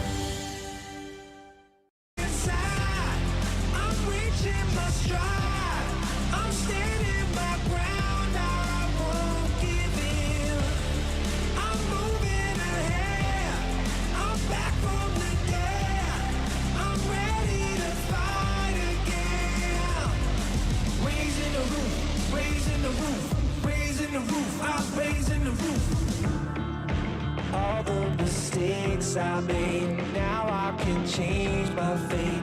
No one can take this heart away. First, you gotta pick a side. Now you got a team and you're rolling with the pride. Wanna play the game and make it to the end. I'm gonna bring it back again. I feel it inside. I'm reaching my stride. I'm standing my ground. I won't give in. I'm moving ahead. I'm back from the dead. I'm ready to fight again. Raising the roof, raising the roof, raising the roof. I'm raising the roof, raising the roof, raising the roof, raising the roof. I'm raising the roof. Find another way to fight another day. Find another way. Find another way to fight another day. Find another way to fight another day. Find another way. Find another way to fight another day. I feel it inside. I'm reaching my stride. I'm standing my ground. I won't give in. I'm moving ahead. I'm back from the dead. I'm ready to fight again. Raising the roof, raising the roof, raising the roof. I'm raising the roof, raising the roof, raising the roof, raising the roof. I'm raising the roof.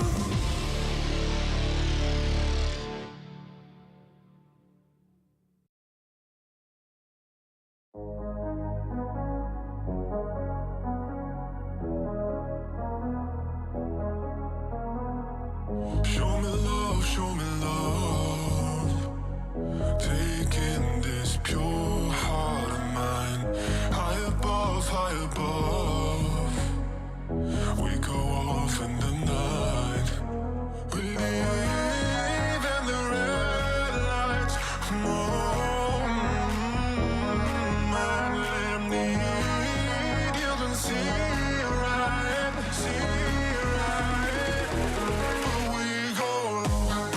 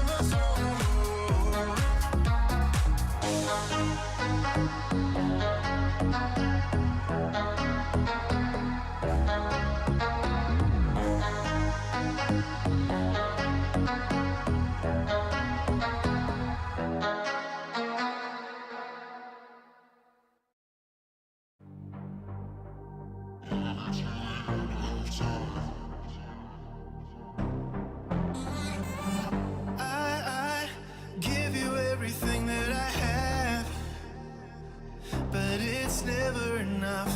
I try to take you through to the end and love you till the end of time. You always get what you want,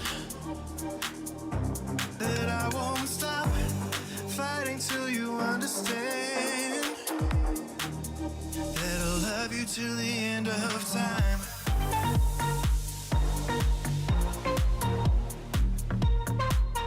Till the end of time.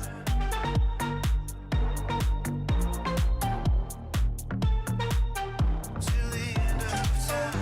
Girl, I want you every night. Come on over. Girl, we do this every time. Come on over. You always get what you want, that I won't stop fighting till you understand, that I'll love you till the end of time.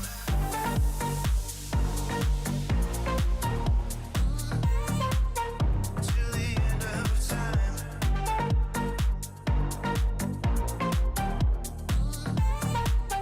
Till the end of time.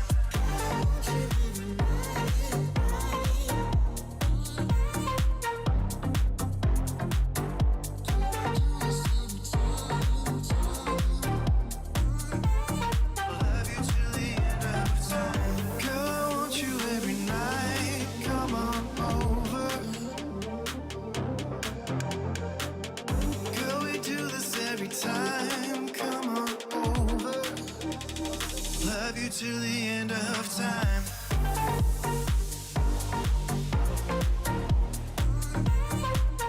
Till the end of time.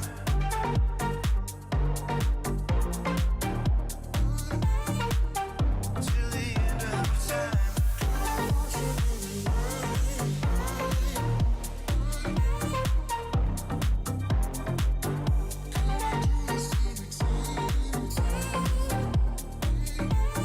Love you till the end of time.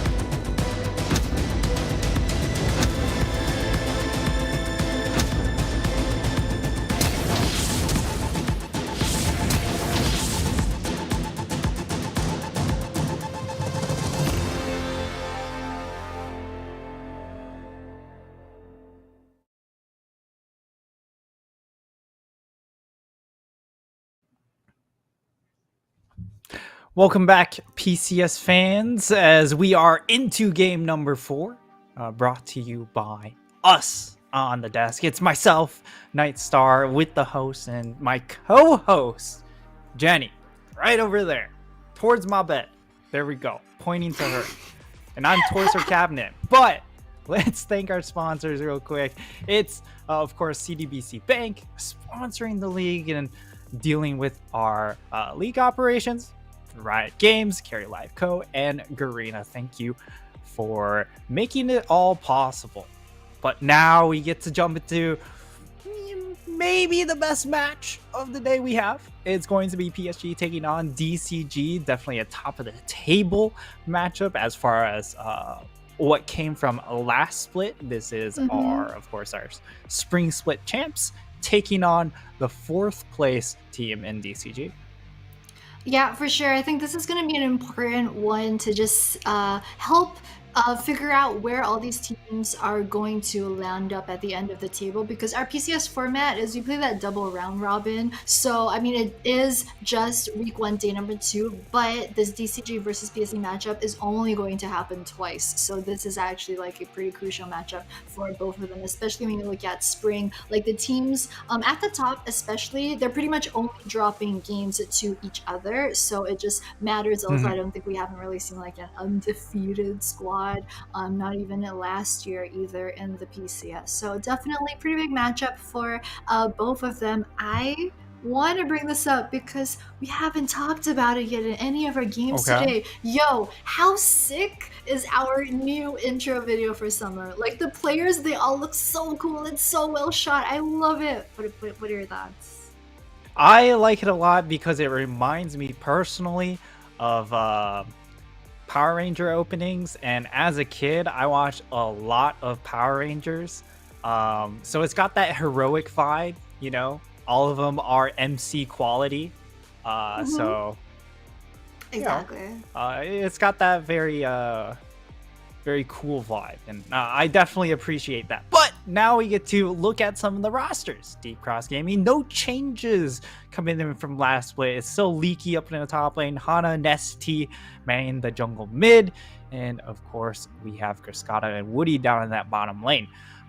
When it comes to this team, it's all about Nesty and what he's able to bring to the table with his picks to then enable the rest of the map, which feels like it's a bit of a nerf on this durability patch, because we just haven't seen mid lane be overly dominant in controlling the map as it was in the pre-durability patch.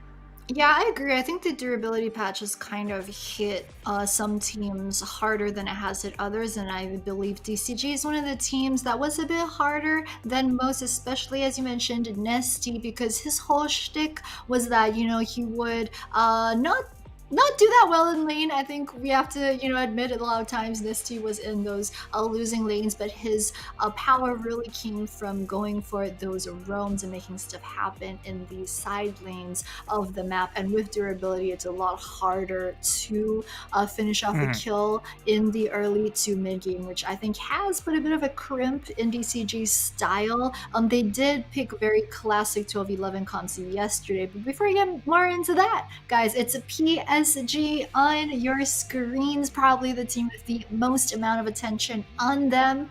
It's Hanabi, Buri, Gori Unified, as well as Kai Wing. Of course, they said goodbye to Juhan as well as Bei after their MSI performance. I mean, top 6 still pretty respectable, you know, but regardless, PSG are adding in Buri as well as Gori this time around, hoping to bring this squad to Worlds and continue their tradition of PSG being the PCS representatives. I think from what we saw of their gameplay yesterday, there's still a bit left to be desired, especially in terms of like Gori's communication with the rest of the squad. We saw him on the Corki, not really being on the same page a bunch of times as the rest of the team, just dying in the side lanes on the roams. Not sure if we want to chalk that up to the roaming sense and his roaming times, or if it's maybe a communicating, or of course it could be a bit of both.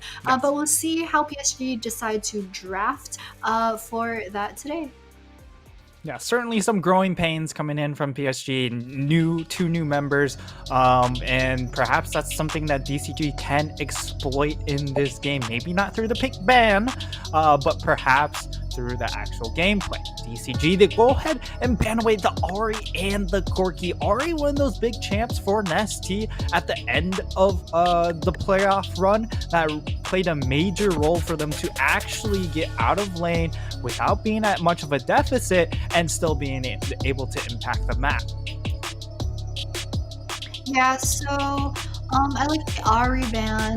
Corgi, of course, is strong not just in 12-11, but also yesterday, because Gori, despite dying on the side lanes, was just able to make that 180 turnaround in the team fights and dish out the damage. Ukun, as we were talking about as well. Oh, it's going to be a Senna. I was thinking maybe a Viego or something on the last side. Triple bot lane bans. That's really interesting. So they're actually leaving up a couple of AD carries such as the Aphelios, the Ezreal, the Callista, which I think we'll see Chris gotta go for just because Chris is really good on Callista. We see the time and again. We saw it with the staples as well a bunch of times during the spring split. So what both teams have decided to go for is just they're gonna leave a whole bunch of AD carries open and then pick what they're comfortable with. Unified, of course, so good on the Aphelios. Unified Kaiwing just really know how to play that one. I'm interested to see if they go for a Nautilus, maybe this round or in the next round, because Kaiwing is also very good at the Nautilus in terms of putting those roams down. It's one of the hallmarks of the PSG playstyle, the roaming Kaiwing support. We'll see if the Aphelios is locked in. Oh, Viego, yep. And Viego, you mentioned that for the first pick for DCG, they opt into against that. And as a result, I think PSG really scouted it out well, right? They leave Callista, which many would regard as, top 4, the next one after the 3 that just got banned, right? And DCG, if they lock that in, it enables you to play the Aphelios. Now for DCG, do you go for the Renata? Make sure you win lane, that sort of style, or maybe you go in for something like a Nautilus, add some engage. There's a lot of ways they can also play this, but they go ahead, lock in the Trundle, and now hovering that Renata. So it does get locked in, they go for the Trundle pick. Nothing too surprising with the Trundle, but it's almost like an insurance thing. They want to make sure PSG don't have any weird curveball picks, and they end up going Viego and Trundle, because Trundle Pillar is just an absolute nightmare for Callista. When Trundle Pillar gets put down onto Callista, she can't move anymore. And her whole shtick is having movement speed so she can jump.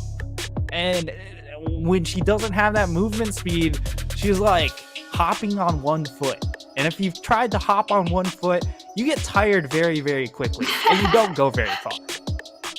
I was like, where this is going? But yeah, I agree. I mean, the Trundle Callista for sure. They don't want Callista going up against that. It's an immediate no from them. And PSG will lock in the Nautilus together with Unified's Aphelios right now. Second round of bans. Yeah, there's the kill, which is super strong on 12-11. Has such good hyper carry potential over the top side. And it looks like it's going to be top lane focus. I actually wonder if DCG might use their last bound on Hanabi's Gnar.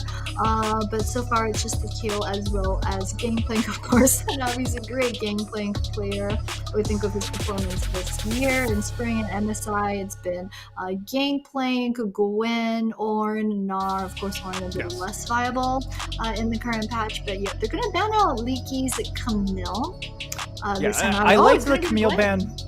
So here's the thing with the Camille ban, it prevents you from isolating the Aphelios, and that's one of his big weaknesses here, especially when most likely you're going to be picking blind picking Hanabi's top laner.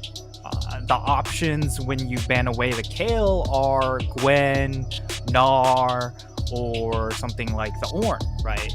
But they opt for the Gnar in this instance, which has a okay matchup into the Sejuani. Of course, you have percent health damage, but DCG also block in this Sylas.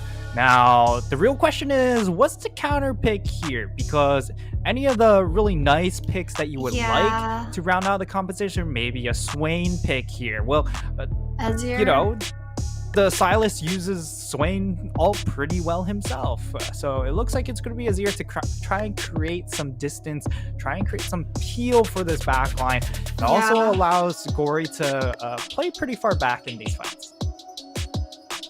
So we do have a bit of a technical issue. I think they're just going to do a quick remake of the picks and bans. But if it is the Azir last lock-in for the side of PSG like we saw, then I like what PSG is doing. They're actually going for a lot of range this time around. So you're saying, if they pick the Swain, they won't have as much range versus the BCG composition. I think Azir really helps in addition to like the other champs that they've got, like Gnar as well. So they have a very good engage. They also have have that disengage potential, and it's a pretty well-rounded comp that PSG has gone for. I mean, we were wondering what the last ban was going to be. If it wasn't Gnar, then Hanabi would have like insta-locked the Gwen surely. So yeah, it's pretty predictable, I think, ban picks this time around. Yeah, I think for that composition, it was going to be either the Gnar or the Ornn. If that was let through and they went ahead and banned away the Gnar, because you just really need to create space for your Aphelios to operate. That's really what they're set up for. The Azir has been confirmed, so it will be Azir for that last pick, and it's a really nice setup for the Azir Aphelios, right? Because on the flip side, you look at their composition on the side of DCG, very, very low range, right? You have the Kalista, who's probably one of the lowest range AD carries. You have the Sylas. So they have to get up in your face, and if they don't lock down the Aphelios just rips them to shreds. Yeah, they have a pretty scary composition just because it's going up against PSG. Because as you mentioned, DCG, they're running a run at your face comp with the Trundle, with the Sylas, with the Kalista. Pretty much, you just have to run straight at them. But then there's so much disengage coming out from the side of PSG. If they see DCG trying to start a fight that they don't want, they're just gonna, Azir ult to disengage. Gnar's just gonna hop off of someone out of there, and it's just so easy for PSG to pick the fights that they want to fight and not the ones that they're like, yeah, not today, like, no thank you. So yeah, I'm a bit worried for how DCG are planning on playing this one out. I mean, it's pretty straightforward for them, but come the team fight, I think that's where it might be a bit tricky. Yeah, and I would also say all eyes on this mid lane for this matchup, Gory versus Nesty. Both of these players had not a great showing in game number one, or day number one, right? With Gory getting caught out a number of times, as you mentioned, on the Corki pick. Yes, he pulled it back in team fights, but we needed a little bit more stability during that lane phase, going a little bit out of that lane phase before we hit into team fight phase, because you don't want to give over free gold and free advantages to other squad. But on the flip side, it's a different issue for Nesty. Had a good lane phase against Uniboy, but when it came to team fights, he was flashing forward, not finding any value, so he would just die for free. So we need to see him bounce back on how he calls for the team, because his shot calls yesterday, not good. Yeah, I completely agree with you on that. I mean, like, Nesty, he's never been the best laner, but the thing is, yesterday his team fights were also not great, and he was playing Swain. In general, you kind of expect Swain to have an easier time in those team fights because it's a bit more straightforward in terms of how you want to play that. So I don't know if yesterday was just maybe a bad performance for him. Let's see if today he can bounce back. The thing is, though, he's on Sylas. Sylas traditionally, like, he in mid. So, I mean, most of the times you don't expect him to be a hyper carry. Sometimes you can. We've seen a couple of like crazy snowball performances, but I'm not sure Nesty is that type of player on Sylas. So we'll see. Hopefully the laning phase doesn't go too bad for him. I mean, we were also putting a lot of question marks onto Gory's performance as well. So I think mid lane for sure. A lot of questions right there. We're not sure how it will go. We're talking about how DCG versus PSG is a pretty crucial matchup for both of these squads, for DCG in particular, because they lost to J-Team yesterday. So if they lose this game versus PSG, they're going to start off their season 0-2, which I don't think anyone would have expected. The last split's 4th place team is starting this off 0-2. So for sure, they're going to need to win this one if they can, but just not do as badly as they did in yesterday's loss. Yeah, and when it comes to DCG, of course, we expect them to be able to bounce back against the lower teams, maybe even against the middle pack teams, but the middle of the pack has gotten better. So if you drop games against the top and maybe you flip 1 or 2 of the middle of the pack, then all of a sudden you've gone from the top 4, now you're fighting to stay just 5th. You're trying to keep above that, single elimination cutoff. Where you started out in the lower bracket. So It's small margins of error, but of course we still expect DCG to perform. But need to see some improvement given the fact that this is a squad that hasn't made changes. If you're not making changes, we expect the synergy and team play to be a lot more cleaner than what showed yesterday. Yeah, I agree. I mean, we're still in a bit of a technical pause. I think they're going to remake all the way until the Azure, and then we're going to load into game because we got confirmation that the ban pick that we saw earlier was correct. But yeah, hopefully we'll get into that. Could be a trade bug. Yeah, hopefully we'll get into that a bit sooner. But yeah, I mean, we've had some pretty quick games today, so I think we were due for like a tech pause kind of reset. We've had like 25-minute games twice so far, and yep, we've remade all the way to here. Kyle should be locking in the Azir, and yep, should be good to go. This time around, fingers crossed. Yeah, so now we can talk a little bit about the compositions, right? Now that we see them on our screen. What are your thoughts so far from DCG's comp? PSG, we already really touched upon the Azir affiliate. DCG, I think they're going all in on this Kalista, right? So they pretty much pick util or pick some sort of shield or CC in all the rest of their lanes. They've got Cascada on the Kalista, and then literally everywhere else they've got both Trundle as well as Sejuani, and then you've got the Pocket Renata for the Kalista. So it's very clear what their game plan is. They're trying to get the Kalista to snowball and then use that to steamroll through the game. It's a pretty good strategy, I think, versus PSG, because we said that yesterday their main problem was communication, right? We're not sure, can they all five get together on the same page and play as a 5-man? So I think if DCG can try and exploit that, maybe get those ganks rolling for Kalista, then there is a chance that they can overpower PSG come the mid game. The thing is, in PSG's game yesterday, we saw them go behind early to mid, and yet when it came time for the team fights, they were just that earlier goal deficit, it don't matter because we're here to play for the team fight. So I'm a bit worried that DCG, even if they get the gold lead early, they might not be able to convert that into a win, but that's going to be the DCG plan. Yeah, certainly agree that this is a composition that does need to get rolling early on. We'll look for Nesty to try and make these early roam plays, and one of the big team fight tools that they are going to have, of course, they have so many of these ultimates to just force team fights. They have Sejuani ultimate, they have Silas. If he's able to steal Gnar ultimate, he uses Gnar ult much better than Gnar. Because he doesn't have to wait to go Mega Silas. He's already Mega Silas. He's a better Gnar than Gnar. But yeah, exactly. I agree. There's so many options. The Sejuani with the QR can gap close so well as well, and I'm not sure if she's going to run teleport this time around. But the thing is, for Kalista and for PSG, it's just so dangerous because there is always the opportunity past 6 for a gank down in the bottom lane. Trundle can show up anytime because he's the jungle, right? And then you've got Nesty who's always roaming, and then Sejuani, if she takes TP, she just TPs down, she Qs, is she Rs, and I mean that's the instant gap closer and the skirmish right there. So it's a bit dicey, a bit dangerous for PSG. It's definitely something they're going to want to watch out for. I think towards the end of the spring playoffs last season, we kind of saw a bit of a breakdown in communication between Unified and Kaiwing, which was not something that we were used to seeing because this bot lane, they've been together, 5 years through multiple teams. Pretty much anytime they change team, management is like,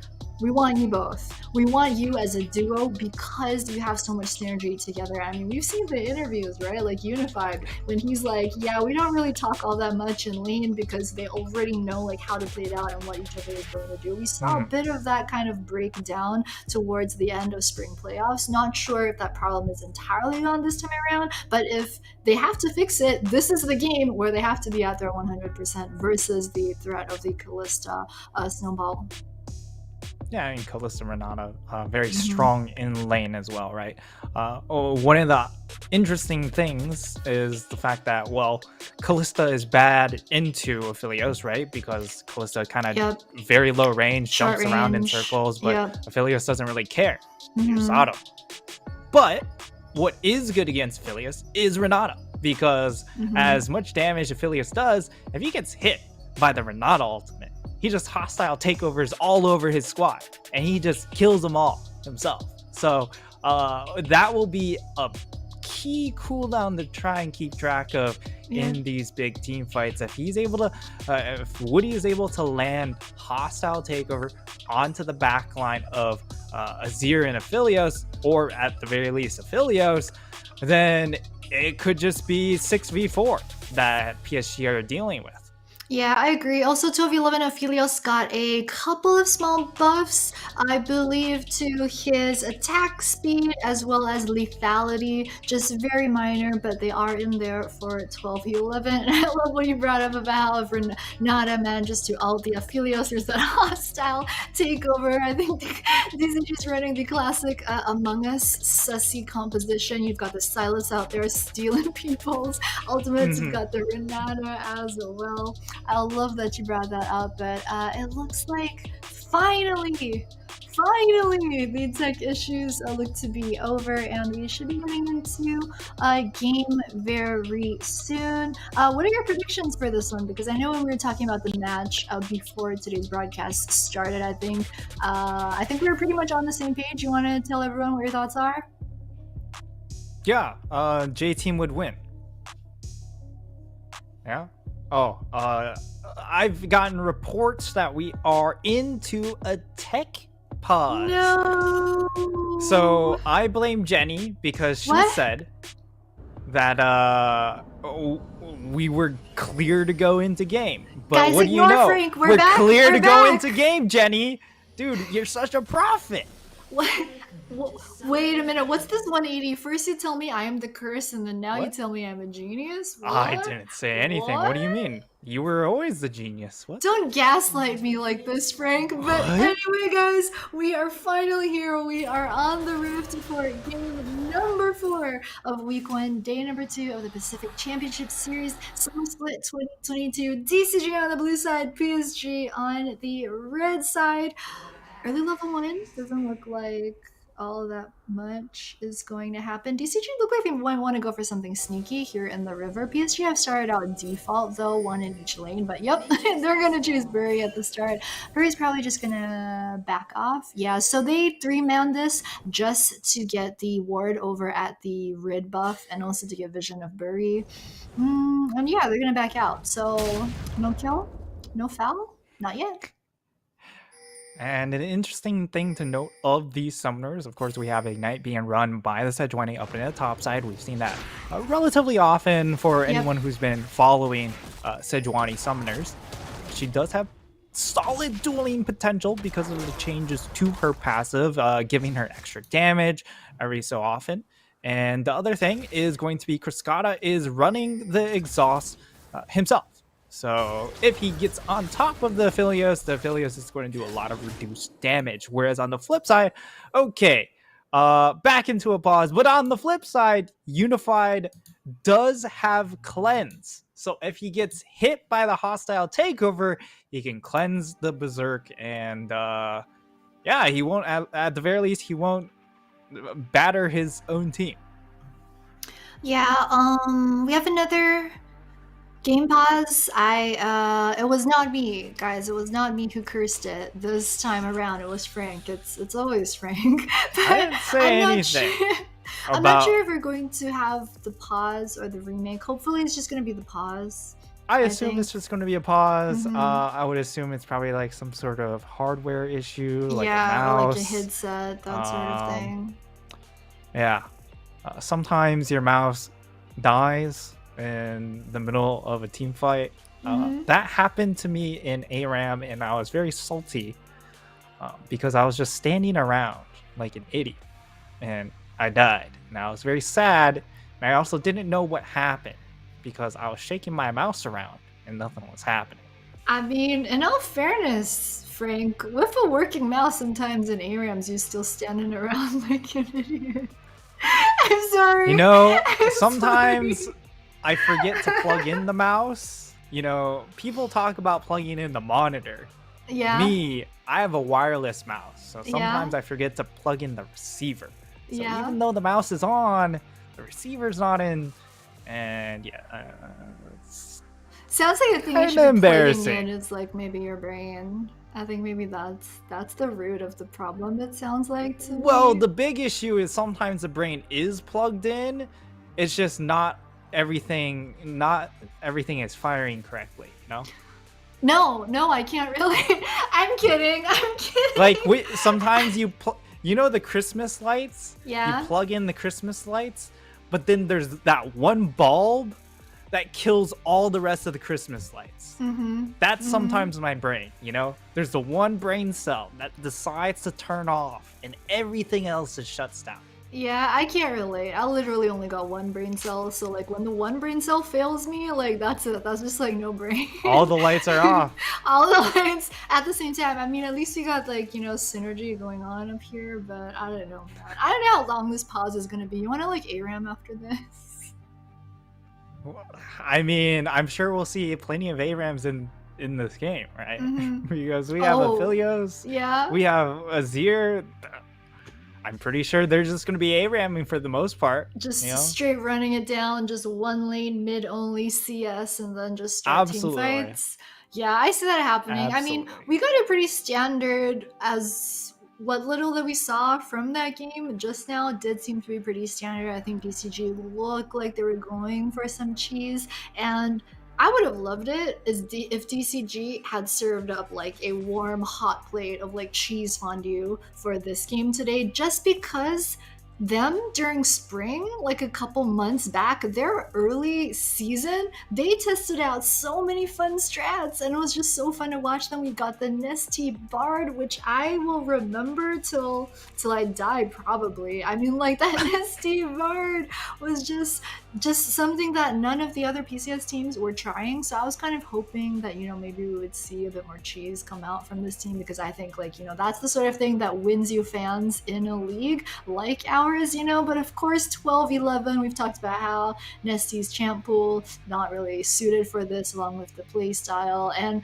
DCG look like they're playing very standard 12-11 in terms of their drafts, right? They even put Nesty on the swing just to try and make the 12-11 work. But yeah, pretty standard start, and we are back. We are back. Is this for real? For real? I don't know. Hold that thought first. We'll get back to you. But down in this bottom lane, this should be the action-packed lane, right? Because Callista wants to get ahead, but Nautilus, Philios, definitely a lot of kill pressure themselves. So if these junglers get involved, it could turn explosive very, very quickly. But right now, Hana in a position. Of course, Gory has been punished pretty hard past game, and now it looks like Hana is going to get in range, but the zippy zoop coming in from Azir will get him out of dodge. Yes, I call it zippy zoop. I figured it out. I saw with my eyes what happened on screen and I figured out what was going on. But yeah, Suhana just with that casual drive-by down over in the mid lane doesn't quite make anything happen on Gory just yet. Is gonna start off the red buff right here. That's the thing about Hana that I really want to see more of in summer, is Hana's actually a great jungler. He's, in my opinion, like top 3. Like DCG, regardless of how you might rank some of the other players on their squad, I think Hana is one of the star players, one of the star tier players on the squad. But Nesty onto Gory right there. There's a bunch of damage with the chains, but Gory, of course, is the Azir, is already level 4, so has access to that little bit of poke damage, sand soldiers as well. So it's gonna kind of hurt, although he is really low on mana. Neither mid laner looks like they really want to back just yet. However, both are taking TP, so would be able to get back into lane quick. But it looks like we're gonna stick around here for a bit longer. Gory's really gonna be forced to back soon, so I don't think he can keep pushing for that much longer. Well, he does have 2 cookies, so it is going to give him some mana if he does come under fire and if he needs to go ahead and use it. But I would agree that with Nesty being as low as he is, though, it means that Gory will get one more shove, one more crash before he goes ahead, resets, and comes back probably with the teleport. So he comes out right now about 10 CS up onto Nesty. Will get cut in half very quickly as the wave does come towards him. But as things stand, again, it's really going to be when do these junglers come and make a splash, because there's definitely great setup coming in from all of these lanes. It's just a matter of getting the jungler to ensure that they can finish off the kill. Yeah, I agree. I mean, they're about level 4 right now, so they've been pretty passive up until now. But Kylie. That's pretty good. Yeah. Not bad. He's gonna just make it out of that one. Woody, though, a bit annoyed. He's just gonna walk into a bush further away. There's another TP from Leaky to head back towards the top, falling a bit behind on CS, but not all that much, just like half a wave or so. There's the root gonna land onto Kylie. Actually, that hook goes wide. So the pro tip, unfortunately, is you want to aim the hook at their feet, middle or feet in general. I think that one was like a bit towards the head, so from our perspective it looked like it would land, but it doesn't quite land in terms of the hitbox. But PSG, they're gonna just convert off of nothing and pick up the dragon right there. They pull Bury down to the dragon pit, and with 2, they're actually able to get a super early dragon 6 minutes in. But now a dive attempt here very early on. This is 6 minutes in. Hanabi, he's going to be taken very low. Hana will flash forward and finish it off, but it's a return kill. So, I would still say it's a plus trade for DCG, right? Because you deny the extra wave. But the issue is Hanabi doesn't have the teleport, and at the very least, he does get something out of this play. I mean, you get something, but it looks more like a mistake, I think, from the side. Oh, yeah, no, it's just 12-11 tower doing tower things at this point. 2 attacks just obliterating Hana's health. I'm not sure if there's an opportunity for him to maybe juggle the aggro a bit better, but anyway, now just gonna have to do the walk of shame back into his lane right there. Had used the TP to get back to the lane right before this, so that's why it wasn't up this time. And now that even though he has hit level 6, he's still not going to have it for another minute or so. So that might make a difference in the next fight. But Gory, meanwhile, just continuing to hard shove in this mid lane. DCG have no choice but to call Hana to try and pick up a few of the creeps so they don't drop too much in terms of minions and XP across the board while they wait for Nesty to slowly come back. And yeah, the golds 11.4k across the board. Even Steven? Yeah, Bury, level 6 now. Of course, against Trundle, we'll have decent clear speed against that champion. Trundle definitely not known for his clear speed. And the way he keeps up in levels is by getting kill EXP through those extra assists. But as things stand, still dead even. And when we talked about these compositions again for DCG, it's about being able to snowball, get an early lead, snowball off of that. And a lot of that comes from, now that they are level 6, this top half of the map has a lot of CC lockdown. Now in the bottom, of course, that's also pretty strong as well. Kalista, Renata, a lot of CC themselves, and it's about being able to set up and again get jungle influence to guarantee those kills. It will be unified in Kaiwing, knowing that hey, they're up in that top side taking Herald. Well, we can just go ahead, steal away a plate here and try and get what we can, because we know that Hanabi without his flash, it's going to be a little bit tough to try and make a play top side. Yeah, good crest map response from the side of PSG to pick up some good plates and gold over on bot side. Hanabi right there is just gonna have no choice but to go into this Mega Nart form, get a bit of damage onto Leaky, who's very likely going to base in a bit because he's running low on mana. Oh, and he's not. I thought he would maybe want to wait for the teleport CD to come up. There's Bury with a bit of an invade, but really risky. I don't think he would have wanted to do that because he does have both buffs on him. He doesn't want to give that up just to risk stealing over the red buff from Hana, although red buff on Trundle was pretty crucial. It's pretty important, but Hana does pick that one up by calling another member on the DCG squad over to the red buff. And I think we're just seeing a very standard, calm, and collected game play out in the early stages, right? Nightstar, like both of these teams, they're not trying anything too crazy. We saw both junglers hit 6, but no real like roams or no real aggression just yet. Or at least nothing that they've managed to successfully pull off. And poor Nesty, he's been having a really rough laning phase so far. Yeah, I mean, he's getting absolutely demolished in harassment in this mid lane, and that begs the question, why are you running Doran's Ring when you could be running Triple Potion with the corrupting pots and just running full sustain to try and endure and being able to deal with the extra poke? But as a result, he's being forced to recall a number of times.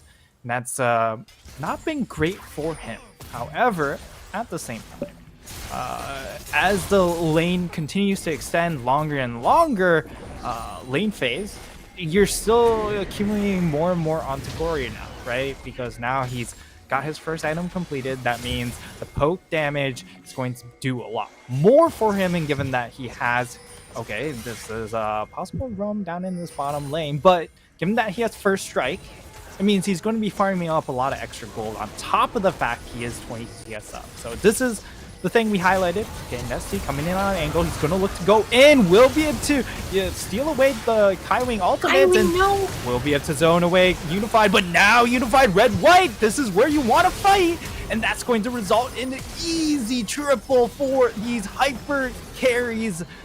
And you hate to say it, but it feels like it might just be GG at 11 minutes. That's 2 kills for the Rear, 2 kills for the Filios, and Bury's gonna snag them their second dragon. Yo, we gotta have some hopium for DCG, alright? It's way too soon to call it, but I mean, we've been talking about how good PSG are at teamfights, and even that 11-minute teamfight just absolutely showed how And this started out so well, right? Yeah, it started out so well for them. You can see they wanted to go for the head-to-head with Drake, the Helios ultimate as well. First they catch out Kaiwing, and after that, but just once Gory comes in, Gory also with the Azir ultimate knocks, I think he knocks back the 3 or 4 of the DCG members, and that's just GG for the team fight, not yet for the game, but there's a damage graph, absolutely insane, more than 4k for Gory also. I mean, PSG were able to capitalize off of that one really big. We're talking about how the gold lead was actually completely even right before that, and right now they've managed to pull that to almost 1,500 up. They got 2 kills onto Gory as well as 2 kills onto the Filios. I mean, I thought before that fight that both teams were just happy to scale, right? Hang on a sec. Snagged up. Nesty has his Azir ultimate, but does they have to burn it. Will force the stopwatch. And now Kaiwing's actually going to flash forward. Does land a hook onto Hana. Hana's just cut away from the rest of his squad. There's no reinforcements coming to help him, but there's just not enough damage coming in from both Bury and Kaiwing, so he will be able to eventually walk it off. But Gory, doing still so much damage, has the completed mythic. Reminder, he had completed mythic going into that dragon fight, and the mythic difference made a huge fight impact, because you look on the flip side, Nesty doesn't have the Everfrost completed yet, and that's a huge part of his utility in these fights and setting up for the rest of his squad. So a lot of things went wrong for DCG, but they went for the fight, and PSG happily accept that and jump out to a pretty good gold lead, but definitely not a doomsday gold lead. Yeah, I agree. And I mean, at Leandry's, especially on the durability patch, it's huge, right? It's such an important item, because on durability patch, you get max health. And so any item that effectively is good against that type of max health damage is going to be pretty strong. So Leandry's definitely one of them. The fact that you had that before. And meanwhile, as you mentioned, Nesty only half of his item. Yeah, that just some things in favor of PSG. The gold diff, and you can see the sand soldiers already, just the poke starting to be a bit much. Kaiwing, as you're talking about, one of the best roaming supports, if not the best roaming support that the PCS has to offer. Just going to help out Gory, make sure they do pick up the mid-side tier 1 together with Barry. What is here, but he's a bit late. Yeah, they're collapsing from the top side, but Gory already, like, they know what's up, so they're backing off towards bottom. Barry's also going to steal Raptors while they're at it, as well and as a red buff. Yo, DCG, they're still around mid and top, so they're opting to go for Shelly instead. I think that's what they're trading. Yep, they're going to trade Shelly for red buff as well as bot side tower. So both teams do get something out of this. DCG Roof Herald is good for them because it does help them push versus the longer range that PSG do have. So they've yet to pick up their first tower just yet. But I mean, PSG in terms of gold, I think they definitely came out on top of that one. Yeah, for sure. And for the side of DCG, they pretty much have to go for that Herald play because they just don't have any range. You have the Kalista, who is a little bit behind, not too far behind, but against Aphelios, who already has 2 kills, if you try and go ahead, auto that turret, it's very easy for you to just get bursted or caught out by this Nautilus, as Hanabi does stop the back. Nesty caught out of position, but maybe he's able to turn things around as the Gnar ultimate gets thrown in by the true Gnar ultimate, though, and he's going to take a huge chunk of damage. Doesn't have the teleport up and available, trying to get the recall off. With Dragon coming up in 15 seconds, he needs to get the back off, will be able to do so, and now it's just a matter of DCG. Can they stall for the rest, for Nessie to make his way over here? He has now the Everfrost, so that would be a key thing to keep track of. Yeah, PSG posturing for the fire here. They really want to take this mid side at tier 1 and keep that Silas down. Pillar's going to come out and knock up Glory. I think he might have had an opportunity to actually go forward with this dance over Rip Herald thrown. That's going to get mid priority and should be. Oh, it's not going to get actually get charge off. So that's a huge loss for DCG. But now the play, they're looking for it, but they can't find it. And now the hook lands onto the Nesty. Nesty's going to get a huge 3-man ultimate, but it's not going to be enough. The side of PSG, they are just dominating the team fights. They get 1 kill back, but that's looking like that's all they're going to get, as Kriskana just has to try and flash out. Leaky over the wall, perhaps hoping that PSG would overextend themselves, but PSG, they get everything they wanted, and this is a much different game than what we saw against CFO yesterday. Yeah, I mean, in yesterday's game, it looked like LE CFO had a chance to come back in the early mid because they were the ones with the lead. This time around, it's just been the PSG show from start to finish. We'll take a look at the replay for this. This is tragic. Yeah, Woody, when he threw Woody in, they just weren't able to capitalize off of that. And after that, it's just really a disaster for DCG. They don't quite have the rest of the initiation drills. You can see over on the side, Leaky actually solo ults Hanabi at the side there, and without Renata, without that Sejuani ultimate, they just aren't able to go for a proper fight because, I mean, look at Trundle, it's like secondary type of engage and CC, and it was just so easy for PSG after that to clean up. I mean, props to Nesty, he landed a great 3-man Gnar ultimate, pushed 3 members of PSG into the river wall right there, but just lack of damage as well. I mean, Cascada just wasn't able to do much through no follow of his own. Yeah, the issue is for DCG, Nesty got a great ultimate.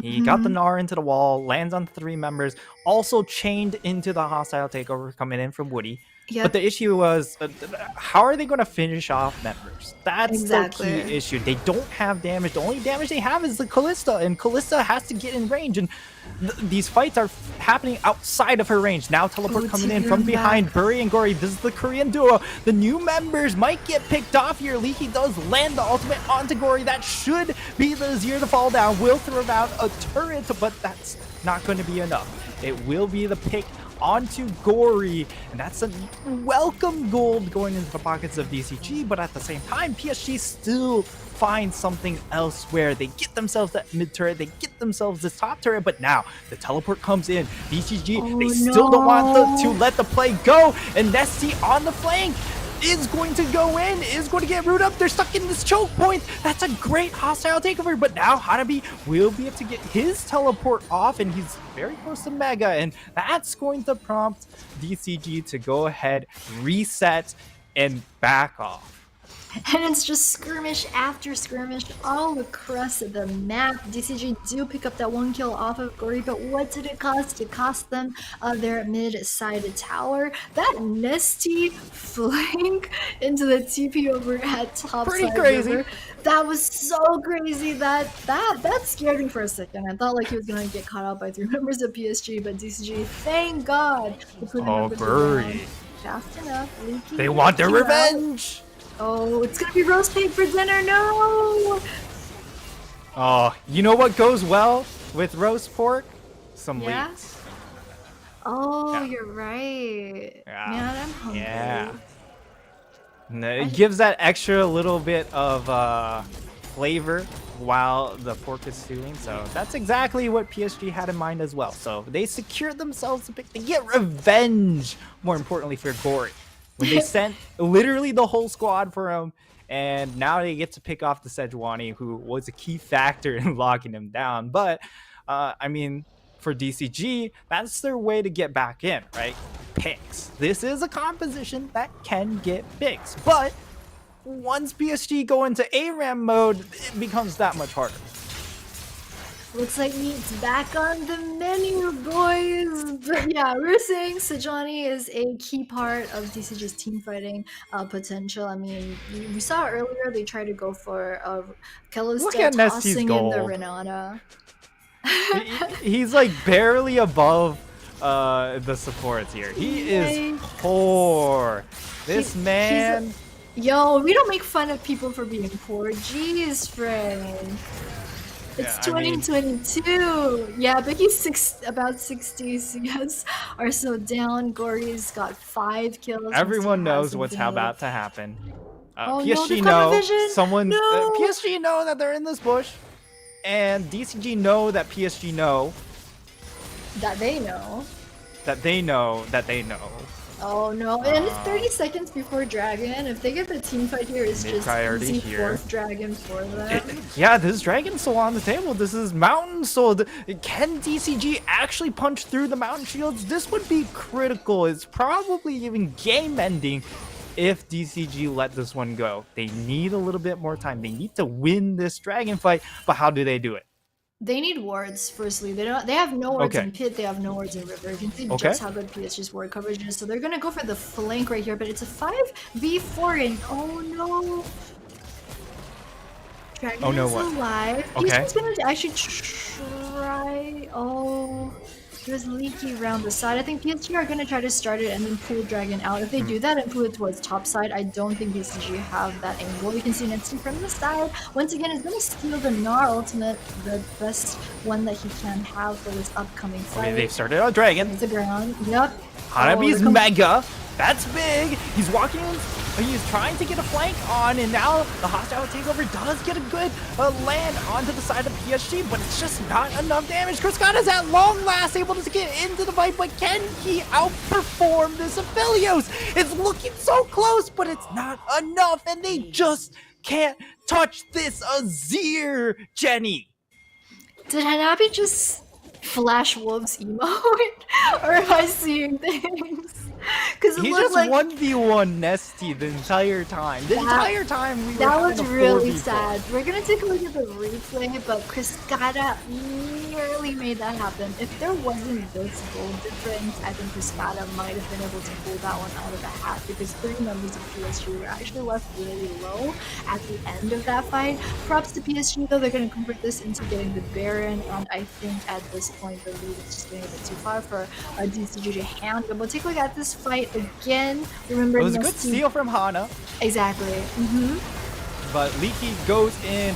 You see the chain CC land, and I mean, on the flip side, Nesty's just having his 1v1. But Cascada jumps in, gets the first pick, but Unified has the Bloodthirster completed already, so even with the extra reset potential, just not enough to outdo the healing coming in from the Bloodthirster. And during that entire time as well, Gory able to hit multiple members, those sand soldiers, because they're all coming into him. They can't dodge those sand soldiers. He just puts it on top of himself and he just goes to town. Yeah, it's part of the power of why Azir is so good in these types of fights around the Dragon Pit. He had a pretty good ultimate as well, and you can see just Cascada with that shield at the end, just still not enough. PSG are gonna back out for a bit. They did split the Baron buff over towards top side. Kaiwing queued out of there, but looks like they actually want to turn around. Hanabi once again split push Gnar. So the name of the game over here in the mid side, PSG are gonna steal the blue as well. Hand it over to Viego. Kaiwing looks like he wants to start a fight. He's sniffing around for someone to land that first Q onto. It's probably not gonna be Pig. I don't think he wants to. Yep, he's out of there, man. He's not gonna hook onto Sejuani, even though PSG have one members. Oh, there's the ultimate being used. No, and Renata as well. They don't make anything happen from that. Frank and now they just don't have that Kalista engage. What? Well, let's just say they have a lot of engage tools, but the issue is, how do they actually engage onto the backbone? Gory, Unified. Especially, like, if you don't kill the Azir, you don't ever win the fight.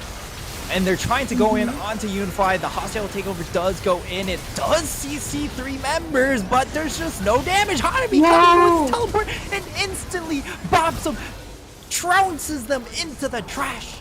And that will be the side of PSG running away with the game here. It is 26 minutes in. This was clinical from start to finish. Yes, DCG continued to try and fish for engages, but once more, Nesty just couldn't find those angles.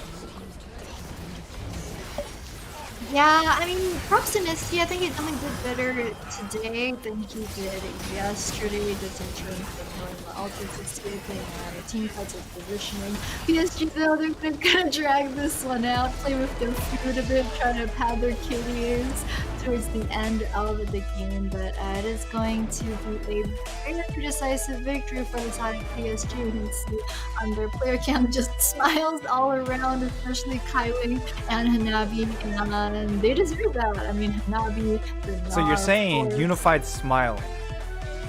I mean, Unified's moving, which I think, like, you know, is good enough for most of us. I think the running joke on chat is always like, is that a GIF? Look how much he's talking. Yo, did you see that? That's like literally. He's alive. Oh my god. I wouldn't go that far. A lot of people talk about he's a machine, and you know what? Looking at his face, it does feel like that. But I mean, in that game, he was pretty machine-like as well. But even more so was Gory. Just absolutely oppressive. Easily the MVP. And for the side of DCG, they got too enamored with the Aphelios. They were like, man, we just have to kill this Aphelios time and time again. But they completely ignored the other champion that just does more damage at this point in the game. Yes, Aphelios can destroy them, but that's like, you know, 3-4 items later on. Azir can destroy you now if you run into 5 sand soldiers on the ground. Yeah, I agree. I mean, Azir, once he even got a bit of a lead in the early mid game versus Nesty Silas, I think that was just the warning bells should have been going off for DCG after that, because Azir with a bit of a lead is going to very quickly turn into Azir with a lot of a lead. And that was exactly what we saw Gory able to do. But I mean, props to him. We talk about how he plays team fights so well, at least, you know, from the small sample size we have of yesterday and today, but he's just been able to show up big on those team fights. He's had like multiple 3-man, 4-man ultimates also, and just the way that he's able to move around with the Azir position with sand soldiers. We didn't really see much of like the disengage happening this time that we thought we would see. PSG maybe leading just because they were ahead the entire time. I mean, it's easy to look good on Azir when you're ahead, so we'll have to, you know, maybe not gas him up so much just yet, but he had a pretty stand-up performance. Would not be surprised if he got the MVP. Definitely not surprised if he gets MVP here because he was the target, or he needed to be the target of all the engaged, wasn't, and yes, he got picked off that one time. But, like, can you fault him? They sent the whole crew, literally the whole posse after him, and eventually, you know, he had to take a death somewhere, and that ended up being the one moment where he did. But otherwise, like, Gory already showcasing why he was, you know, Faker's understudy, right? This is why people were so hyped up about this player when he came out of SKT at that time. And while he didn't live up to it quite over in FPX, so far so good over in PSG. Yeah, I think PSG, you know, they've got a tradition of bringing in a Korean mid as well as jungle duo. And when they had Juhan and Bae earlier during spring season, I think Juhan and Bae were more kind of equally matched in terms of where PSG was scouting them from. Whereas between Gory and Buri, I think Gory is for sure the more standout player. Of course, they've been saying like he's been in a CK promos since way back in 2018, played in LCK, played in LPL on FPX last year, whereas Burry is just, you know, from LCK Academy and Challengers, which is of course nothing to sniff at either, but compared to Gory's background, I think that was what we were looking at. And here is the post-game damage graph from both these teams. That snowball from the gold lead from about 12 minutes in to the end of the game, just absolutely insane from PSG. 31,000 damage onto the Azir. That's absolutely crazy. It's more than Hanabi and Unified combined. Actually, it might be, I think it's more than the 3 carries on the squad of DCG combined. Because it's like 11k, 8k, 8k. Almost 44% of the damage share. That is an easy MVP for Gory on this Azir. 88% KP as well. He was involved in pretty much everything. And once it got to that team fight phase, he was left absolutely untouched. And over on the flip side for DCG, you saw their damage graphs. They tried. They really tried. But unfortunately, the range was just too much of a gap, and they just could not figure out a way to get around it. Yeah, I mean, that was the worry that we had for them during the draft phase as well. How is the Kalista going to be able to get into those fights? Because they're clearly tunneling in onto the Kalista hyper carry composition. But then we also saw like a couple of failed ultimates right there where they were trying to go for the volleying synergy. They threw in Woody on the Renata, but they weren't able to actually capitalize off of the Kalista ultimate. Happened at least twice also, so a bit of a shame for that one. But I'm pretty excited for our next matchup because that's going to be CFO versus MFT coming up in just a bit. We're going to go for a very short break, guys, but don't go anywhere because we've got game number 5 coming up for you shortly. CTBC Bank is Taiwan's top financial institution, but we're not stopping there.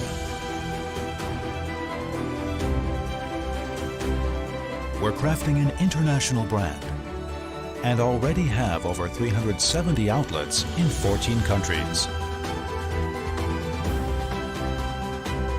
We are by your side, ready to embrace the future.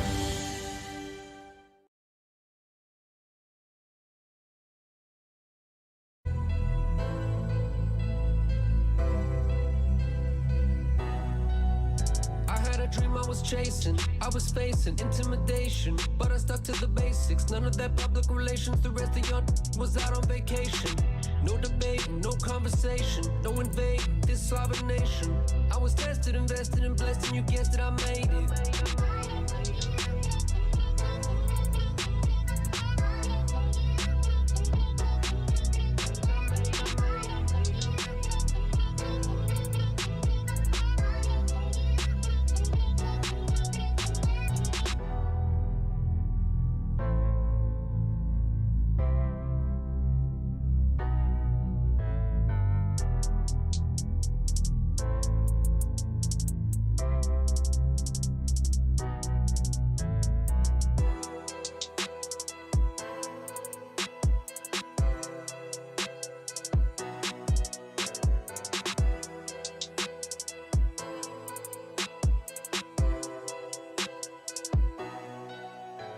had a dream I was chasing. I was facing intimidation, but I stuck to the basics. None of that public relations. The rest of y'all was out on vacation. No debate, no conversation, no invade this sovereign nation. I was tested, invested, and blessed, and you guessed it, I made it.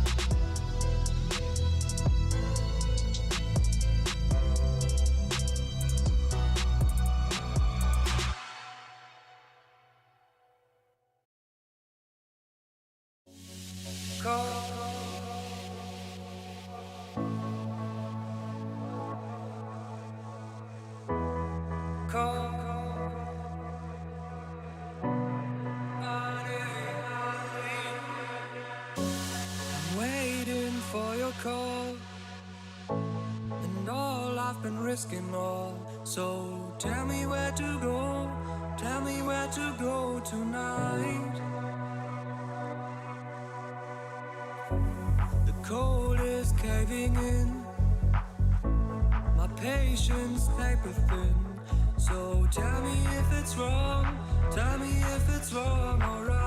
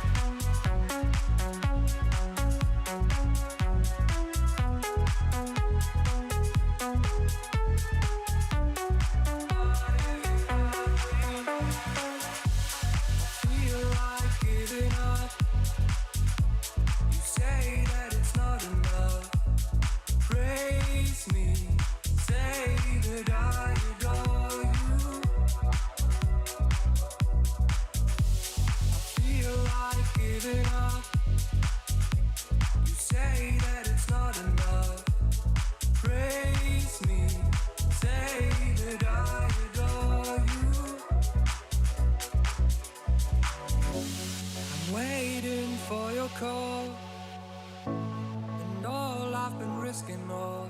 So tell me where to go, tell me where to go tonight.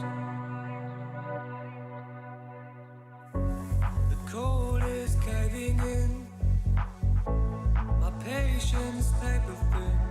So tell me if it's wrong, tell me if it's wrong, alright.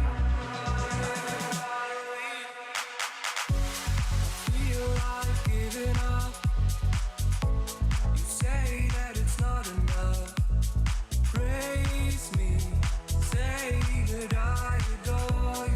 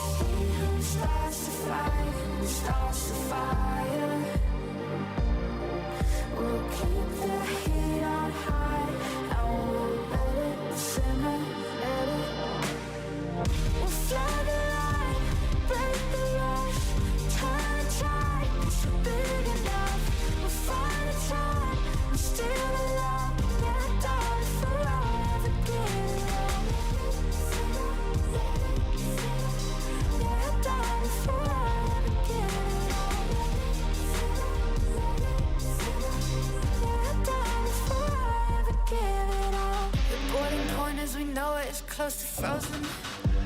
What a time to feel alive. We'll be by the river when the floodgates are open.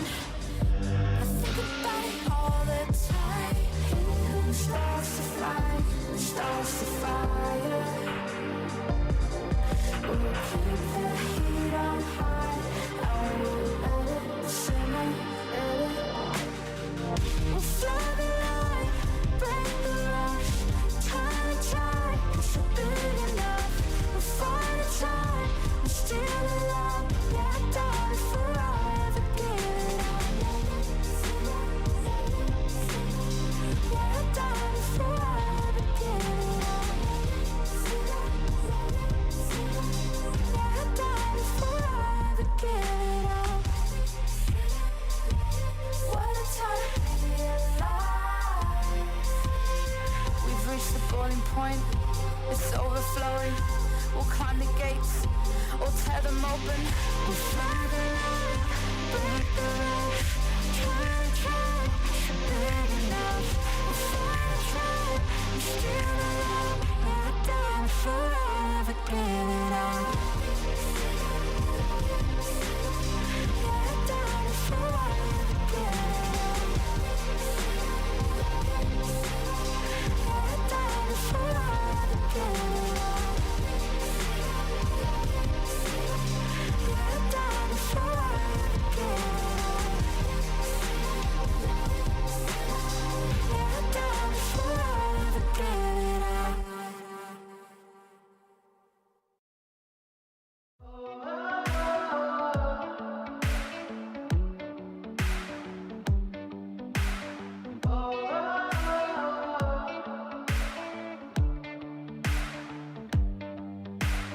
They've been trying for too long, but they could never stop me. They could never stop me. Don't they know that I'm too strong? Nothing's gonna stop me. Nothing's gonna stop me. So don't get in my way. The dams are about to break. I don't care what they say. I'm more than they can take. But they don't see the struggle in my mind. And I just think of stopping all the time. But I can't. I'll make my journey through the hellfire.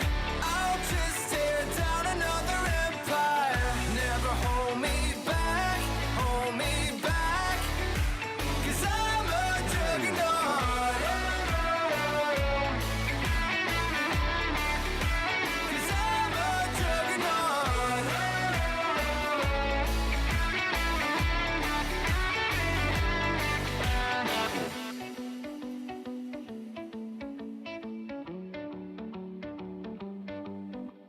Determination on my side. Nothing's gonna stop me. Nothing's gonna stop me. They're telling me to run and hide, but they could never stop me. They could never stop me. So don't get in my way. The dams are about to break. I don't care what they say. I'm more than they can take. But they don't see the struggle in my mind. And I just think of stopping all the time. But I can't. I'll make my journey through the hellfire. I'll just tear down another empire. Never hold me back, hold me back. 'Cause I'm a juggernaut. 'Cause I'm a juggernaut.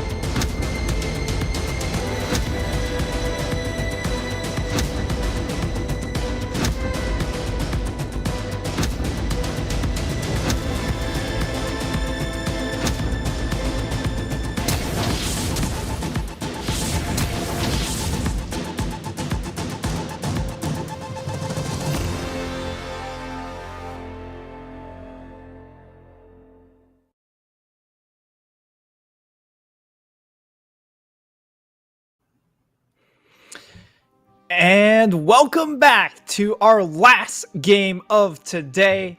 It is day 2 of week number 1. I'm Nightstar, and that, of course, is Rirachu. And our last game of the day is going to be CFO taking on Meta Falcon team. It's going to be Bird versus, well, Oyster. But before we dive into the nitty-gritty, we have to thank the sponsors. Of course, it's CDBC Flying Oyster, but it's CDBC Bank sponsoring us. And of course, shout outs to everyone that helps out with league operations. That's Riot Games, Carry Live Co, and Garena. So thank you for making everything possible. But the matchup, MFT CFO, what do you want to start with? Whew, I mean, where do we start? So CFO, they're coming off of their loss versus PSG yesterday. I think they're really going to need this win today to reset their mental. MFT, they lost to BYG yesterday. I think in a pretty expected result, I think, from both these sides, although the game was really not what we expected. Would it shake up in 12.11? I think MFT, we saw them pick up a very interesting pick with the kill. We'll go into so much more detail about that one later, but I'm pretty excited for his last match of today. We've got the CFO squad on your screen. It's going to be Rest, Gemini, Mission, Atlan, as well as Koala. It's their exact same starting roster that they started the spring split with. Of course, over towards the playoffs and kind of in the middle of spring split, they were starting with Shun instead of Atlan. So this time around, a bit more low stakes at the start of the season, I think, is what's going on. CFO have been trying very hard for very long to make Atlan a thing with the rest of the squad. I think in terms of synergy and cohesiveness, definitely this current 5-person squad is very used to playing with each other. Atlan, of course, is also the player that's played longer. He's more of that veteran, whereas Shun is very new to competitive play. I think this is his first split.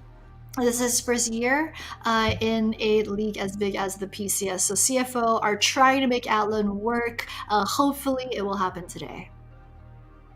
Yeah, and for the Flying Oysters, of course, Atlan coming in, you talked about how they're most comfortable and the team synergy might be better with him in the roster.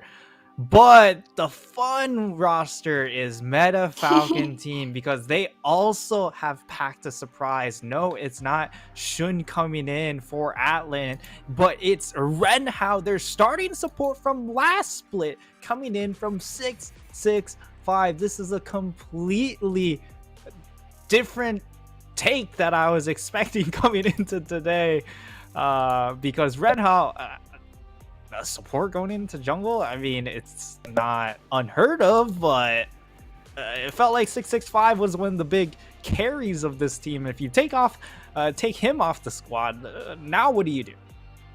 Yeah, it's a bit of a question mark, I think, for all of us. The rest of the squad, of course, Taco, Wen, Whale, as well as Issue. We saw yesterday when MFT went for the kill pickup, which surprisingly we haven't seen all that much of in terms of the PCS teams picking that. We saw a few of the kill bans in the first round, but yesterday they did slip through, and Taco was almost able to 1v9 carry with the kill, especially on patch 12.11, where there aren't as many hyper carries left. It's definitely a very significant performance. I'm not sure where CFL will go from here. I think probably going to ban out the kill for them, but we will find that out in a bit. But as you're talking about, Renhao in for 665 instead in the jungle when he used to play support. It's a bit up in the air. I think usually when you think of supports, they tend to have better roaming sense, better game sense, more shot calling, so that kind of carries over into the jungle, but we will see.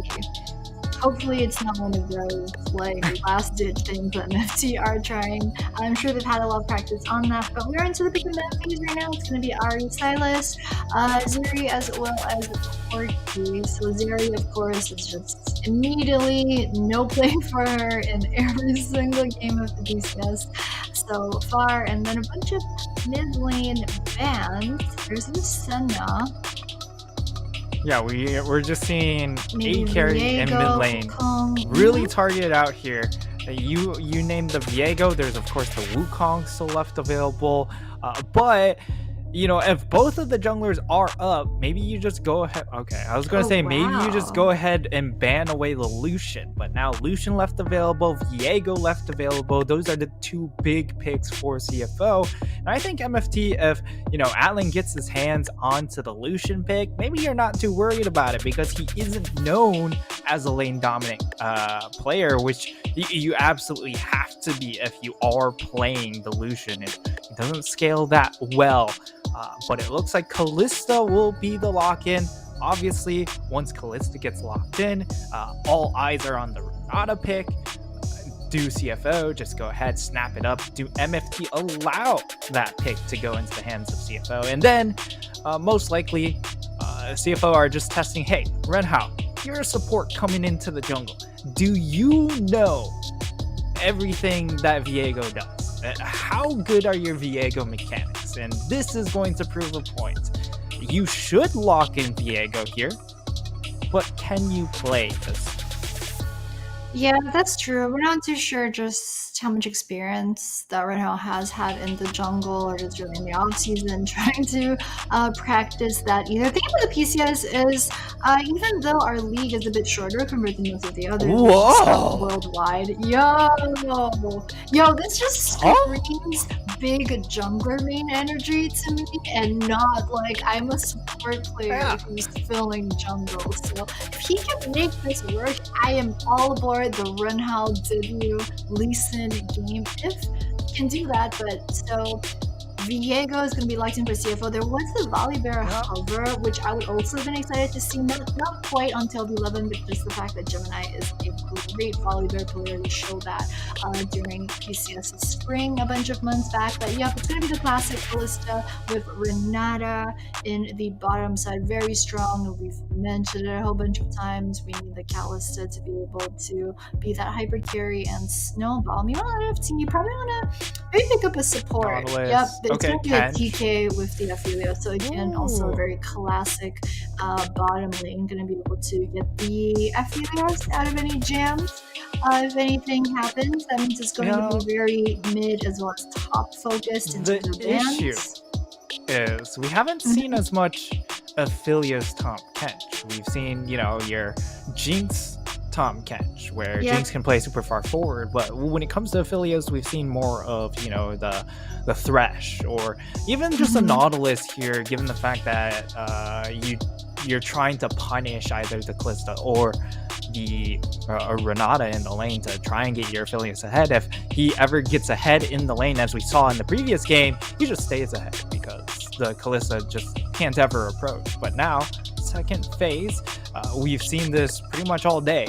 It's been bot jungle snagged up in the first phase, and then we just double ban. Okay, we have been kicked out of a champ select, as you can kind of see in our overlay, but that's been the trend, right? We lock in our bot lane and our jungler, and then in the second phase we double ban whichever lane we want to try and focus.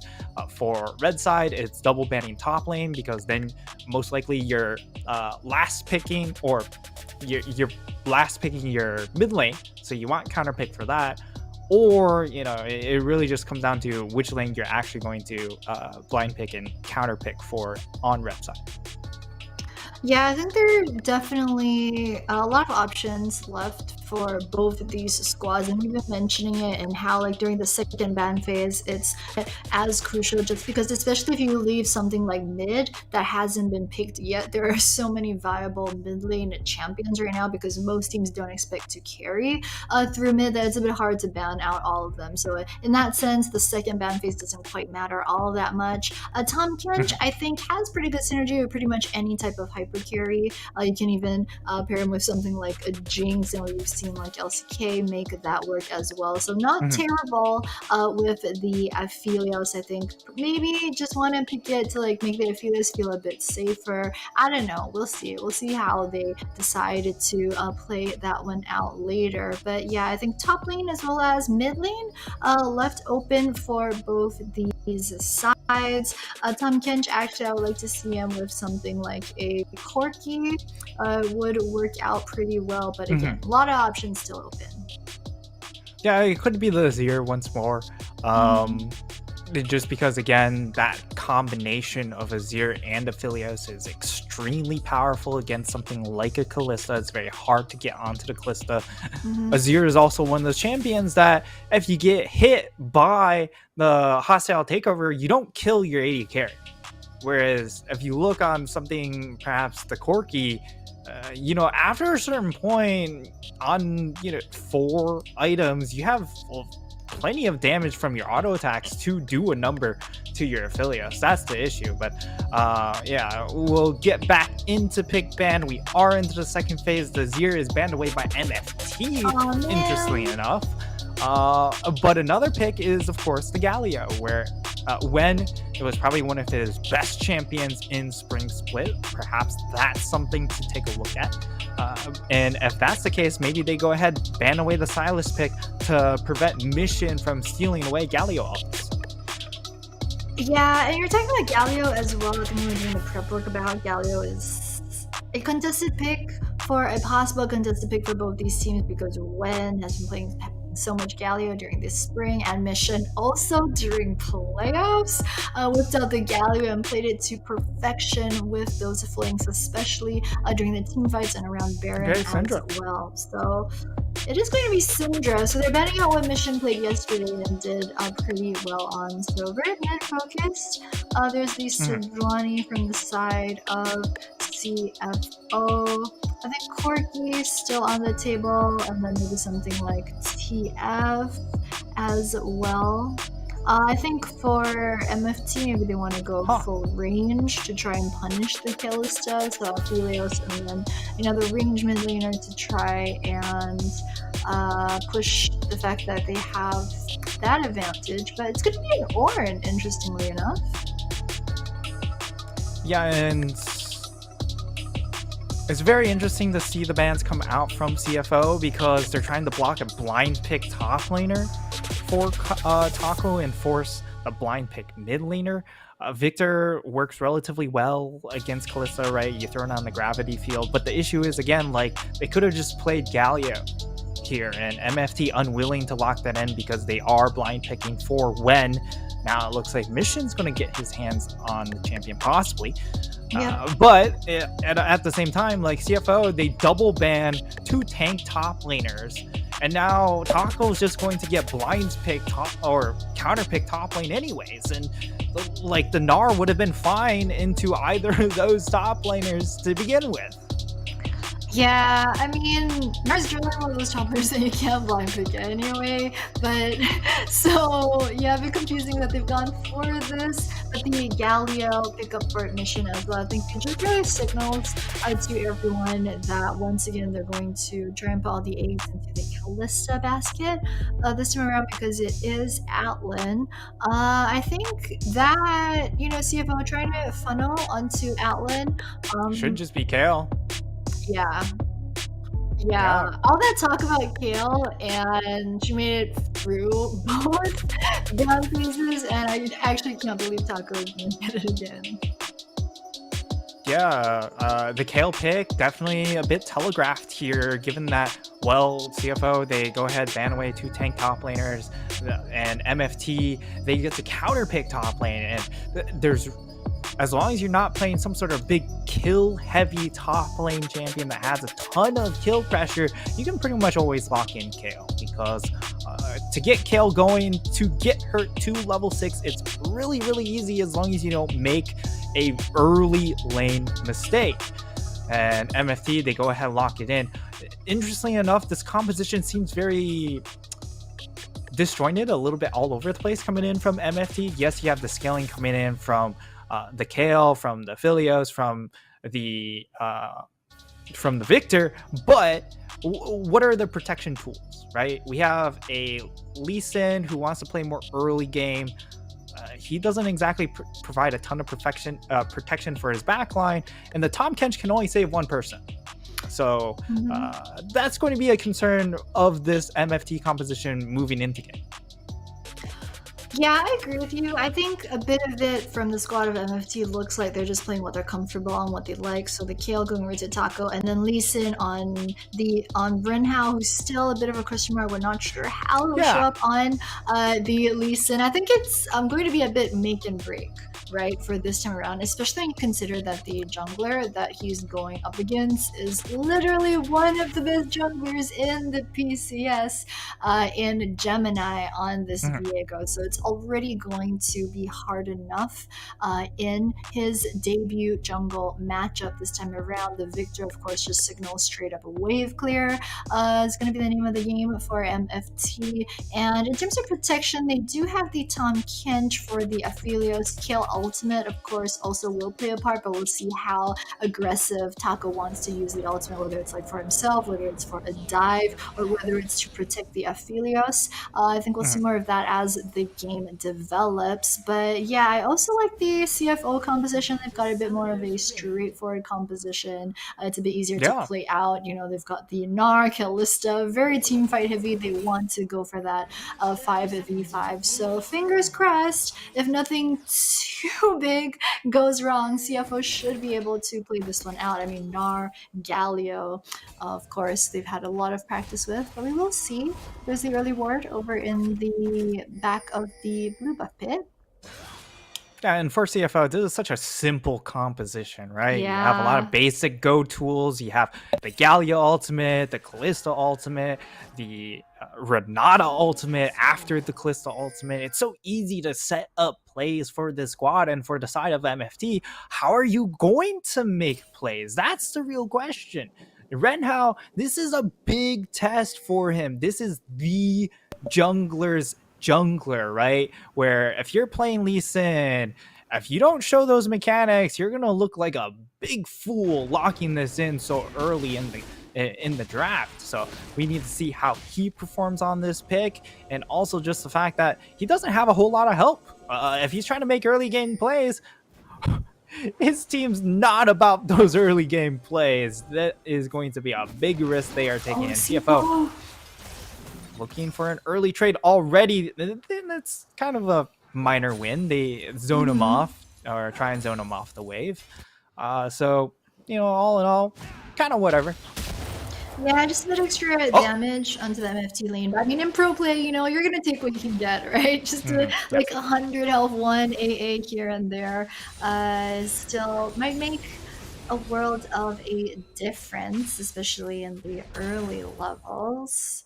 Might have maybe put a wrench in MFT's plans if they're hoping for something like a level 3, level 4 Lee Sin gank over towards bot. We'll see if they might want to do that. Press gonna hit his level 2 finally onto the Gnar. But yeah, talking about Renhao, of course, a lot of pressure on him this time around. I don't think he has that many options early on in terms of where to gank, which is a bit of a problem because you've got Kale over the top side.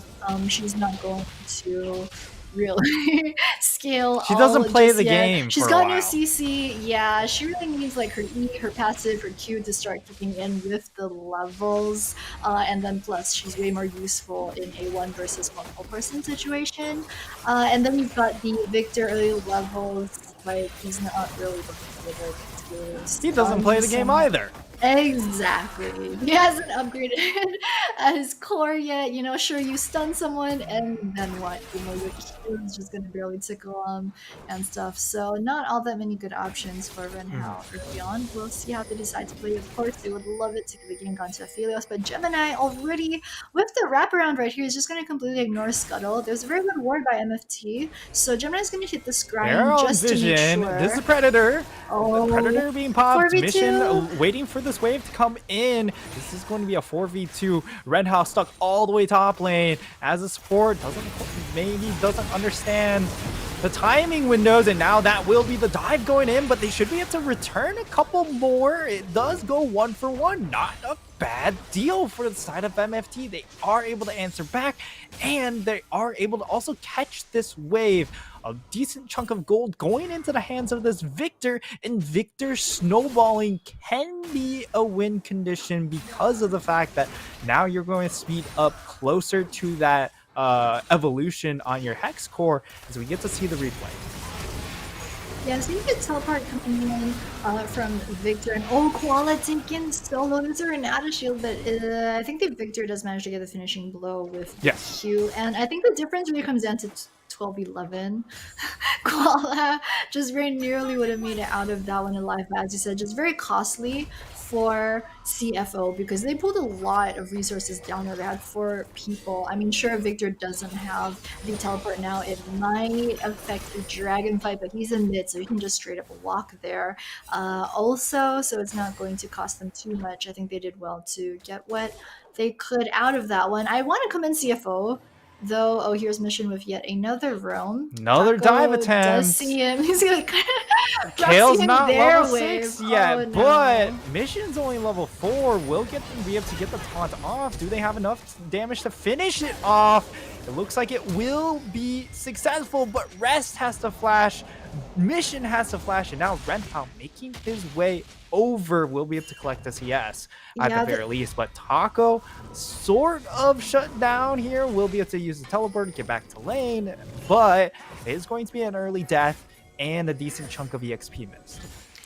Yeah, you can just see the effects of the 12.10 changes to the tower damage. There was kind of like that panic flash from both Mission as well as Rest just out of the tower. The second they got a kill on a Taco, they were both out of there. So I am fast. done with this tower. Yeah, bye. Bye, Felicia. But MFT, you know, they were about maybe 5 seconds too late in trying to pull the rest of the numbers over to the top side. Koala.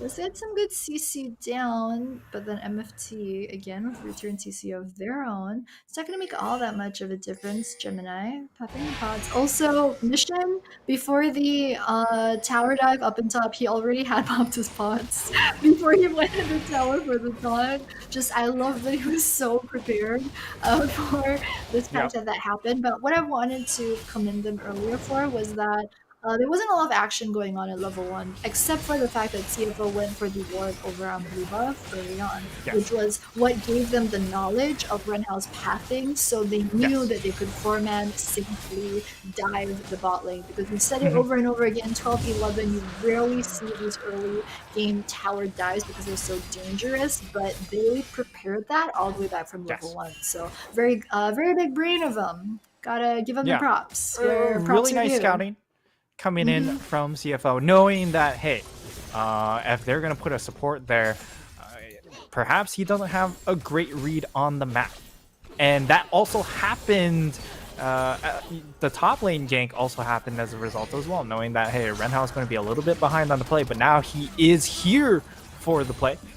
Will be a 3v3 down in this bottom lane, and it will be Gemini being forced off. But Gemini, course, on the Viego, has been able to just focus on farming. He hasn't needed to make plays because the roaming jungler has been Mission on this Galio. He's a little bit behind on EXP level 6 when Wen is level 7, but that's allowed Gemini to hit level 6 no problems asked, and now he has access to the ult when Renhao is now going to be able to hit level 6. But it's, you know, a big timing window when you're trying to make a dive happen bot lane and the Lee Sin doesn't have level 6 and your Viego does. Nothing happened. It looked like it might. It looked a bit sketchy for a sec there, but yeah, I completely agree with you. I think a lot of times we see CFO's playstyle, Mission's playstyle, is that they tend to put Mission on like these utility type of champions, Galio or Rihanna, for example, where he's very willing to sacrifice what he has to for the sake of his team, right? We saw him go for the dive over towards bot side, instantly hit up towards the top side to help out his laners, and the fact that he's able to get Gemini ahead in the Viego versus Lee Sin means that you're pretty much going to be useless as Lee Sin if you don't hit 6, if you don't make an impact in the early game. So it's very well thought out from CFO, and I love that they're willing to go for that's this the ult. team play, but Tom Kench here does have the ultimate, will be able to ult out Whale, but now here comes the Galio, and Whale, he's just eating so many spears. How much damage is this run gonna do? More than enough, and that will be a kill secured for Atlan. He racks up his second kill, and down up in this top lane, Taco takes a lot of harass, but will be able to survive given that he has some healing coming in from Fleet Footwork. Also has the extra range now to farm from relatively safer distance than before, and still had the ult as well. So no threat up in the top side, but CFO making enough plays to really warrant their composition. And we talked about this composition, like it can do whatever it wants. MFT, they're a composition that's like, let's just wait. Let's keep waiting. Let's wait some more. Can we 1v like all these all their carries are on kind of like 1v9 champions? Yeah. But until they get to that 1v9 breakpoint, it feels like we're just waiting. Yeah, I think MFT have to be careful to just not fall too far behind before late game. Like, if they're a bit behind into late game, that's fine, because Aphelios and Kale's just going to naturally scale regardless of what kind of gold she has in her pocket at that time, because Kale scales of time, right? She gets scales of time and EXP, so you just kind of gotta wait it out, and she will get a lot stronger. Right there, Gemini gonna take a Q to the face for clearing that ward. It don't even matter because the shoe just drops another one straight up. But Alan, he's about to 100 CS, 25 CS ahead of his living counterpart right there. They're gonna try and hard shove his bot side. Their shell is should be able to take this one after the shell charge. Yep, there it is. Very, very low. 11-minute easy tower. Gonna go over to CFO. We'll be able to finish it off. Pretty much brute force play coming in from CFO, making sure that they get that extra gold onto Atlan. Renhao waiting for an angle onto Koala. Does jump in. Nice little handshake there, but the flash kick. This is the play we were waiting for coming in from Renhao, and it will secure the kill onto Atlan. Barely, though, as it will be Issue forced to use the ultimate on to his jungler, and then on the back end, Wen comes over and gets yet another takedown for that for the Victor. I haven't seen Victor in a while. It completely escaped me, but we get to see the replay. Yeah, so they're kind of just being in a bad spot, right? So you can see Renhao, he had bad the ward over in the river, which allowed him to just peel onto the ward and then straight up follow that with the kick onto Alan. I don't think Alan and Koala were really expecting it. Bit of a mistake, especially considering the fact that Koala especially is one of the most experienced players in the PCS. I'll have to check, but I think he is the oldest player in the PCS. I know the CFO squad in general has the players of like Team Boomers. I'm like trying not to say boomer and trying not to repeat old because like we gotta show them some respect, right? But if I'm not wrong, I think Mission and Koala, they're around like 2016-7, around like Faker age. Koala might be a year older, but there was like a thread once online on the PCS message boards. They were counting just average age. All the players from both squads and see if let's top that list. We went to go get what we missed earlier, which was Gemini. Picking up a pretty easy kill, dodging one kill, pretty good. Renhao Q as well, so no follow-up available for the side of MFT. CFO actually, interestingly, are going to pick up the Drake. Taco still has doesn't have the ultimate actually. He's just going to die very, very easily.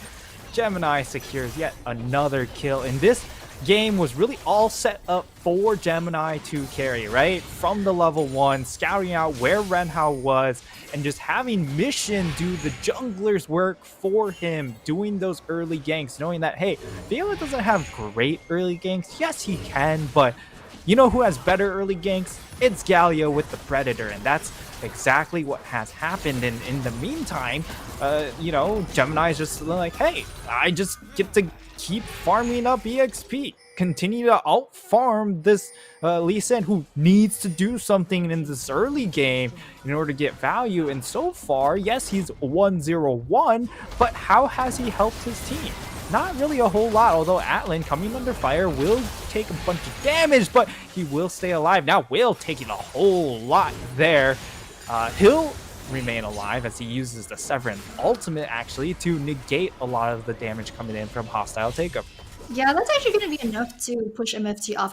It looked a bit dicey right there because Mission was over in the top side. Actually, CFO had 2 members backing, and Mission had, I think, teleported over to top. So if a fight broke out mid, CFO were 3v4. No one was able to join them. I'm actually a bit confused as to why MFT didn't choose to get the dragon after they got the double kill onto Atlan and Koala. I know it happened a while ago, but we were stuck in the replay, which is why we didn't see that. And actually, CFO were able to pick up the dragon later on off screen. So I'm really confused why MFT didn't want to snowball the bot lane double kill into the dragon. I think it would really have changed the tempo of the last 3 minutes. I mean, my guess is Renho probably used Smite when he went for the kill onto Koala, and as a result, didn't have a second Smite up.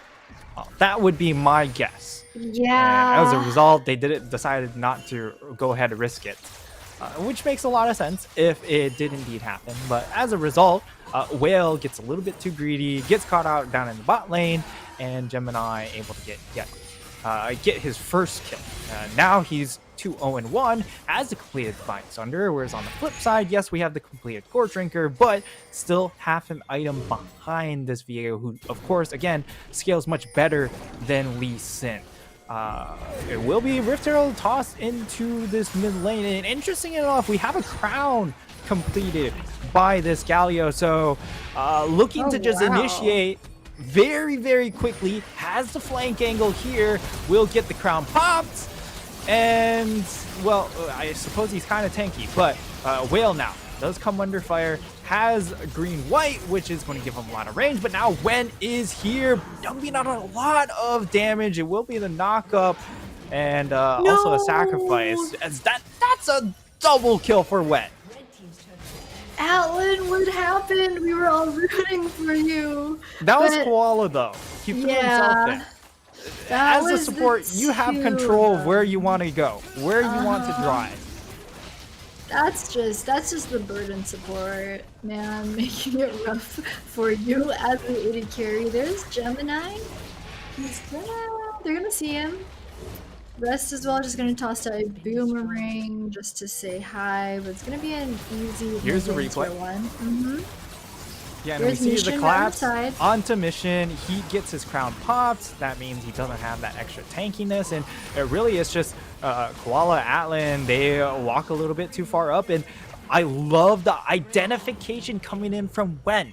Seeing, this is the play I can make. This is a much different Wen from last split, where he was just stuck on Galio duty, stuck on set duty, trying to wave clear mid and help out 665. This time, Renhouse saying, you know what? I may not be very helpful, but when you're going to be put in a position where you can carry the game, and this is a very, very different Wen that we've seen from the entirety of Spring Speed.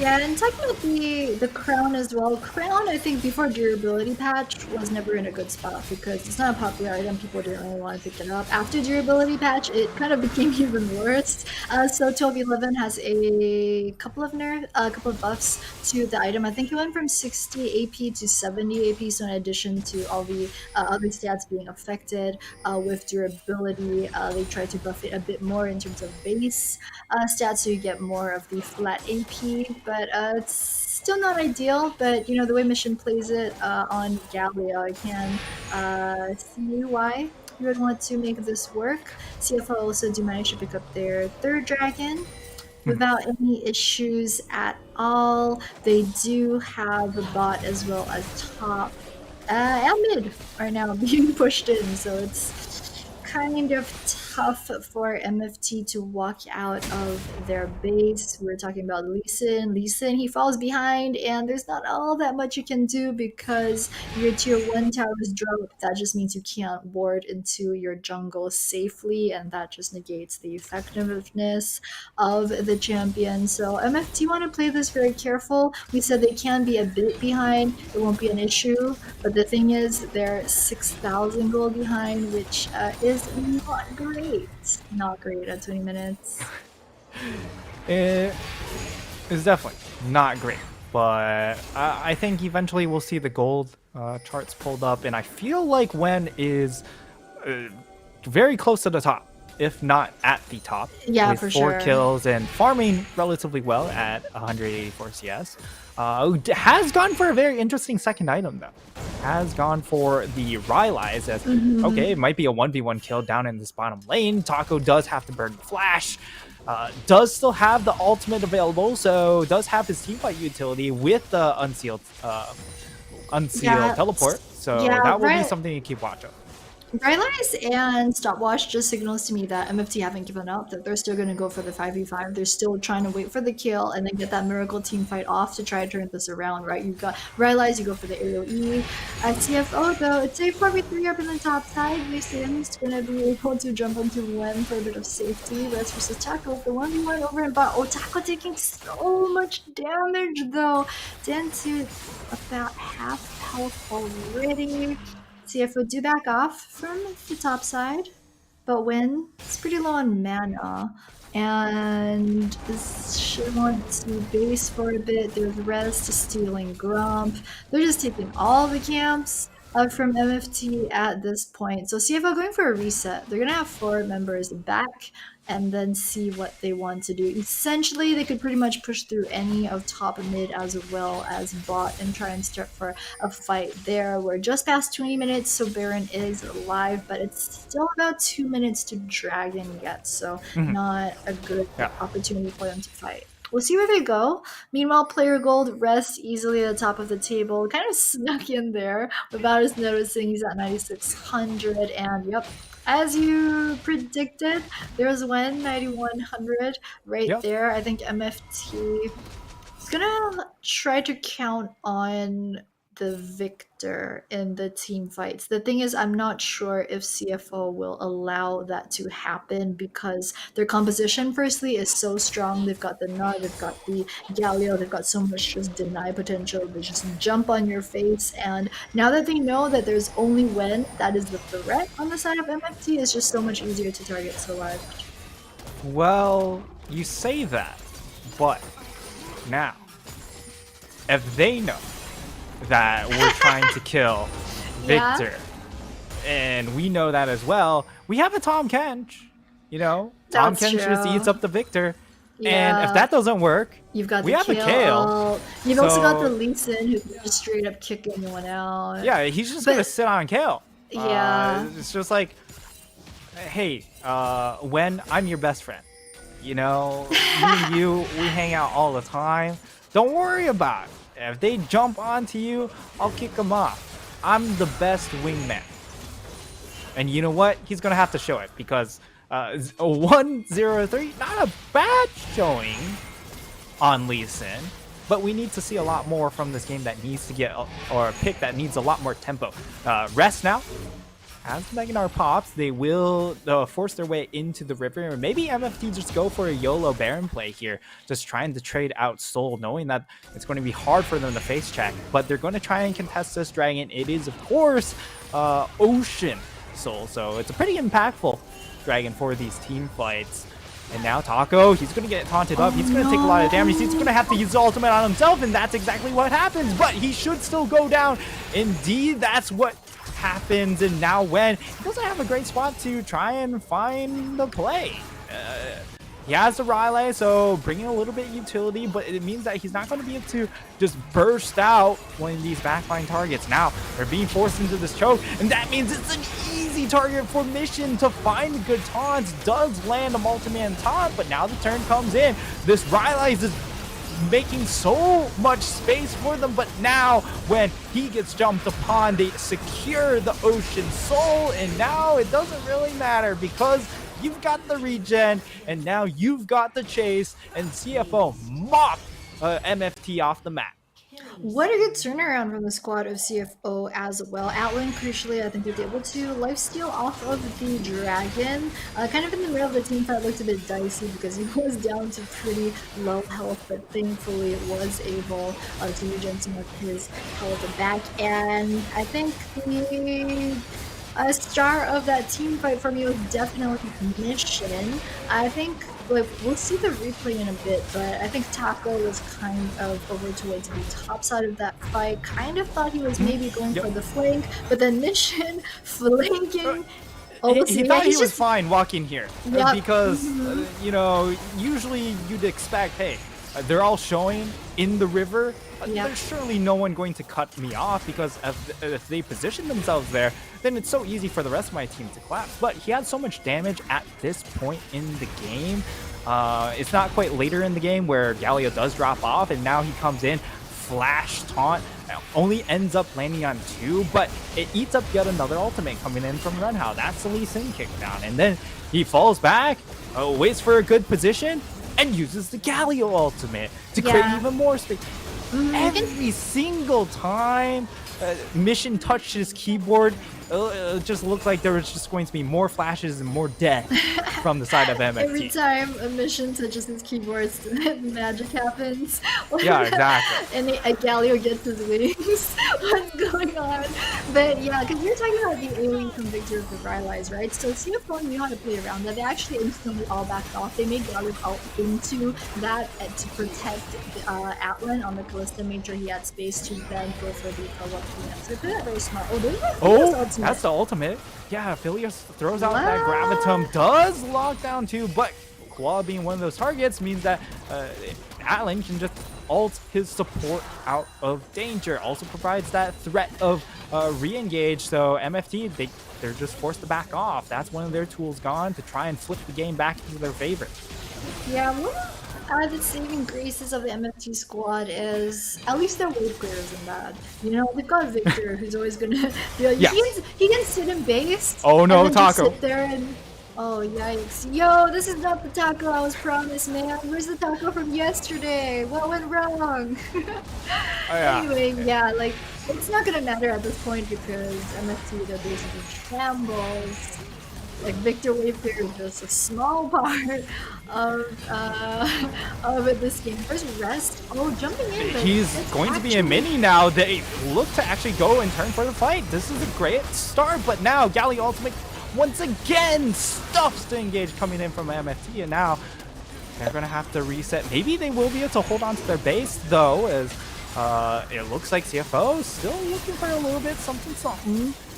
Taco, level 14, still far from level 16, does get hand shook into the side of CFO, but for now, it looks like they're doing okay, but Mission is like the boogeyman. He's just threatening them so hard. That's going to allow a really nice hostile takeover to come through, but one kill down. That's the Renata going to take a seat in this team fight. Atlan will be able to disengage, and it's CFO, while they're able to essentially break everything in the base of MFT. MFT still have a Nexus, and that might be an issue. Even though it doesn't sound like it so far, Taco is level 15 now. Yeah, he's really close to the level of 16. Again, spike from the KO. There's Renhao. They're gonna try and that's a 3v1 kickback. this Rest is with about to go mega. And I mean, 1v4, they should eventually be able to take him down, right? Yeah, this is a pretty good timing for MFT because Dragon 1.5 minutes, Aaron 2 minutes as well. So the rest of CFO, even though they went back, there's not really all that much more they could do because all lanes are pushing. They've got new objectives to grab elsewhere onto the map. So MFT, I love how player cam, he's still laughing and one as well. Looking a bit still upbeat, you know, despite how this game is going. They're down about 12,000. Yeah, at 20 but okay, so Kale, you know, she's scaling. She's powerful now. She's got the attack. She's 16. Speed. She's 16. Okay. Do we see a universe where MFT A make J it Team back in universe? this one? The Well, JT multiverse. I mean, it's still a pretty large deficit, right? But we saw Yeah, yesterday, MFT also in a very large deficit, but they that's got true. Taco to level 16. Uh-huh. And even though they eventually lost that game, it dragged out probably 5 minutes longer than expected. Because of how long it was able to stall. But now, a lot of super minions streaming in, but if Taco's able to be that secondary threat and pull attention away from Wen, then maybe Wen's able to do more damage, and maybe Whale's able to do more damage. So right now, there's just such large hyper carry threats that the only way for CFO, I would say, to finish this game, secure Elder, secure Baron, it's a pretty easy way to finish off the game, but they still need to take those extra steps. They can't just walk into the base and eat up the Nexus. Yeah, I mean, it's textbook for a reason, right? You can see CFO right now, they're over onto Elder. They can just 3-mana at this point, especially with the Kalista. For MFT, Kale is level 16. What I want to see is a world where Taco did not get caught before a fight and it's forced to ultimate on himself. I think we haven't really seen a situation where Wen is able to use that Victor to perfection, get that AoE, get his R, get his Q down, and then have the kill protect him, because earlier on we saw Taco just get caught out by Mission and we didn't see that fight. So if MFT want to have the chance of Here we go. stalling more, yep, it's got to be this. They gotta look to fight sooner rather than later because they only have one turret left. That's going to be the Gnar ultimate going in. Not quite a ton of damage, but a little bit of a burn coming down onto MFT. Now, that's going to be a flash hostile takeover. They're going to be able to take over the side of MFT, and they're just ignoring the team fight altogether. They're going straight for the Nexus and then kill him. They finished off the tower, and now they're just playing with the food. CFO, they will go to 1-1, and MFT 0-2. Yeah, I like how it was such a normal day in the shop for them. You look at the CFO player cams, except for Rest, everyone else is just like, just regular day at the office. They don't look all that happy. There's Kevin as well, one of their coaches. I think he was maybe analyst last season. This season he's definitely one of their coaches, was from the LJL as well. So CFO are backed up by a pretty good support team. But yeah, I mean, what a game, what an ending. I think we kind of saw the end coming from about 10 minutes into that game. Not even 10 minutes into that game. From draft, yeah. to a certain degree, Yeah. right? It was a bit of a weird, like, why are Kale and Lee on the same team? And then there's also a Tom, but there's also an Aphelios, and then there's a Victor that's like, is this a vintage comp? We haven't really seen it in a while, all that much. But, yeah, good on CFO for taking that one. I think they needed that after their loss in the opening match on week 1, day 1 versus PSG yesterday. Yeah, very different game coming in from the side of CFO. This time they got the lead and were able to continue to push the lead, which was their issue yesterday, where they got a lead, but they weren't able to balloon the lead. It just kind of fizzled at 4K the entire game, and against a better scaling competition, 4K is not enough. However, in this game, even though you could say MFT have the better scaling carries, composition-wise, it was just didn't face up as well because they just had no way to actually make a play. All they have to do is play.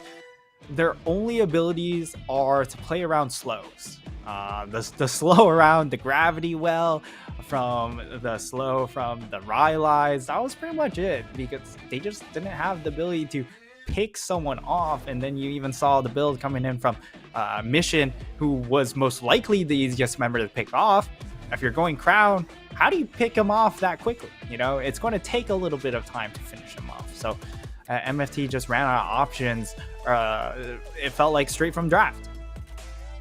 Yeah, I'm a bit confused about this draft. I feel like teams, especially in the PCS, you need to either go full 12-11 or you need to commit to your own play style. And what they decided to do today is just neither here nor there, right? It's not like it didn't look like they were entirely comfortable on it, and kind of also the Renhao being subbed into the jungle when he's a support main was a bit confusing to me. But yeah, I think CFO as well, despite the fact that they had such a goal lead at the end, I want to be a bit stricter with them just because CFO is like my favorite all Taiwanese team. Like, I think the most highly of this team out of all the other teams in the PCS who are running full Taiwanese rosters.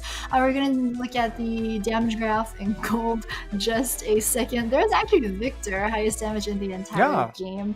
And Aphelios also, more than 17,000, but they just weren't able to convert this damage into objectives and into kills and into fights. So I think that's really the downfall that they have this time around. Rest, meanwhile, just, you know, quietly farming, winning over in the top side, doing what he does best. But going back to CFO, Atlan, for example, we've talked about him a bit, which is that, all right, MVP, it's got to go over to mission. Yeah, no more talking about Alan. You want to talk about Alan? I want to talk about the MVP of this game, and that was a mission on this Galio. He was the one to set up this entire game, right? He did all the jungler's work during the early levels. That allowed Gemini to hit level 6 much faster than Renhao, and afterwards he was making these big time team fight plays. You saw down towards that Soul Dragon, being able to chunk out the Kale, 1v1 the Kale, and then turn around, hit a multi-man taunt, get kicked away, come back in with the heroic entrance. He really was the main character of this anime.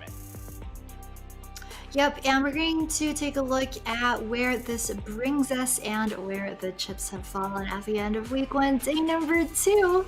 It's gonna be Beyond Gaming, a pretty expected win over some 9. Frank Esports winning versus Impunity in what we thought would be a very close match for the day. J Team picking up a pretty expected win once again versus Dewish Team, and then PSG proving that yesterday's early to mid game might have been a bit of a fluke right there, and they came back so strong versus DCG, and TPBC versus MFT, just absolutely steaming them from start to finish.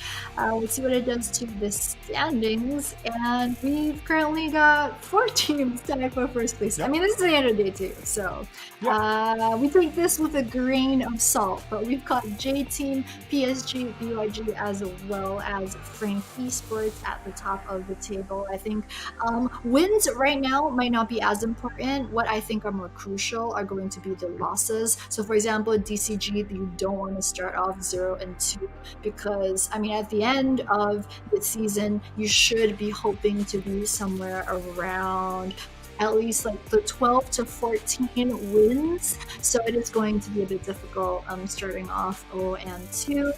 We'll take a look at the schedule for tomorrow. Our opening match is going to be INP versus DCG. I think this is going to be really even. It's somewhere around like the 4th to 6th, 7th place teams within the PCS. Dewish Team versus MFT as well should be a banger.